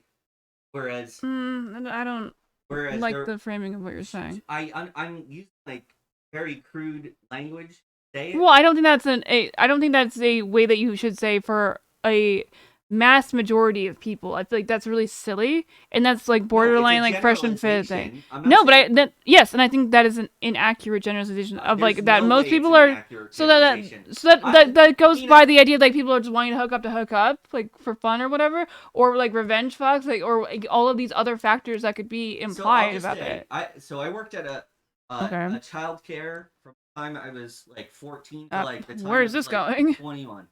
I worked with a lot of women. Okay. Okay. A lot of them were not. Okay, so you're working at desirable women. You worked at a place that was specifically about child rearing? Hold on. Listen to what I'm saying. A lot of them were not very desirable women. Okay. And they were all having problems trying to get the guy they were hooking up with to because they were trying to settle down because they worked in child care. If you look at the guy that they're trying to get in a relationship with, the guy is clearly way better off than them. Okay. Way better looking than them. Okay. Not in the same league. Okay, so that's a very specific example. You're working in childcare, Razor. Of course, these people are looking for families. And yeah, they're obviously doing it the wrong way if they're probably working in childcare. I'm not saying every single person, but let's be real. You know the type of people that you worked with, and you knew why they worked in childcare. My point is because they were socially conditioned to do it. Banging those dudes, but then by the time they're like 28, that's when they start looking for someone that is like in their actual range. because Yeah, 'cause people can be stupid. they start to realize what's going on. But that is why, because a dude in that same situation, you're not gonna find a dude that is like in that equivalent situation that is just hooking up all the time with a hot chick constantly and trying to get in a relationship with them. That just isn't happening. That hot chick is hooking up with those same guys that the other girls are. That's true. I already did that. I don't know why you're not saying. It's absolutely true. Okay. It's 100% true. But I think part of the problem is that like what those guys don't realize is just make yourself better. They're expecting the girls to lower their standards when really what they should be doing is they should be trying to make themselves better, take care of themselves. Right, Ben, make yourself better. Try and improve their life. Go to the fucking gym. You know, become more desirable. Don't just complain about the fact that because. I think that emotional support is way more important than any physical type of thing. I understand like financial things Sure, but if are. someone doesn't take care of themselves, how could they provide you emotionally? Sure. I mean, I agree with that. That's fine. It's not like that's an argument. My point being, I don't think that like outside of dating apps and like hooking up culture like that is actually like accurate. And I think that like so many guys. No, but you think that. I think it's accurate when you're like under 25. I mean, not. Once you start to get a little bit older, you start to like realize more about the world and realize it's not all just about things. And grow up. Most people, I think, grow up a little, and they. I would hope they brought would. in their like. Yeah, but that's what I'm saying. I think mostly when you're dating at that age, it is just hookup culture because it's like, or just like for like the memes or the fun. Like, I don't think people like under 25 are looking to like settle down, and I don't even think the guys that are complaining about it are looking to settle down. Not settle down, but that's what they're saying. Being in a relationship is not the same as settling. Okay, but you know what I mean when I say those fucking red pill assholes are just like, that's what they're looking for. They're like, why can't I find a good virgin girl that like doesn't want to settle down? They're all looking at the top 20% or whatever, which again, dating apps is where they get the data from. I don't think the average person is like even able to like meet like random like rich dudes. I think they're just like having fun and they're like meeting people from friends of their friends. So I don't think there is an inherent like you have to be super rich or some girl's not gonna like or no girls are gonna like you type of thing. That's not what it is. It's not one trait in.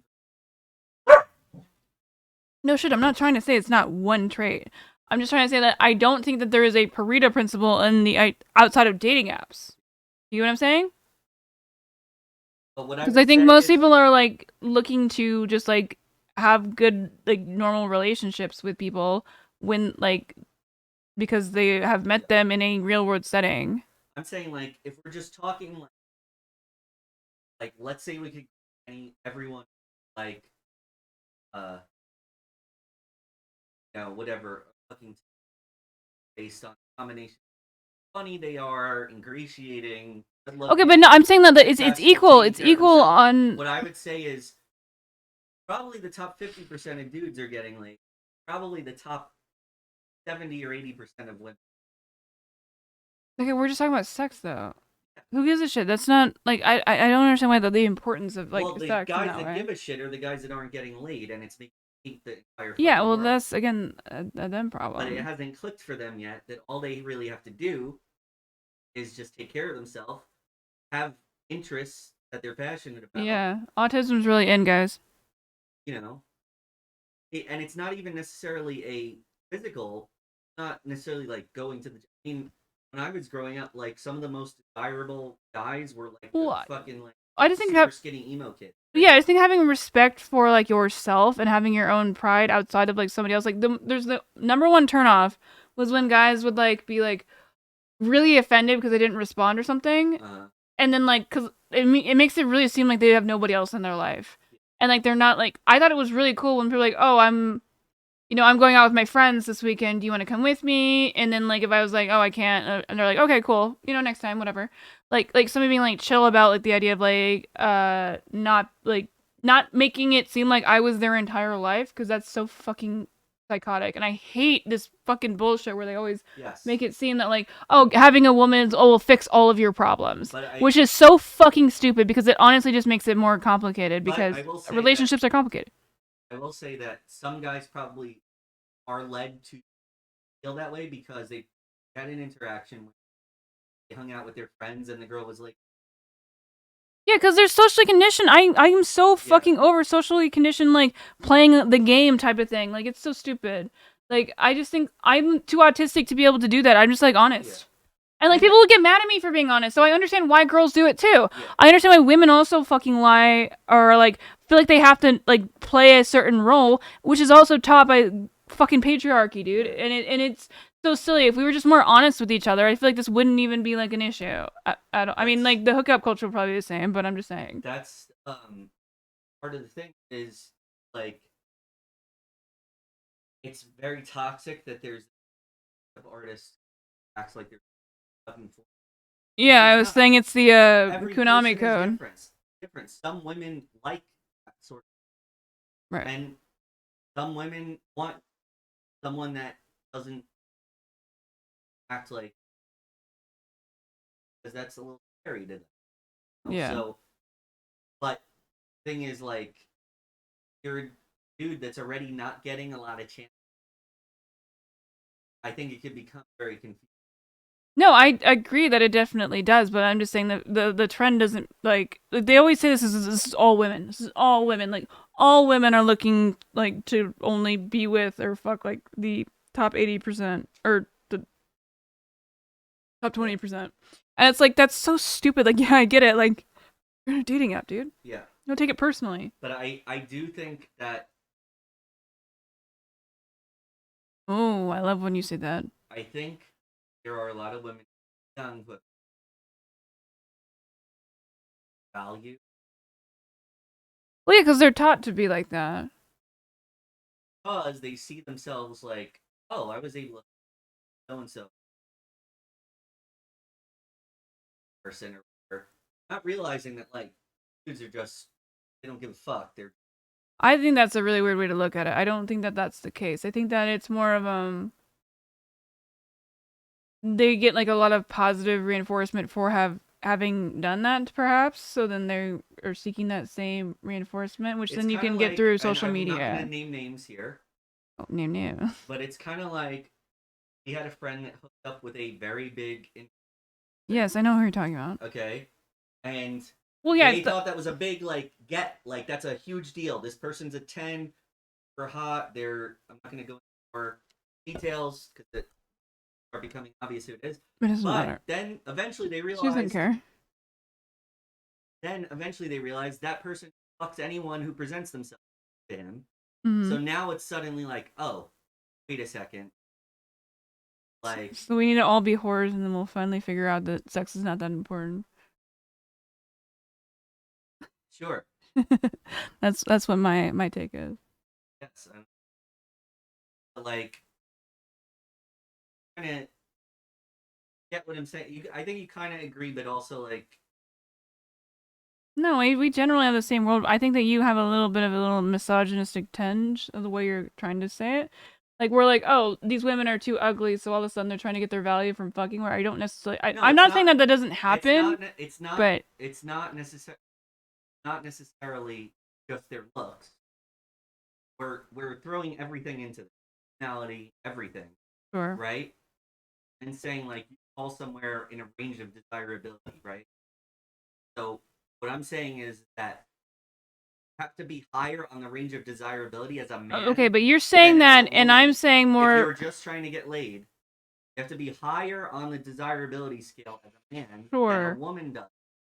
Okay, but my point is that desirability of getting laid is not a metric for like. I mean, like, because if you lose the red pill, then like you go to the black pill, like, oh, nobody's ever gonna love you. Like that's not like that fucking like big step for those people. And I think that it's really fucking stupid to think that if you're not getting like fucking hookups or like matches on Tinder, that means all women are like that, like people on Tinder, and like that your entire value is just like how much you could like like because these people, fucking black pillars are. Yeah. Nobody will ever love you because you couldn't get hookup or whatever. But I don't think that's the case like 80% at all is the case when it comes to relationships.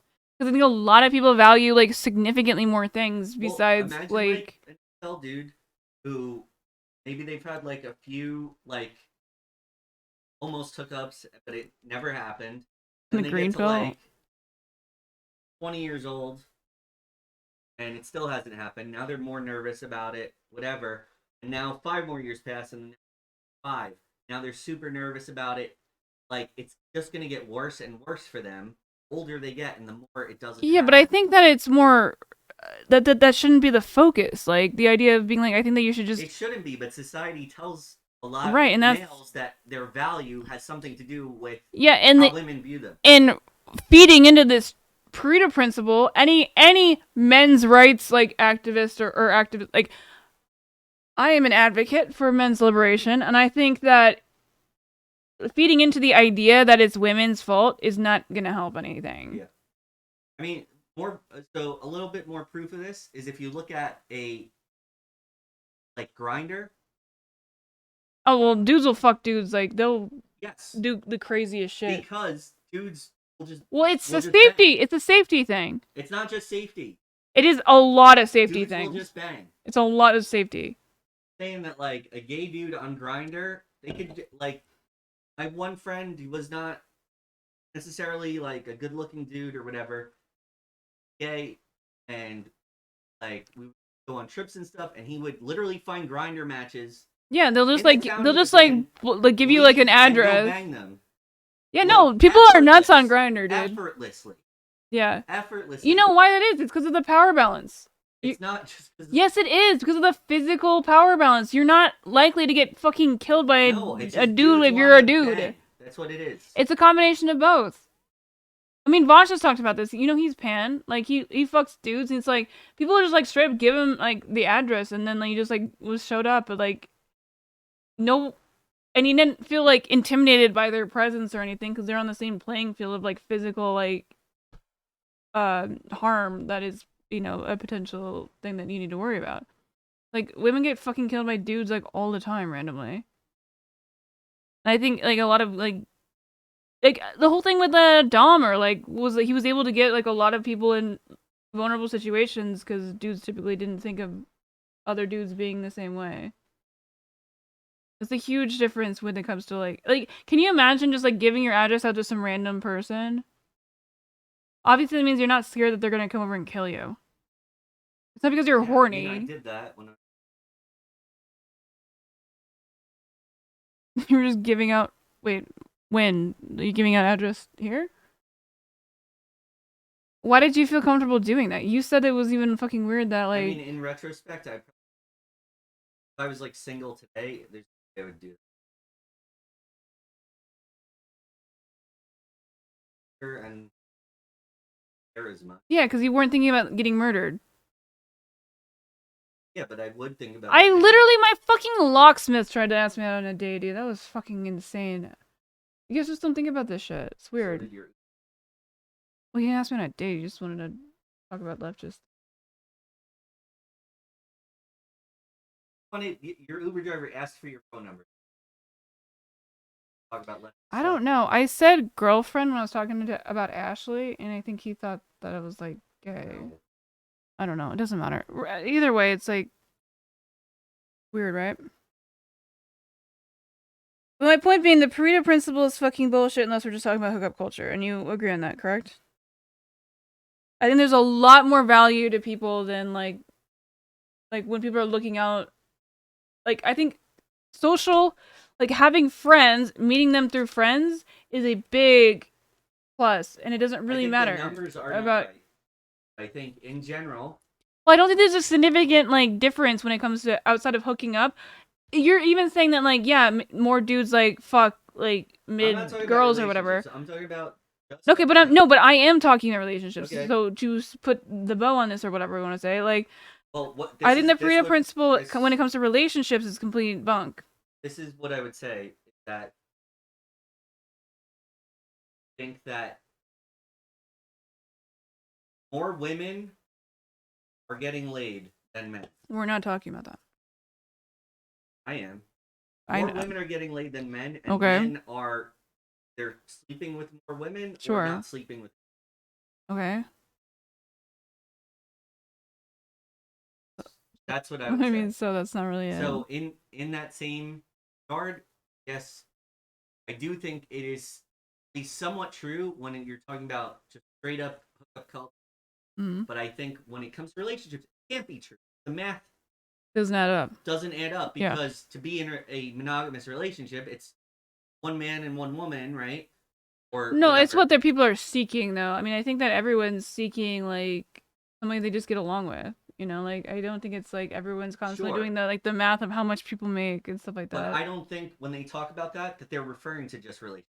They're talking about sexual No, activity. no. When they talk about the Pareto principle, they say all women fall into this. It means that every single woman in the fucking world is So they're only saying looking. those men that are in because more than 20% of men are probably in. No, we're talking about single people. Like basically the idea, it's just suey fuel, as we say, right? But the principle is like Jordan Peterson fucking talks about all the time, and when he talks about it, he is not talking about just hooking up. He is talking about relationships. It's like saying like, oh, only the top 20% of men get into relationships. Yeah, I wouldn't agree with that, but I do Which is think really that stupid. in general, a man has to be higher value. A woman does to get. There is probably some truth to that, but it's because of the patriarchy. Would you agree with that? Yes, it is because of patriarchy. Because Which Rachel is very fond of, by the way. it is because men see themselves as higher value by being able to hook up with lots of women. All this stuff will hook up with women that. No, I think it's because you guys are all socially pressured to be like the breadwinner and like all of that like dumb patriarchal. What does being the breadwinner have to do with getting laid? We're not talking about that. We're talking about relationships. That is. I've been just trying to talk about relationships the whole time. What do you mean? It can't refer to just relationships. Okay, well that even does make sense with the concept of what you're saying, where you're saying that like, oh, all these women are trying to hook up with somebody who's potentially going to be a good partner. How are you going to say that doesn't make any sense to be related? Even if that's not what we're talking about. Sure. I think a lot of women. You think that women that are looking for relationships are going to, as they get older, looking for a man that's in that range, and if it doesn't work, it doesn't work? Or do you think their standard's going to lower as they get older? Bitch, without patriarchy, you don't got police to allow you to walk outside. You're fucking retarded, dude. I don't even have anything to say to you. Sorry, what did you say? Dang. I don't remember. Coat post. What, do you think that the patriarchy is the only reason I'm not getting murdered the second I walk out of my house? There's no lady police officers. Well, the definitely. only matriarchy I know of, Drow Kingdom of Enzo Berenzin. Right? Yeah. No. Forgotten Realms, and this is a horrible life to live. Yeah. Well, no. No, that's not true. In Mass Effect 2, there's like that whole race is like the matriarchs. The ones with they look like their hair slicked back all the time, but it's like just their face. It's like one of the major like 4 races. The Asari. Yeah, sorry, they're all matriarchs. Checkmate. Are there even? No. It was a matriarch. Okay, so there's no female of the other one.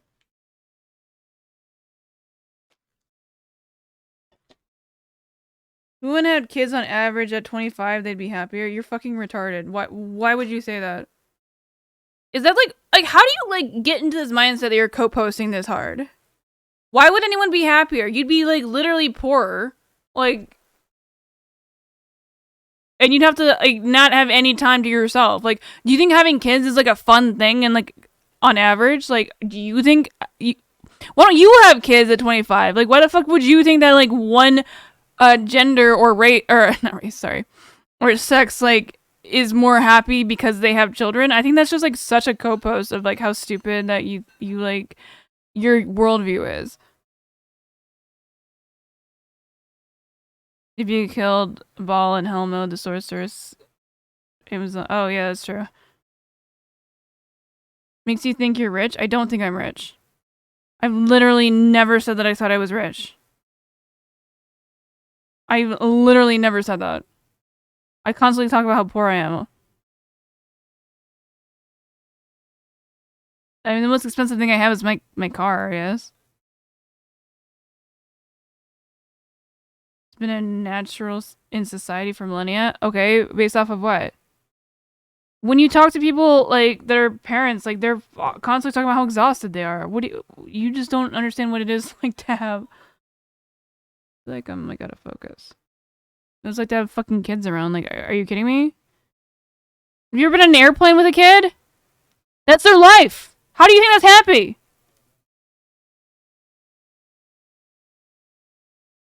Why would I not want a kid? Why do you want to have a kid? Why are you constantly putting that on me? I don't give a shit. Just not get Uber Eats as much. We love that for you. 90% of advanced career positions. What is your definition of advanced career positions? Women, no, there is no, what? Women do not lose, what are you talking about? Ambition during their 30s? You just made that up. You're literally just saying something that your dad told you. Why don't you fucking think for yourself, dude? Yo, the reasons stem from bum fathers? What?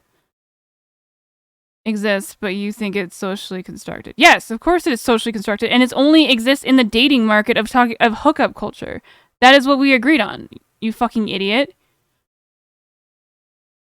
They end up so unhappy. No, I don't think that they're... What? There's no proof of that. That is such a boomer take. That's literally your dad, like, that your dad's voice in your head. Because he didn't fucking think about it either. He just did the same thing that he was told from his dad. Think for yourself, bro. We're on the internet age, my dude. You don't gotta just, like, listen to everything that your fucking grandpa told you. They're also probably fucking racist and thought black people were, like, inferior to white people. So, like, maybe, like, think about the things that you have ingrained in you. If they don't have kids in their 30s, why do you think the fucking suicide rate is so high, you fucking idiot?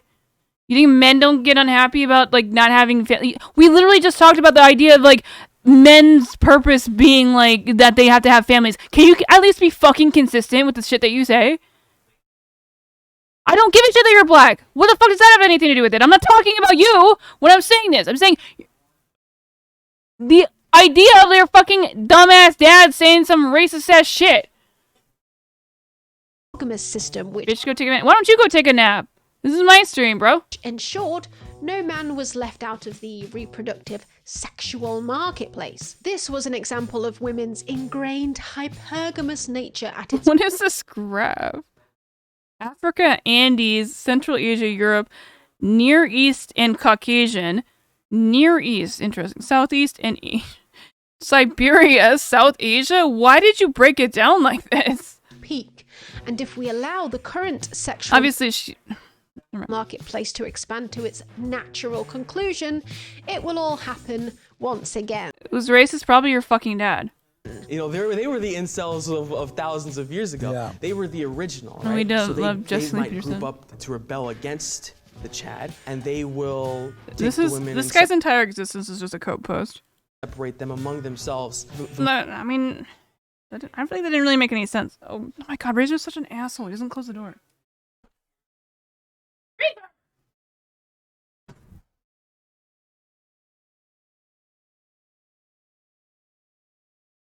They'll have so many reports in 100 years how the average age of women having kids fueled a lot of mental problems women go through today.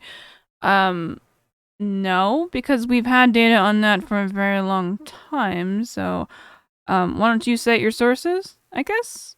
If you're gonna make that up. Marxists, for example, they came to America. Do you think that the average, like, 1950s home mom that was, like, literally... It's even, like, a joke that they were, like, all on fucking, like, Xanax and, like, wine moms or whatever. Like, that's, like, a joke. Like, how are you not gonna, like, think that women are happier when they're moms? Like, why... Are you happier when you're a dad? No. And they... You have probably the happiness you get from, like, being a parent, but I don't think either one really, like, makes you significantly happier. destroyed thousands of years. I don't think there's at all a relationship between kids and sexual happiness. market. Just like it existed thousands of years ago. For a start, there is no consideration that this may have not been the women's choice. Many of the Having kids gives women just something to do. Well, I mean, if you have a job, then you have something to do.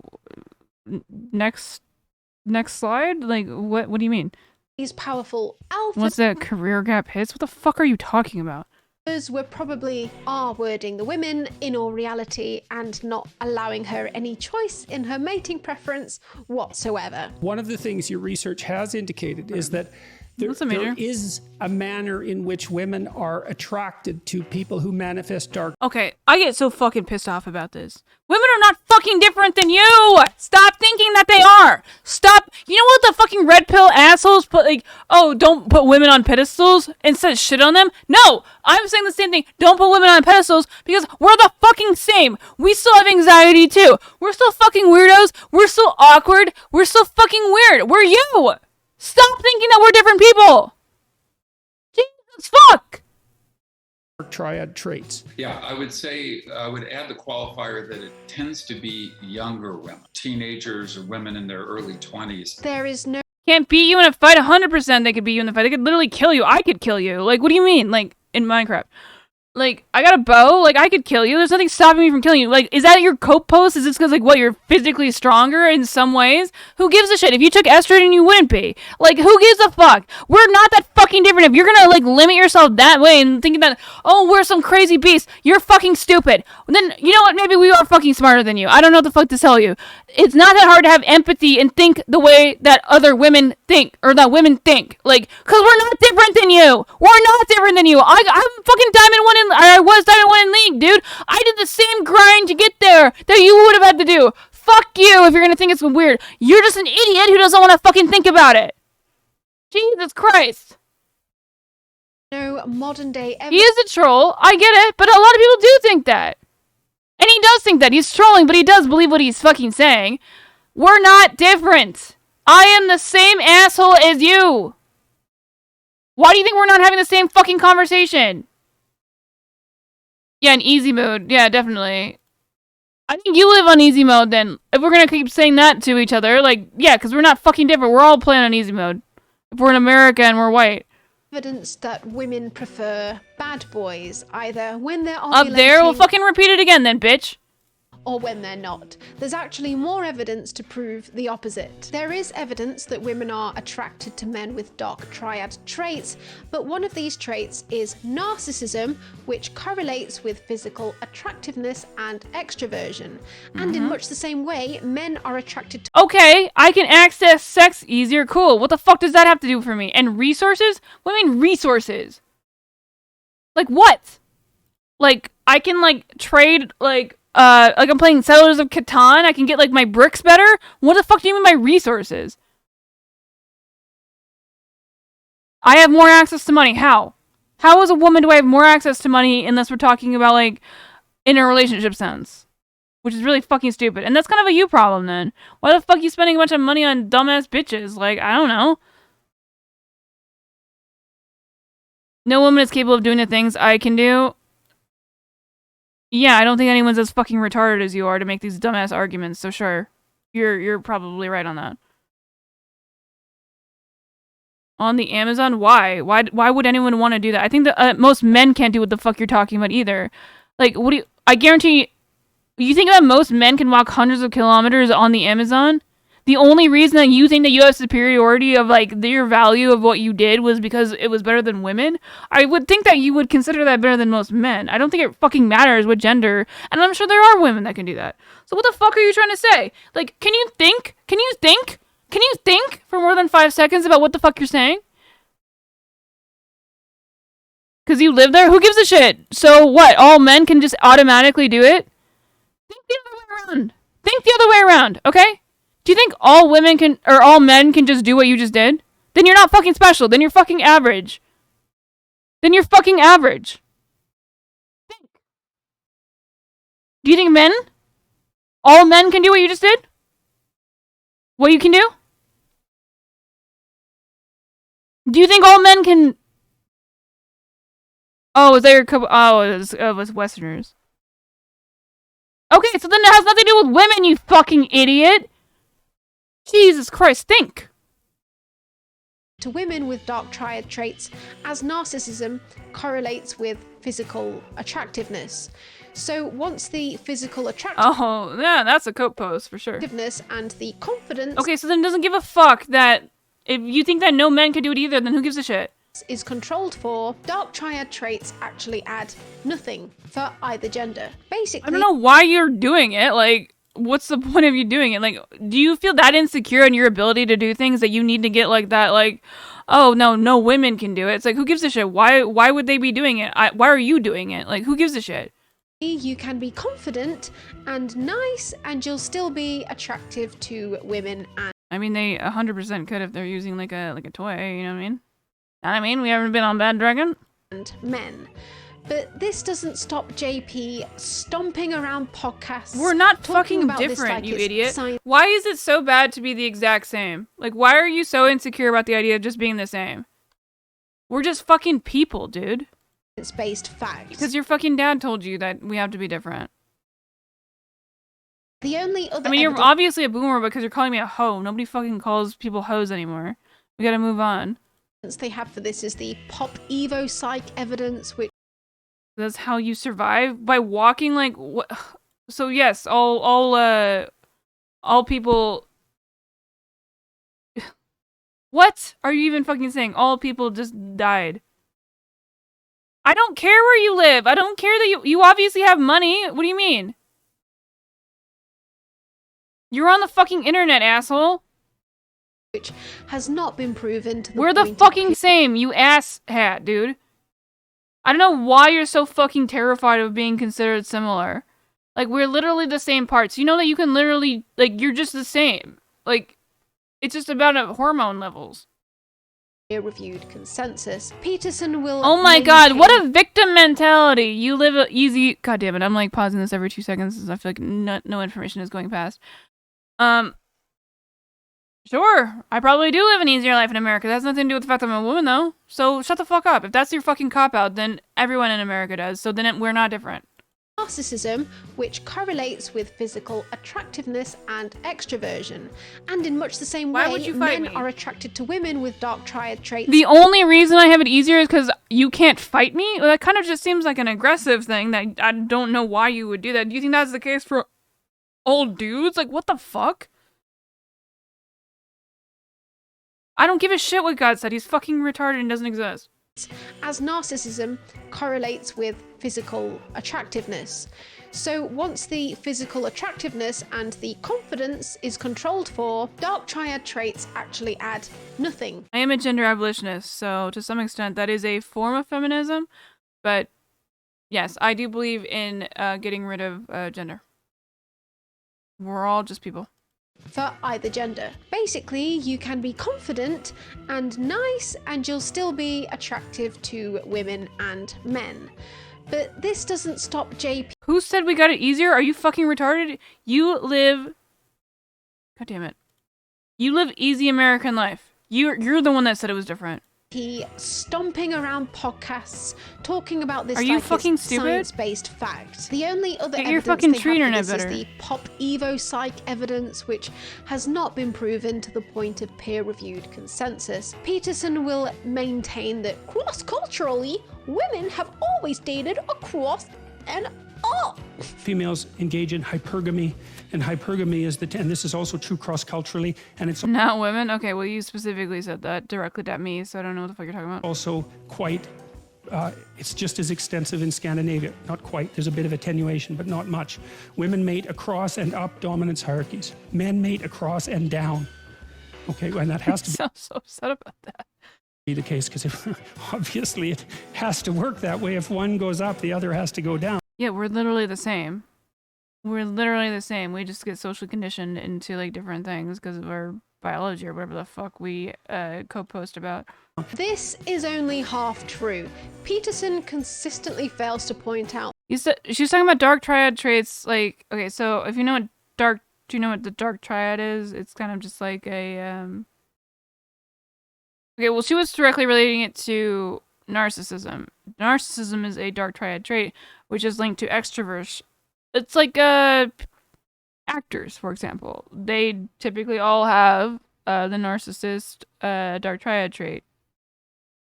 So her point with mentioning it was that, like, yes, that is true, that a lot more women are attracted to people with dark triad traits, but that's because they're more extroverted, more personable, like more open, and that like more I don't want to say dominant, but like they're more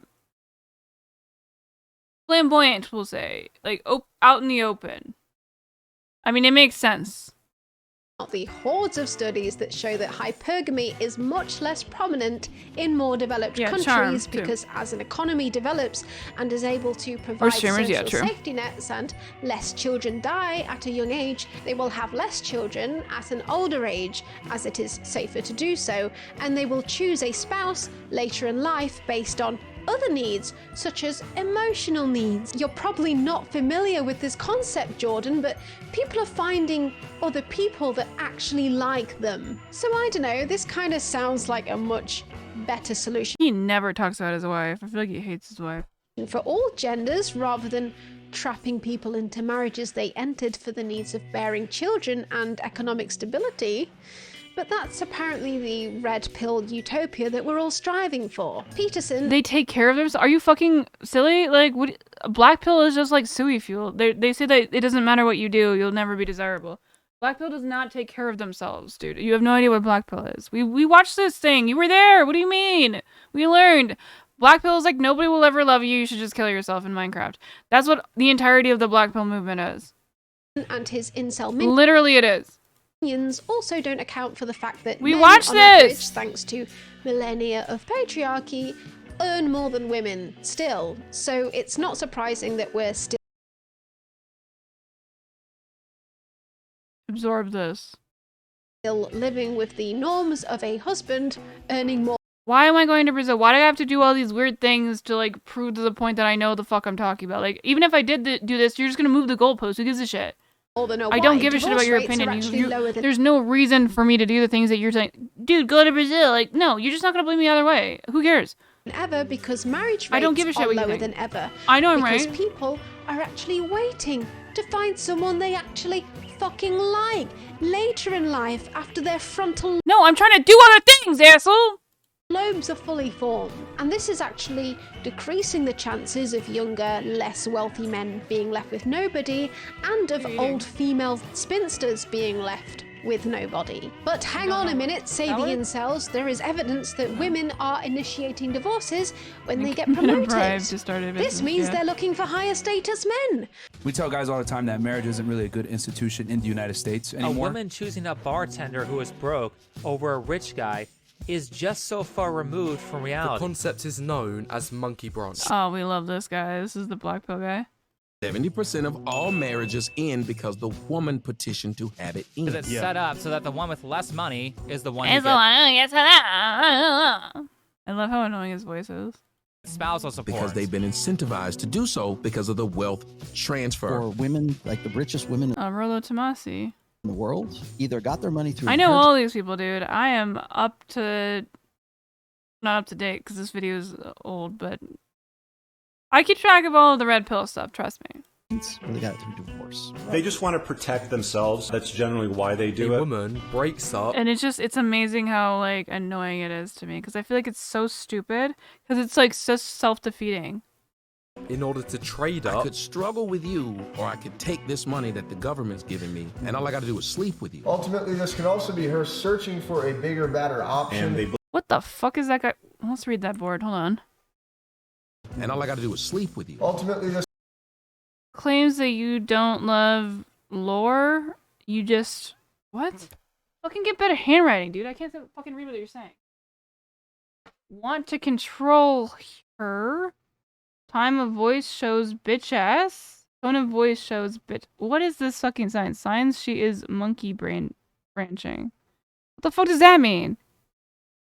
Disrespectful scandalous pics. New validation. Argumentative with. Okay, this guy is just having a moment. This is a mental health crisis happening in real time. Or not in real time. on film, I guess we'll say. For a bigger, better option. She's probably not cheating, dude. I mean, men and women cheat at the same rate, so.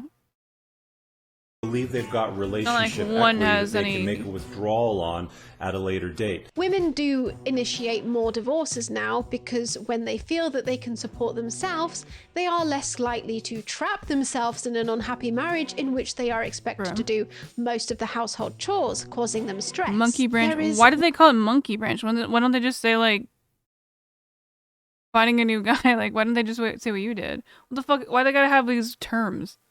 Like, I feel like I'm like doing like a D&D thing. no evidence that they are leaving them for higher value males. There is also another apparently hard to swallow pill that women will cheat on their beta male husbands with alphas. Another theory that Peterson backs up with Like a particular monkey wrench? fervor. And I'm not saying anything for this or against this. This is a purely fact. All right. So if you want to talk about household chores, the ability to have maternity leave the same as, paternity leave the same as maternity leave. Not necessarily them having to be directly at the same time, but being able to have them in tandem, but the same amount of, or not in tandem, sorry, one after the other.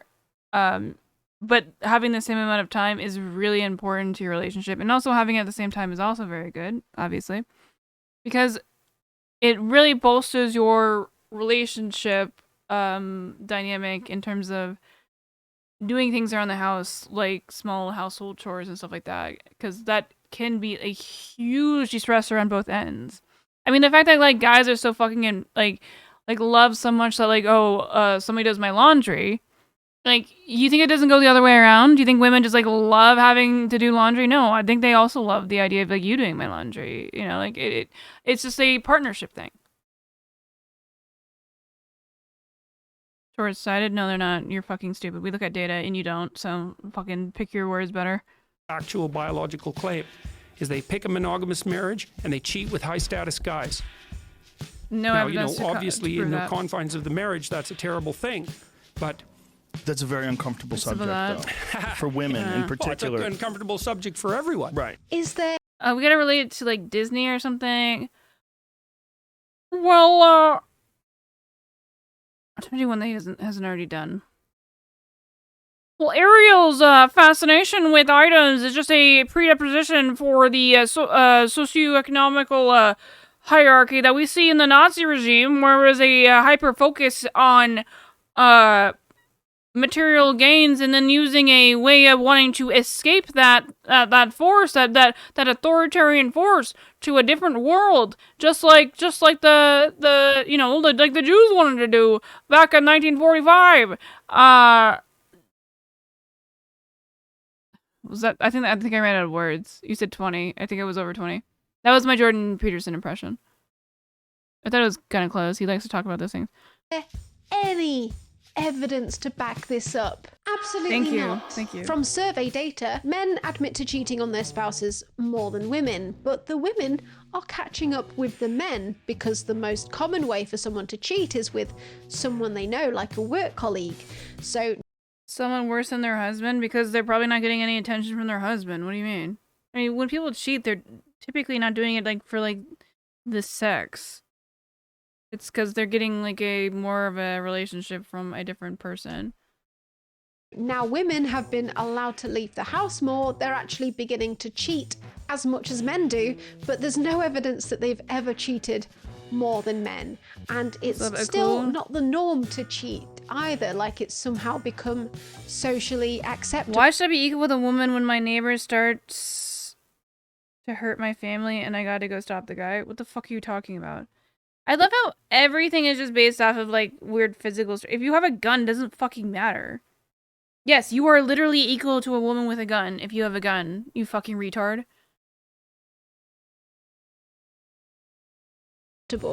There's no society... You think that there's any, like, inherent, like, biological difference to having a gun?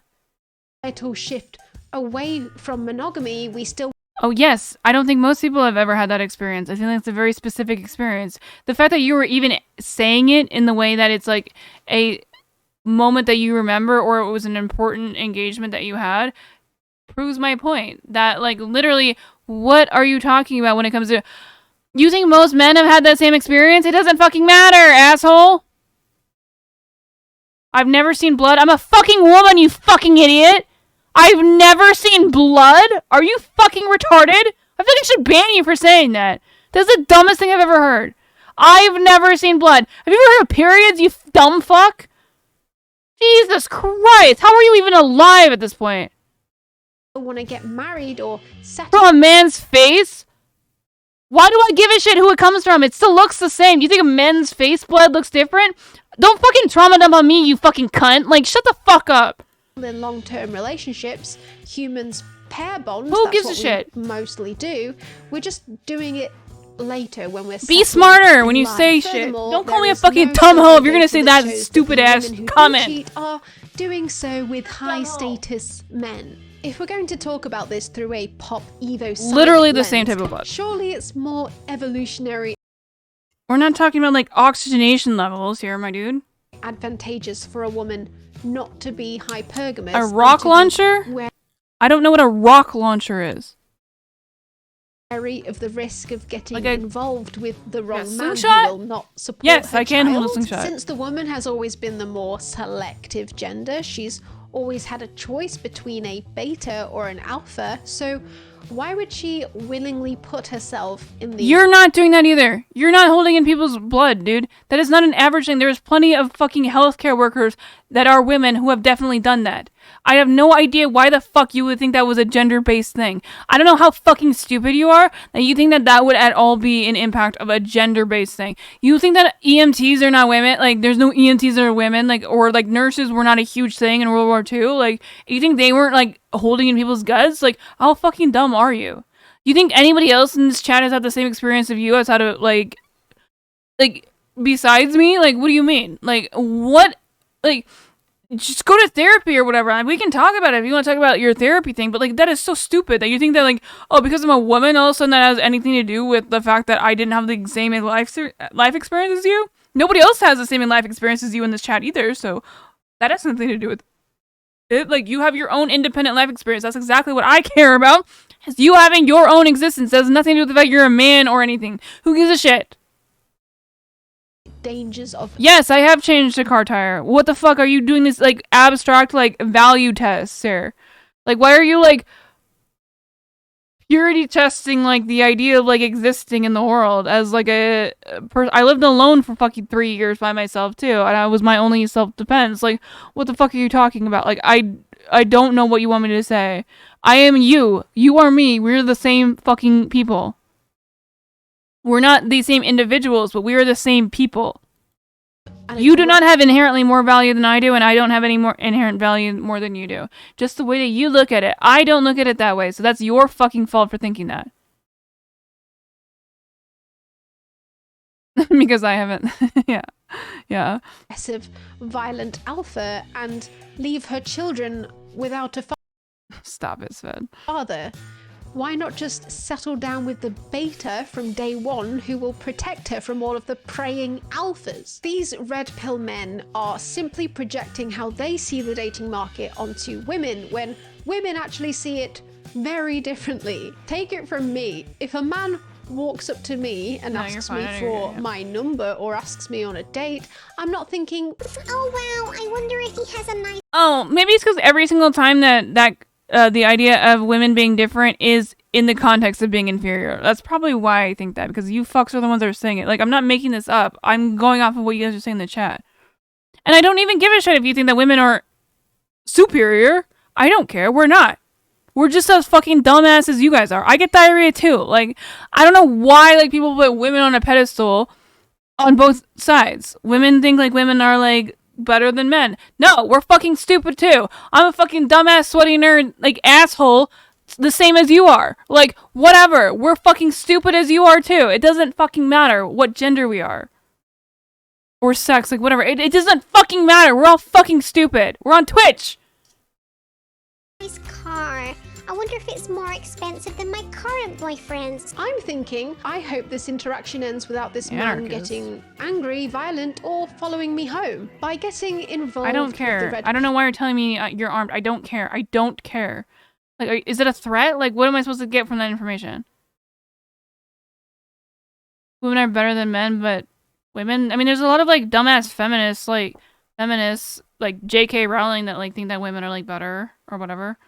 Like, there's a lot of people who think that. Like, it's not like it's a fucking... I mean, like, if you're gonna even argue this dumbass point, you should be aware of the people... There are women that think that.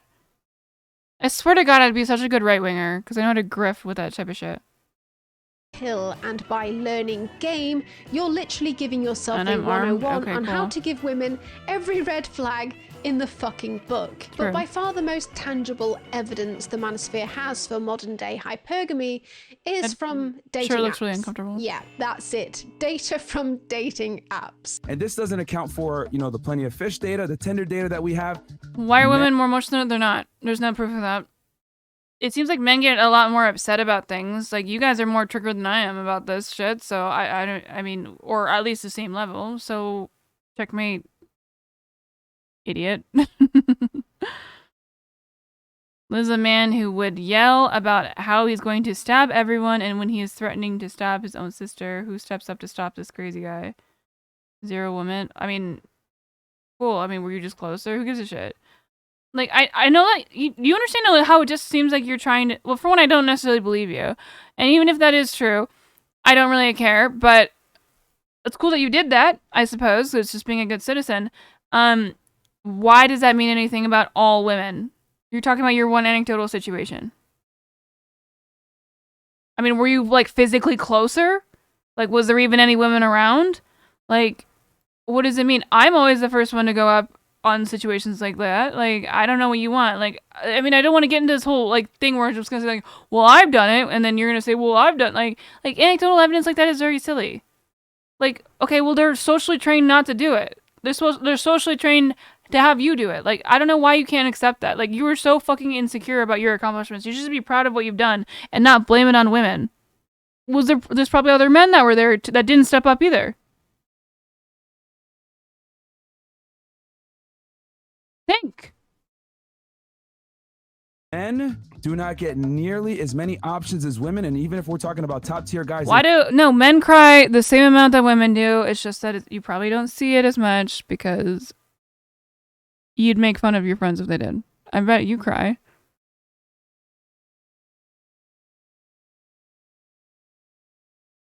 Just not publicly.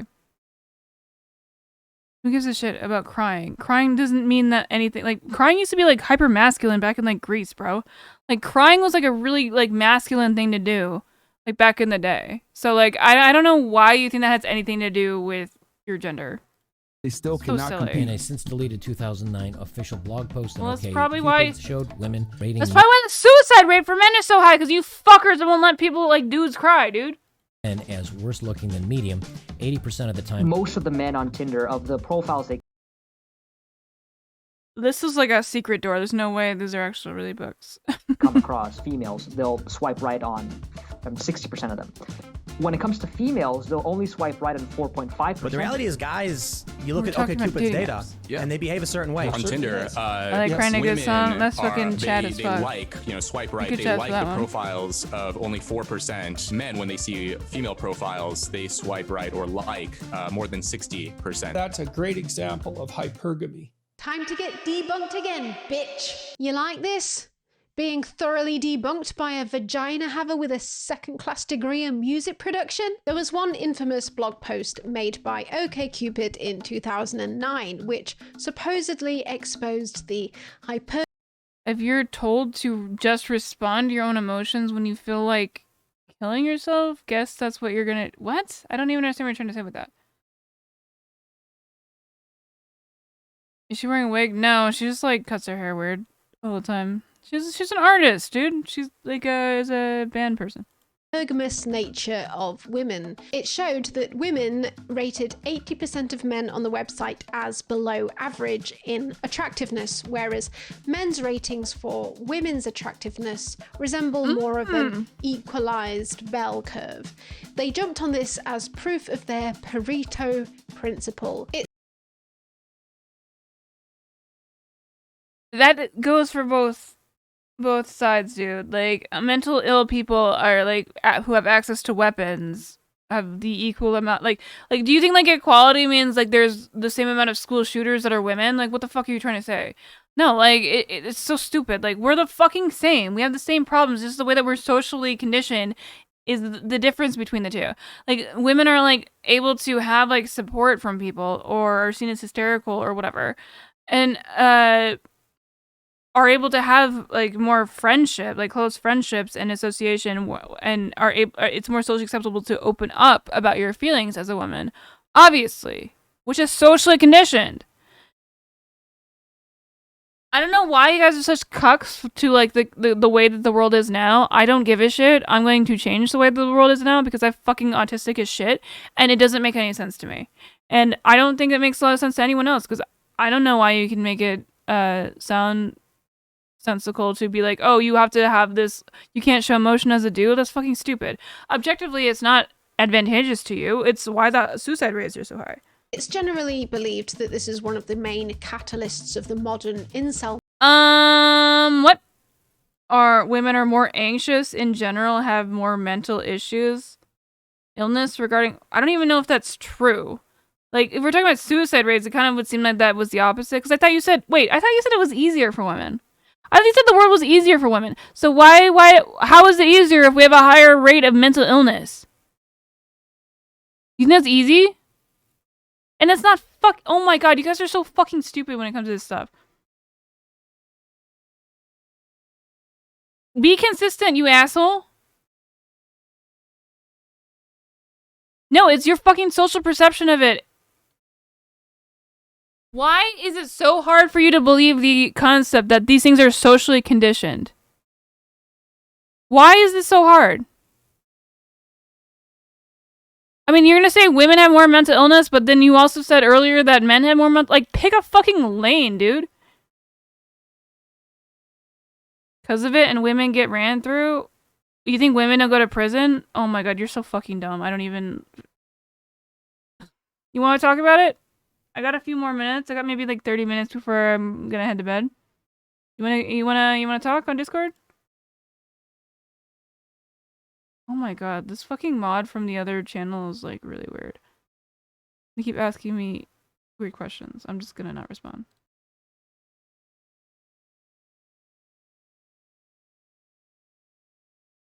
Because it's same across all... What are you talking about? What is the same?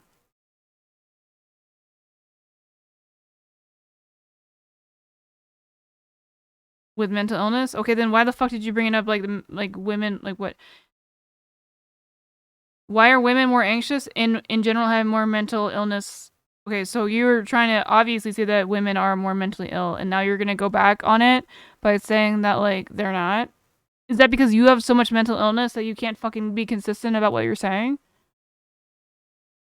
Movement, and the blog post was eventually taken down not long after the incel attack in Toronto, where 11 people died. The incels took this to mean that big tech was trying to hide the truth of hypergamy. Ironically, that same blog post actually showed that women are more likely to be open to messaging men they see as less attractive, whereas men are more likely to only message women they rate as more attractive to themselves. So it showed that even though women rate most men as below average, they are much more likely to message them anyway. So here we are again with the incel projection of shallow dating preferences on women. In addition to this, r/Tinder data generally tends to show that men will swipe right on most women, and women will be very picky, and the ones that they do swipe right on will very likely result in a match. I need to explain why this is the case. A fact that the red pill seems to gloss over is that women are always going to be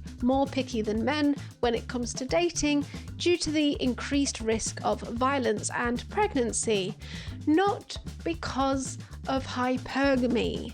Let's have a look at some stats that the manosphere completely ignores. Younger women who have used dating sites or apps are especially likely to report having negative interactions with others on these platforms. A majority of female online daters younger than 50 say harassment, unsolicited explicit messages are very common on dating platforms. 60% of female users aged 18 to 34 say someone on a dating site or app continue to contact... The only Oh my god. Black mark on the manosphere are the POAs. Yes, POAs are very dumb. I think men have a harder life than women, and women are more anxious, mentally ill. I'm saying this is due to, but no, it's not. You're literally also arguing for the fact that men are more mentally ill and they do more violence. Like violent attacks happen more often because of men. So would that not say that they're more mentally ill in a lot of it's so silly. Like, no, people are just fucking crazy. It's all socially constructed. I don't know why you guys we're talking about getting away from the Matrix, getting away from something like that. You are the same fucking idiot that I am. I am not different than you. I don't know why you feel the need to be acting like you're different than me. We're literally having the same fucking conversation. I'm not. My life experience has obviously been different, in the grand scheme of it. But in general, we are not fucking different. You are so silly. The only thing I can think of is sometimes what, I get period cramps and that makes me irritable because I'm physically feeling bad. The same thing happens to you if you break your leg and you feel bad. It's very, very, very minor differences. Biologically, I don't know if you're just fucking stupid and you don't understand how women work, but there's no fucking significant difference at all. I am more logical than I'm sure you are. So I don't know what the fuck you're gonna try and say about that. Psychopathy is actually the same in men and women. If that was what you're trying to say. Cheers, by the way.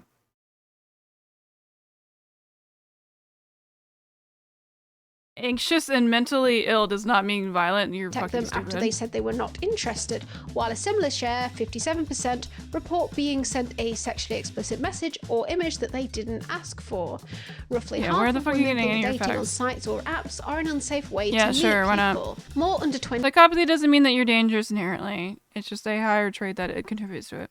Sexually assaulted after meeting offenders on dating sites.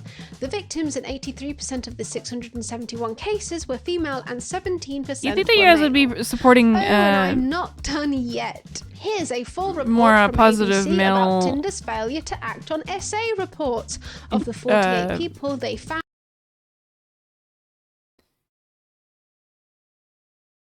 the way that we look at men, I guess. I don't think that we should be looking at them as some fucking violent, the inequality is inequity that happens in this fucking society when it comes to how men get longer prison sentences and how men typically are considered more violent, especially mentally ill men with autism or whatever are seen as more creepy. All of those inequality as I don't know why you're just saying that that's a good thing. I don't understand. Why are you so against men's rights? I don't get it. Yes, they do. Who gives a shit? If we're talking about sentence wise, men get way longer prison sentences than women do for the same crimes. And I think that's fucked. Because it's fucking sexist. You know why? Because I think that it's stupid to think that we're that different, because we're not. We're not different. We have enough trans people in this world who have lived lives as both sides, dude. Do I need to watch, do I need to show you the Contra video? ContraPoints is a biological male, but she is a trans woman, and she, has talked about how the, knowing both sides of the situation when it comes to, the privilege when it comes to dating, sure. But, also, I'm not how am I gish galloping? It's my fucking stream. What the fuck? Gish galloping is putting too many, fucking things, for you to respond to. Just because you can't type as fast. What the fuck are you talking about? ContraPoints. Who reported SA to the app, only 11 even got a response from Tinder. Almost all of those responses did not detail whether any action was taken. And Match Group, the company that owns basically everything, Tinder, OkCupid, Match.com, Hinge, Plenty of Fish, and some others, has openly admitted that they do not... Hey, I've gotten a message directly that me telling my advice of talking shit about Andrew Tate has gotten them a match. So, that is still going to be my advice, I guess. screen for sexual predators. Just on talk their shit about free Andrew Tate. apps. Then, like, that's kind of like a spokesperson green said, flag. There are definitely registered sex offenders on our free products. We love that. Which is a bit like a spokesperson for an ice cream company saying there are definitely flesh-eating spiders in some tubs of our ice cream. Don't blame me, I just work here. So lucky you, ladies. While True. Tinder makes men pay for the slight hope Andrew of Tate more does not matches, have hair. you'll have to pay for the assurance that you won't be assaulted. And even then, it's not guaranteed. Yeah, so if you want I to stand out from the cannot bunch, stress just this talk shit about it. enough. Dating apps do not represent real life. Dating apps represent an extremely shallow, gamified version of dating that artificially creates the Pareto principle. Since women are more likely to have had previous negative experiences with men, I'm not discounting that men have them too, but the fact that women have them more often than men is relevant here. So women are more likely to have their guards up when swiping and chatting, so this causes men to get less matches on the ladies that they're swiping right on, and the men are getting annoyed that they're getting less matches because this leads to less of a chance that they'll find someone that they like. To them, this just becomes a numbers game, so they start swiping right on more and more and more women, and the women start to realize that whoever they swipe right on, they're quite likely to get a match with them. And because I remember I accidentally swiped right on somebody I didn't like, and they messaged me immediately. I was like, fuck. I didn't know how to like do it because you have to unmatch, and like I like didn't want them to feel that. So I just didn't respond. And then like, why the fuck? Then they got like immediately like mad at me. Like I was like, okay. Like, why the fuck did you even swipe right at me? It's like how much like time are you investing in this? You get pussy, you're a cuck. That sounds like cuck words right there. Bruh, everything you've said is like ultimate cuck words. I just think it's a good tactic because they probably don't think that you align. I mean, if you're lying about it, then sure. But like, if you honestly just like think that Andrew Tate's an idiot and like a piece of shit, then it's like kind of like a free. Wait. What do you mean a cuck? Like, would you rather be like simping for Andrew Tate? Like, you are more interested in Andrew Tate than a woman? Then yes, that's a you problem. I don't know. Just like, what is your point? No, not if you're trying to get pussy, dude. Are you fucking retarded? You're literally going against your own argument. The fact that literally made dudes come for money, Jesus. Okay, so then you're probably not gonna get pussy. That's a you problem. Which is ironic because that's basically like Tate's whole thing is to lie for pussy. So I don't think that you have any consistent ideology when it comes to your opinion of Andrew Tate. He literally says to lie to women until like to get them into sex slavery. I don't know, like I'm a better fucking Andrew Tate fan than you are, you idiot. because they don't want too many unsolicited Definitely an pictures L, yeah. of male genitalia taken with a pissy toilet bowl in the background to deal with, they start... Oh, here, I wanted to show you guys this too. There's somebody who messaged me. The name was just a count. It's really annoying. They would just like message me like, hey. And I said, hi. And then they didn't say anything. Then they said, hey, again. And then I didn't respond because I'm like, this guy, like, it's annoying when I say hi and then they just say hey again. Because this happens all the time, by the way. Like, this is just like the staple of a creepy person. And then they're just like, then they added me. And then I said, what? They didn't respond. And they said, hello. I didn't respond because they didn't fucking respond to me last time I said anything. And they said, HLMM, like, I guess.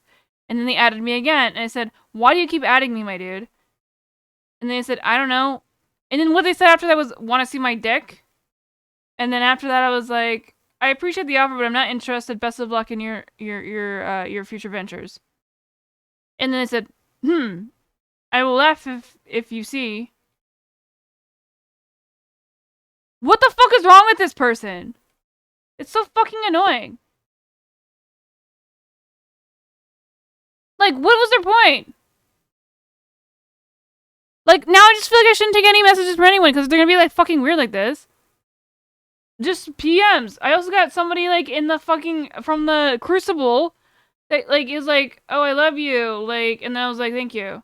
I assume they were just like, they liked like my performance or whatever at like the debate or whatever. And oh, they said then they're like, hey, I love you, and I was like, oh, thank you. You're supposed to say I love you too, or else it's weird. I didn't respond. And then 3 hours later, they're like, say it in all caps. And I said inappropriate and did like a Zerker face. And now they're asking me, are you part Asian? I'm wondering. And they're also adding me in the fucking Crucible channel. Like trying to say like I could be your Valentine or something like that. I was like, Jesus Christ, why are these people so fucking weird?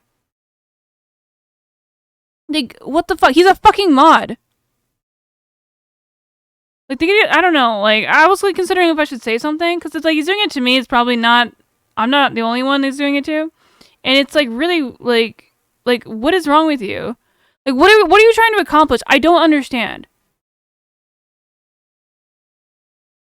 I was like, Codemac, yeah, kind of. Well, no, I'm not gonna me too. I'm just like, bro, like what, like.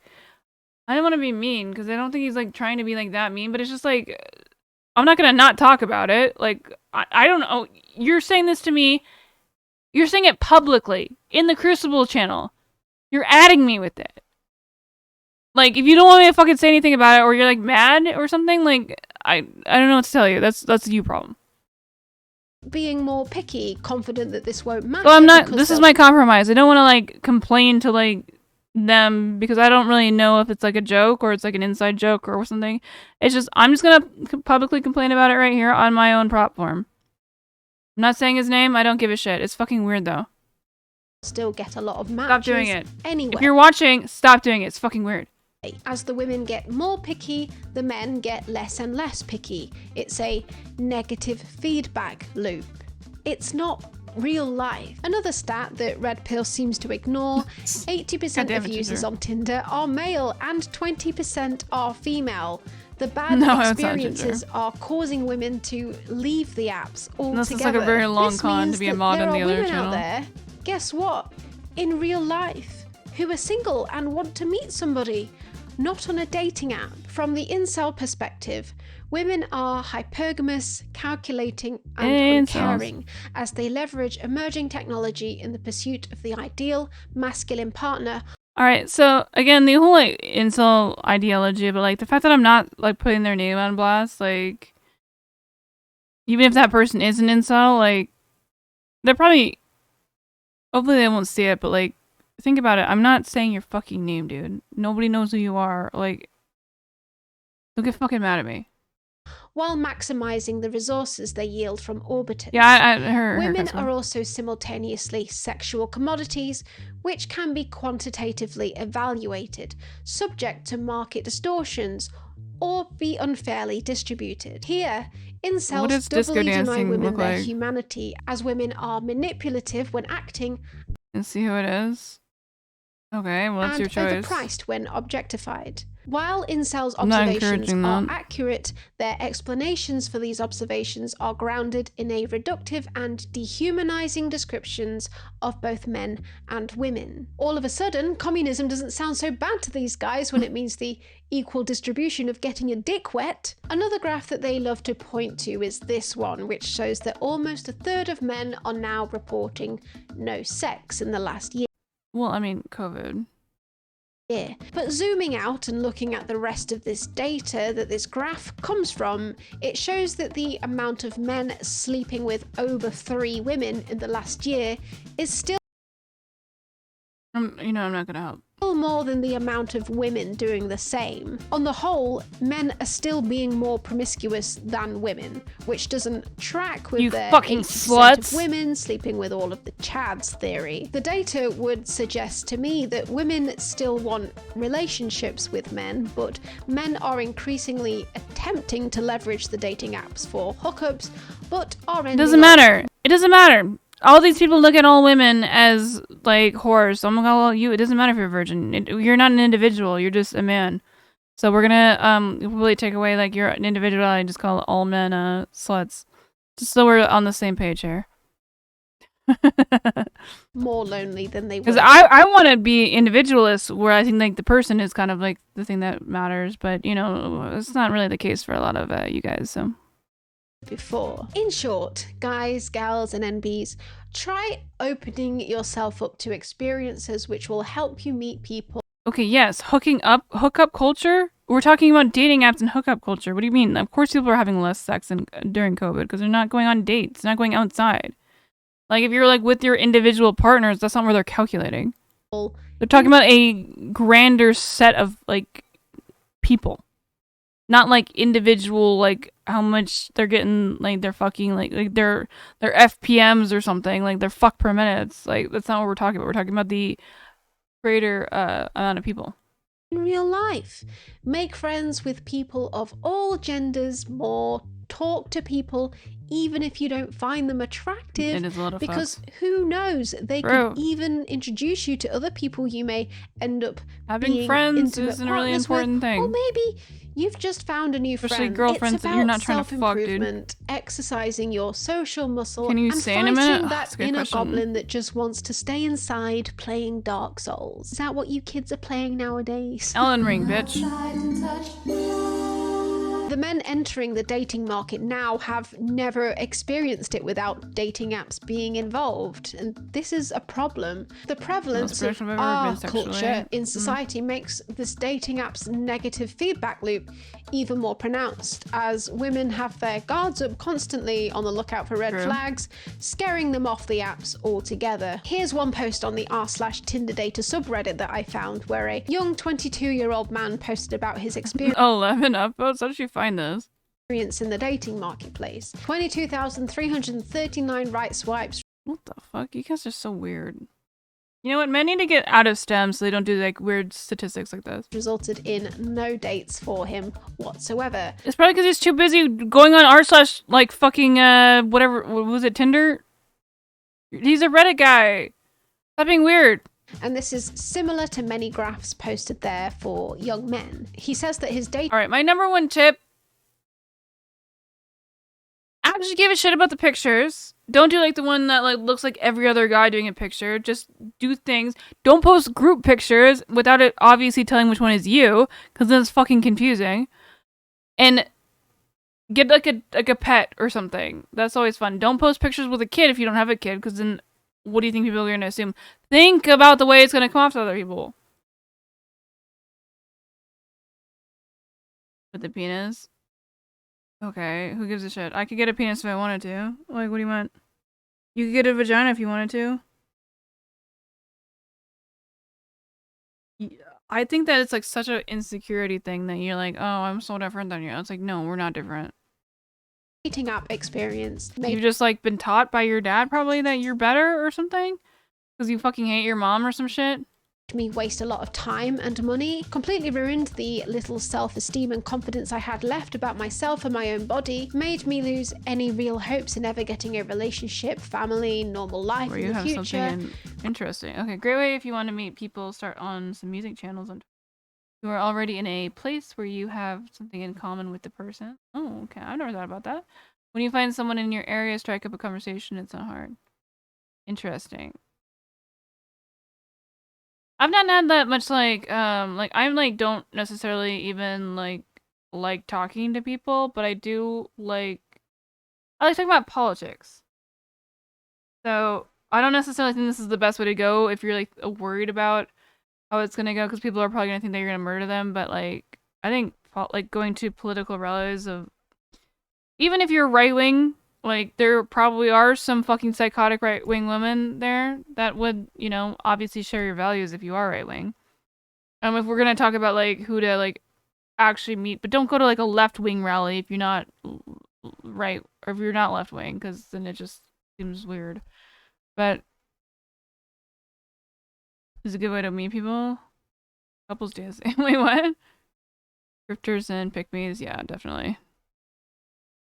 What if I don't give a fuck about politics? Well, then don't use that advice. Then go to the music thing. What do you want? There are no true right-wing girls. True. Greatly worsened both my Then anxiety go to both. and depression to new levels Go to both and be the music act. never experienced before. made me do go all back three to of having those. suicidal thoughts after years of therapy, and as In a Minecraft. result of my deepened depression, it also gave me a cannabis addiction and made me gain 50 kilograms of body weight due to a lack of sleep and lack of energy, etc. All of this makes this It's so amazing to me. I've seen like Hassan do the Chad Vice. 30,000 people, right? 30 to 40,000 people. And these guys will fucking air out everything about like their insecurities, and they sound like confident and like fine and like honest and stuff. Like, it is amazing to me because like I would be nervous as fuck going on to like the Chad Vice thing, just even like being there, like talking about my own issues. I don't know like what it is that like guys just get super confident among like what other dudes like.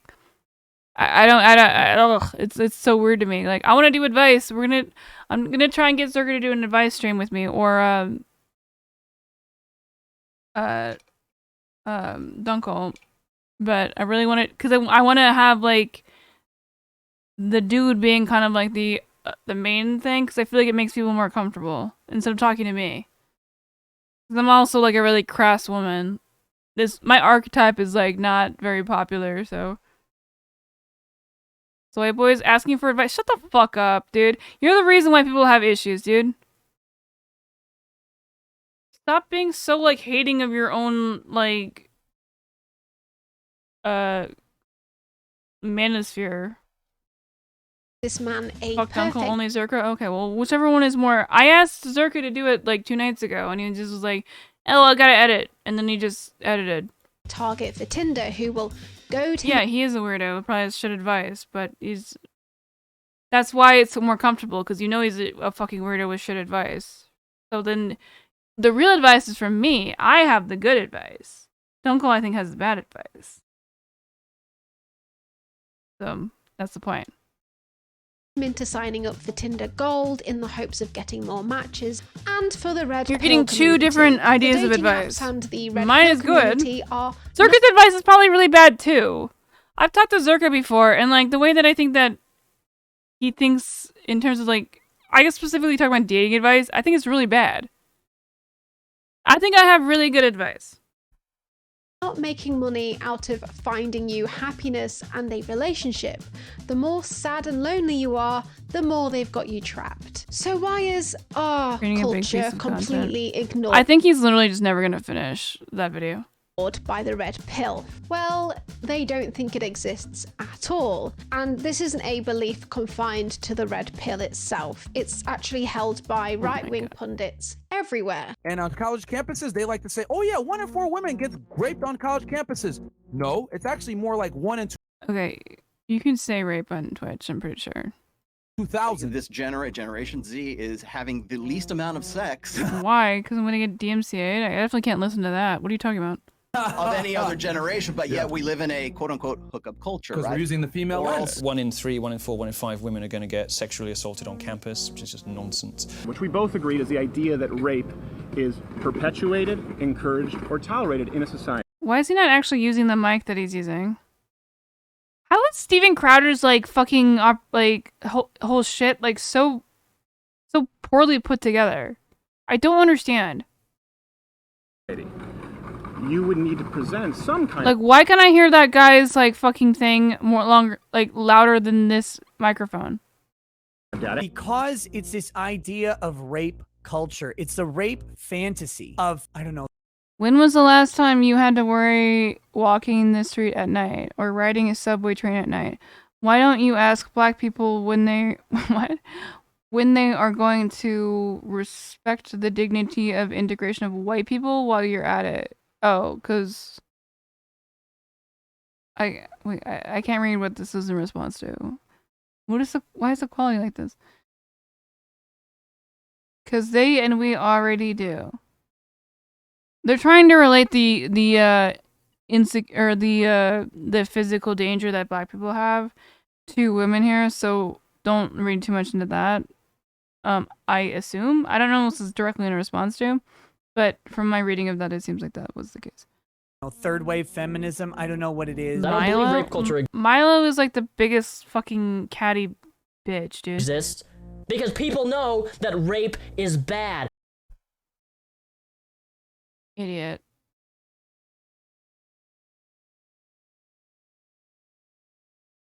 What is your specific special dating event? Well, it depends on the person. I think that Zerka has a set of things that you just was gonna say where I actually like would love to know the context. Like, give me the context of what you want advice for.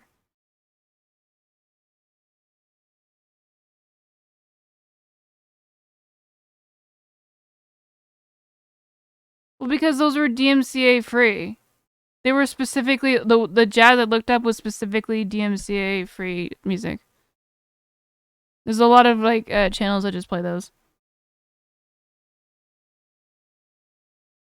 Some surveys were run to find the prevalence of SA on college campuses in the US not long before Obama and Biden were elected. 1 in 5 of every one of those young women who's dropped off for that first day of school, before they finish school, will be assaulted. The right claimed that this was not true, and they still believe that to this day, claiming that the real number is somewhere around 1 in 52 women. According to the Department of Justice, or Bureau of Justice, about 1 in Why do you have a mic if you're just not going to use it? 52 of all sex. That includes, playing grab ass. Much more comprehensive data from the U.S. Bureau of Justice Statistics estimates that about 1 Yeah, that's a PragerU video. 1 in 52.6 college women. There's a vast difference between.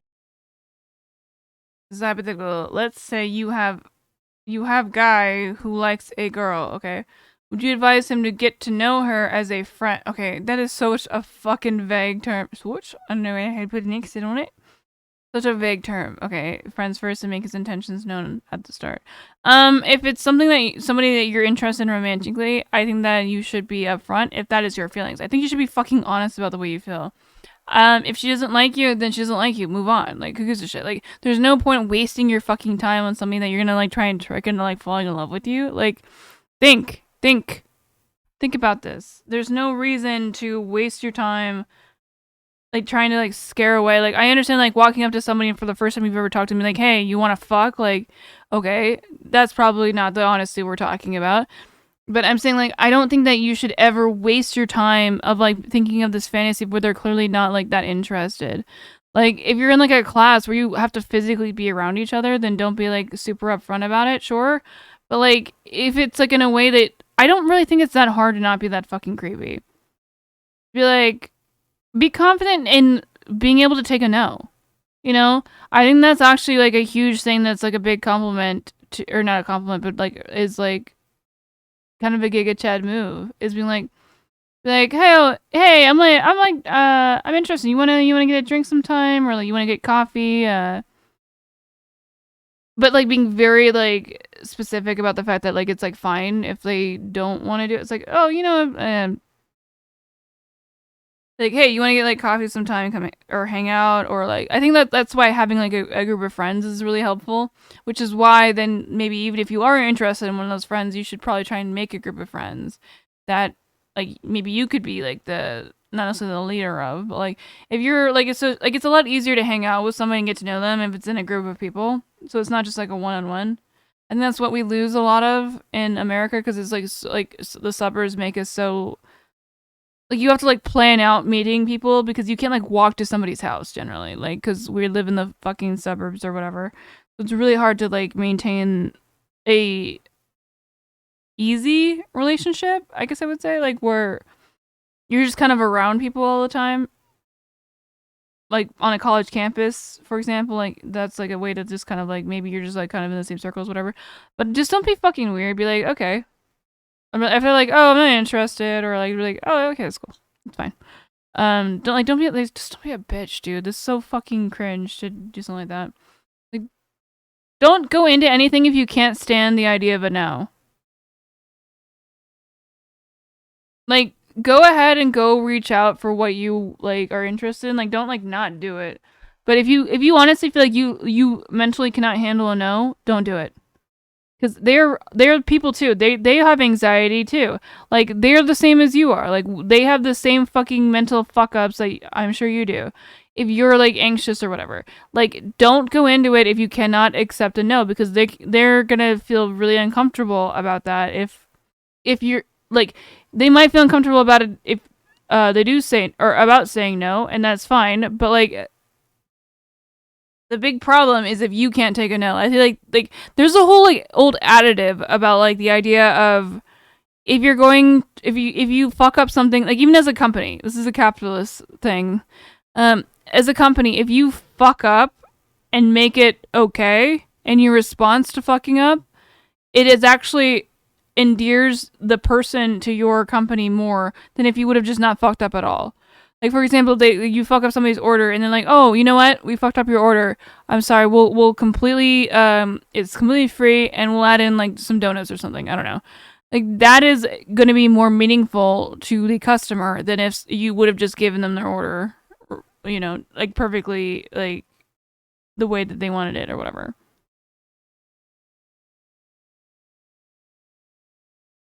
There's no blue pill people. Nobody fucking says they're blue pilled.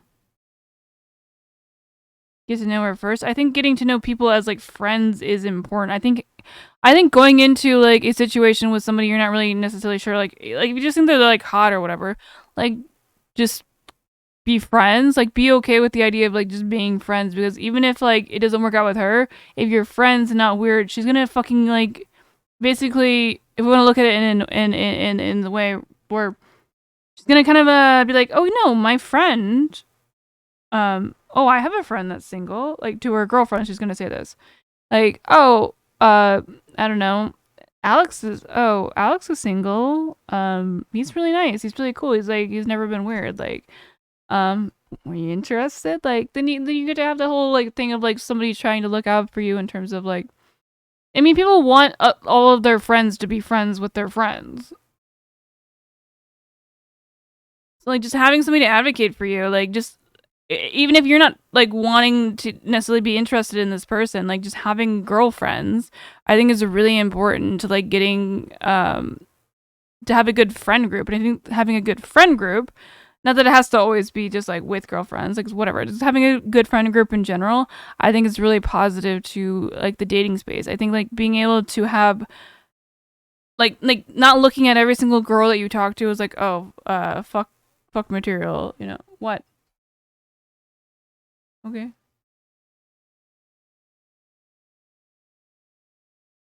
Yeah, huge boost.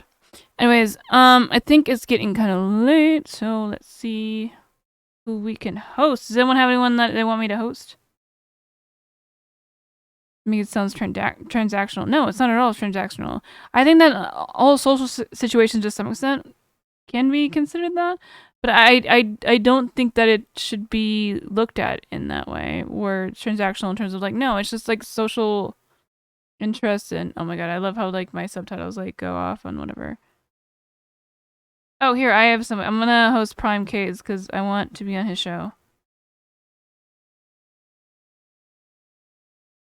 So this is also a debate space.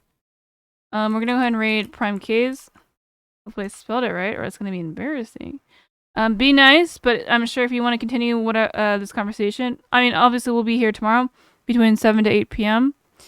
But we're going to go ahead and send you over there. And thank you so much for being here, everyone, and having the conversation. I do love debating and talking about stuff. I got a little heated there, but hopefully I didn't scare anyone away. Is intended for mature audiences. Oh, hopefully you guys are over the age of 18, I guess. I don't know if Ginger is, so. All right, thank you so much for everyone being here. We'll see you tomorrow between 7 to 8 p.m. Central Time.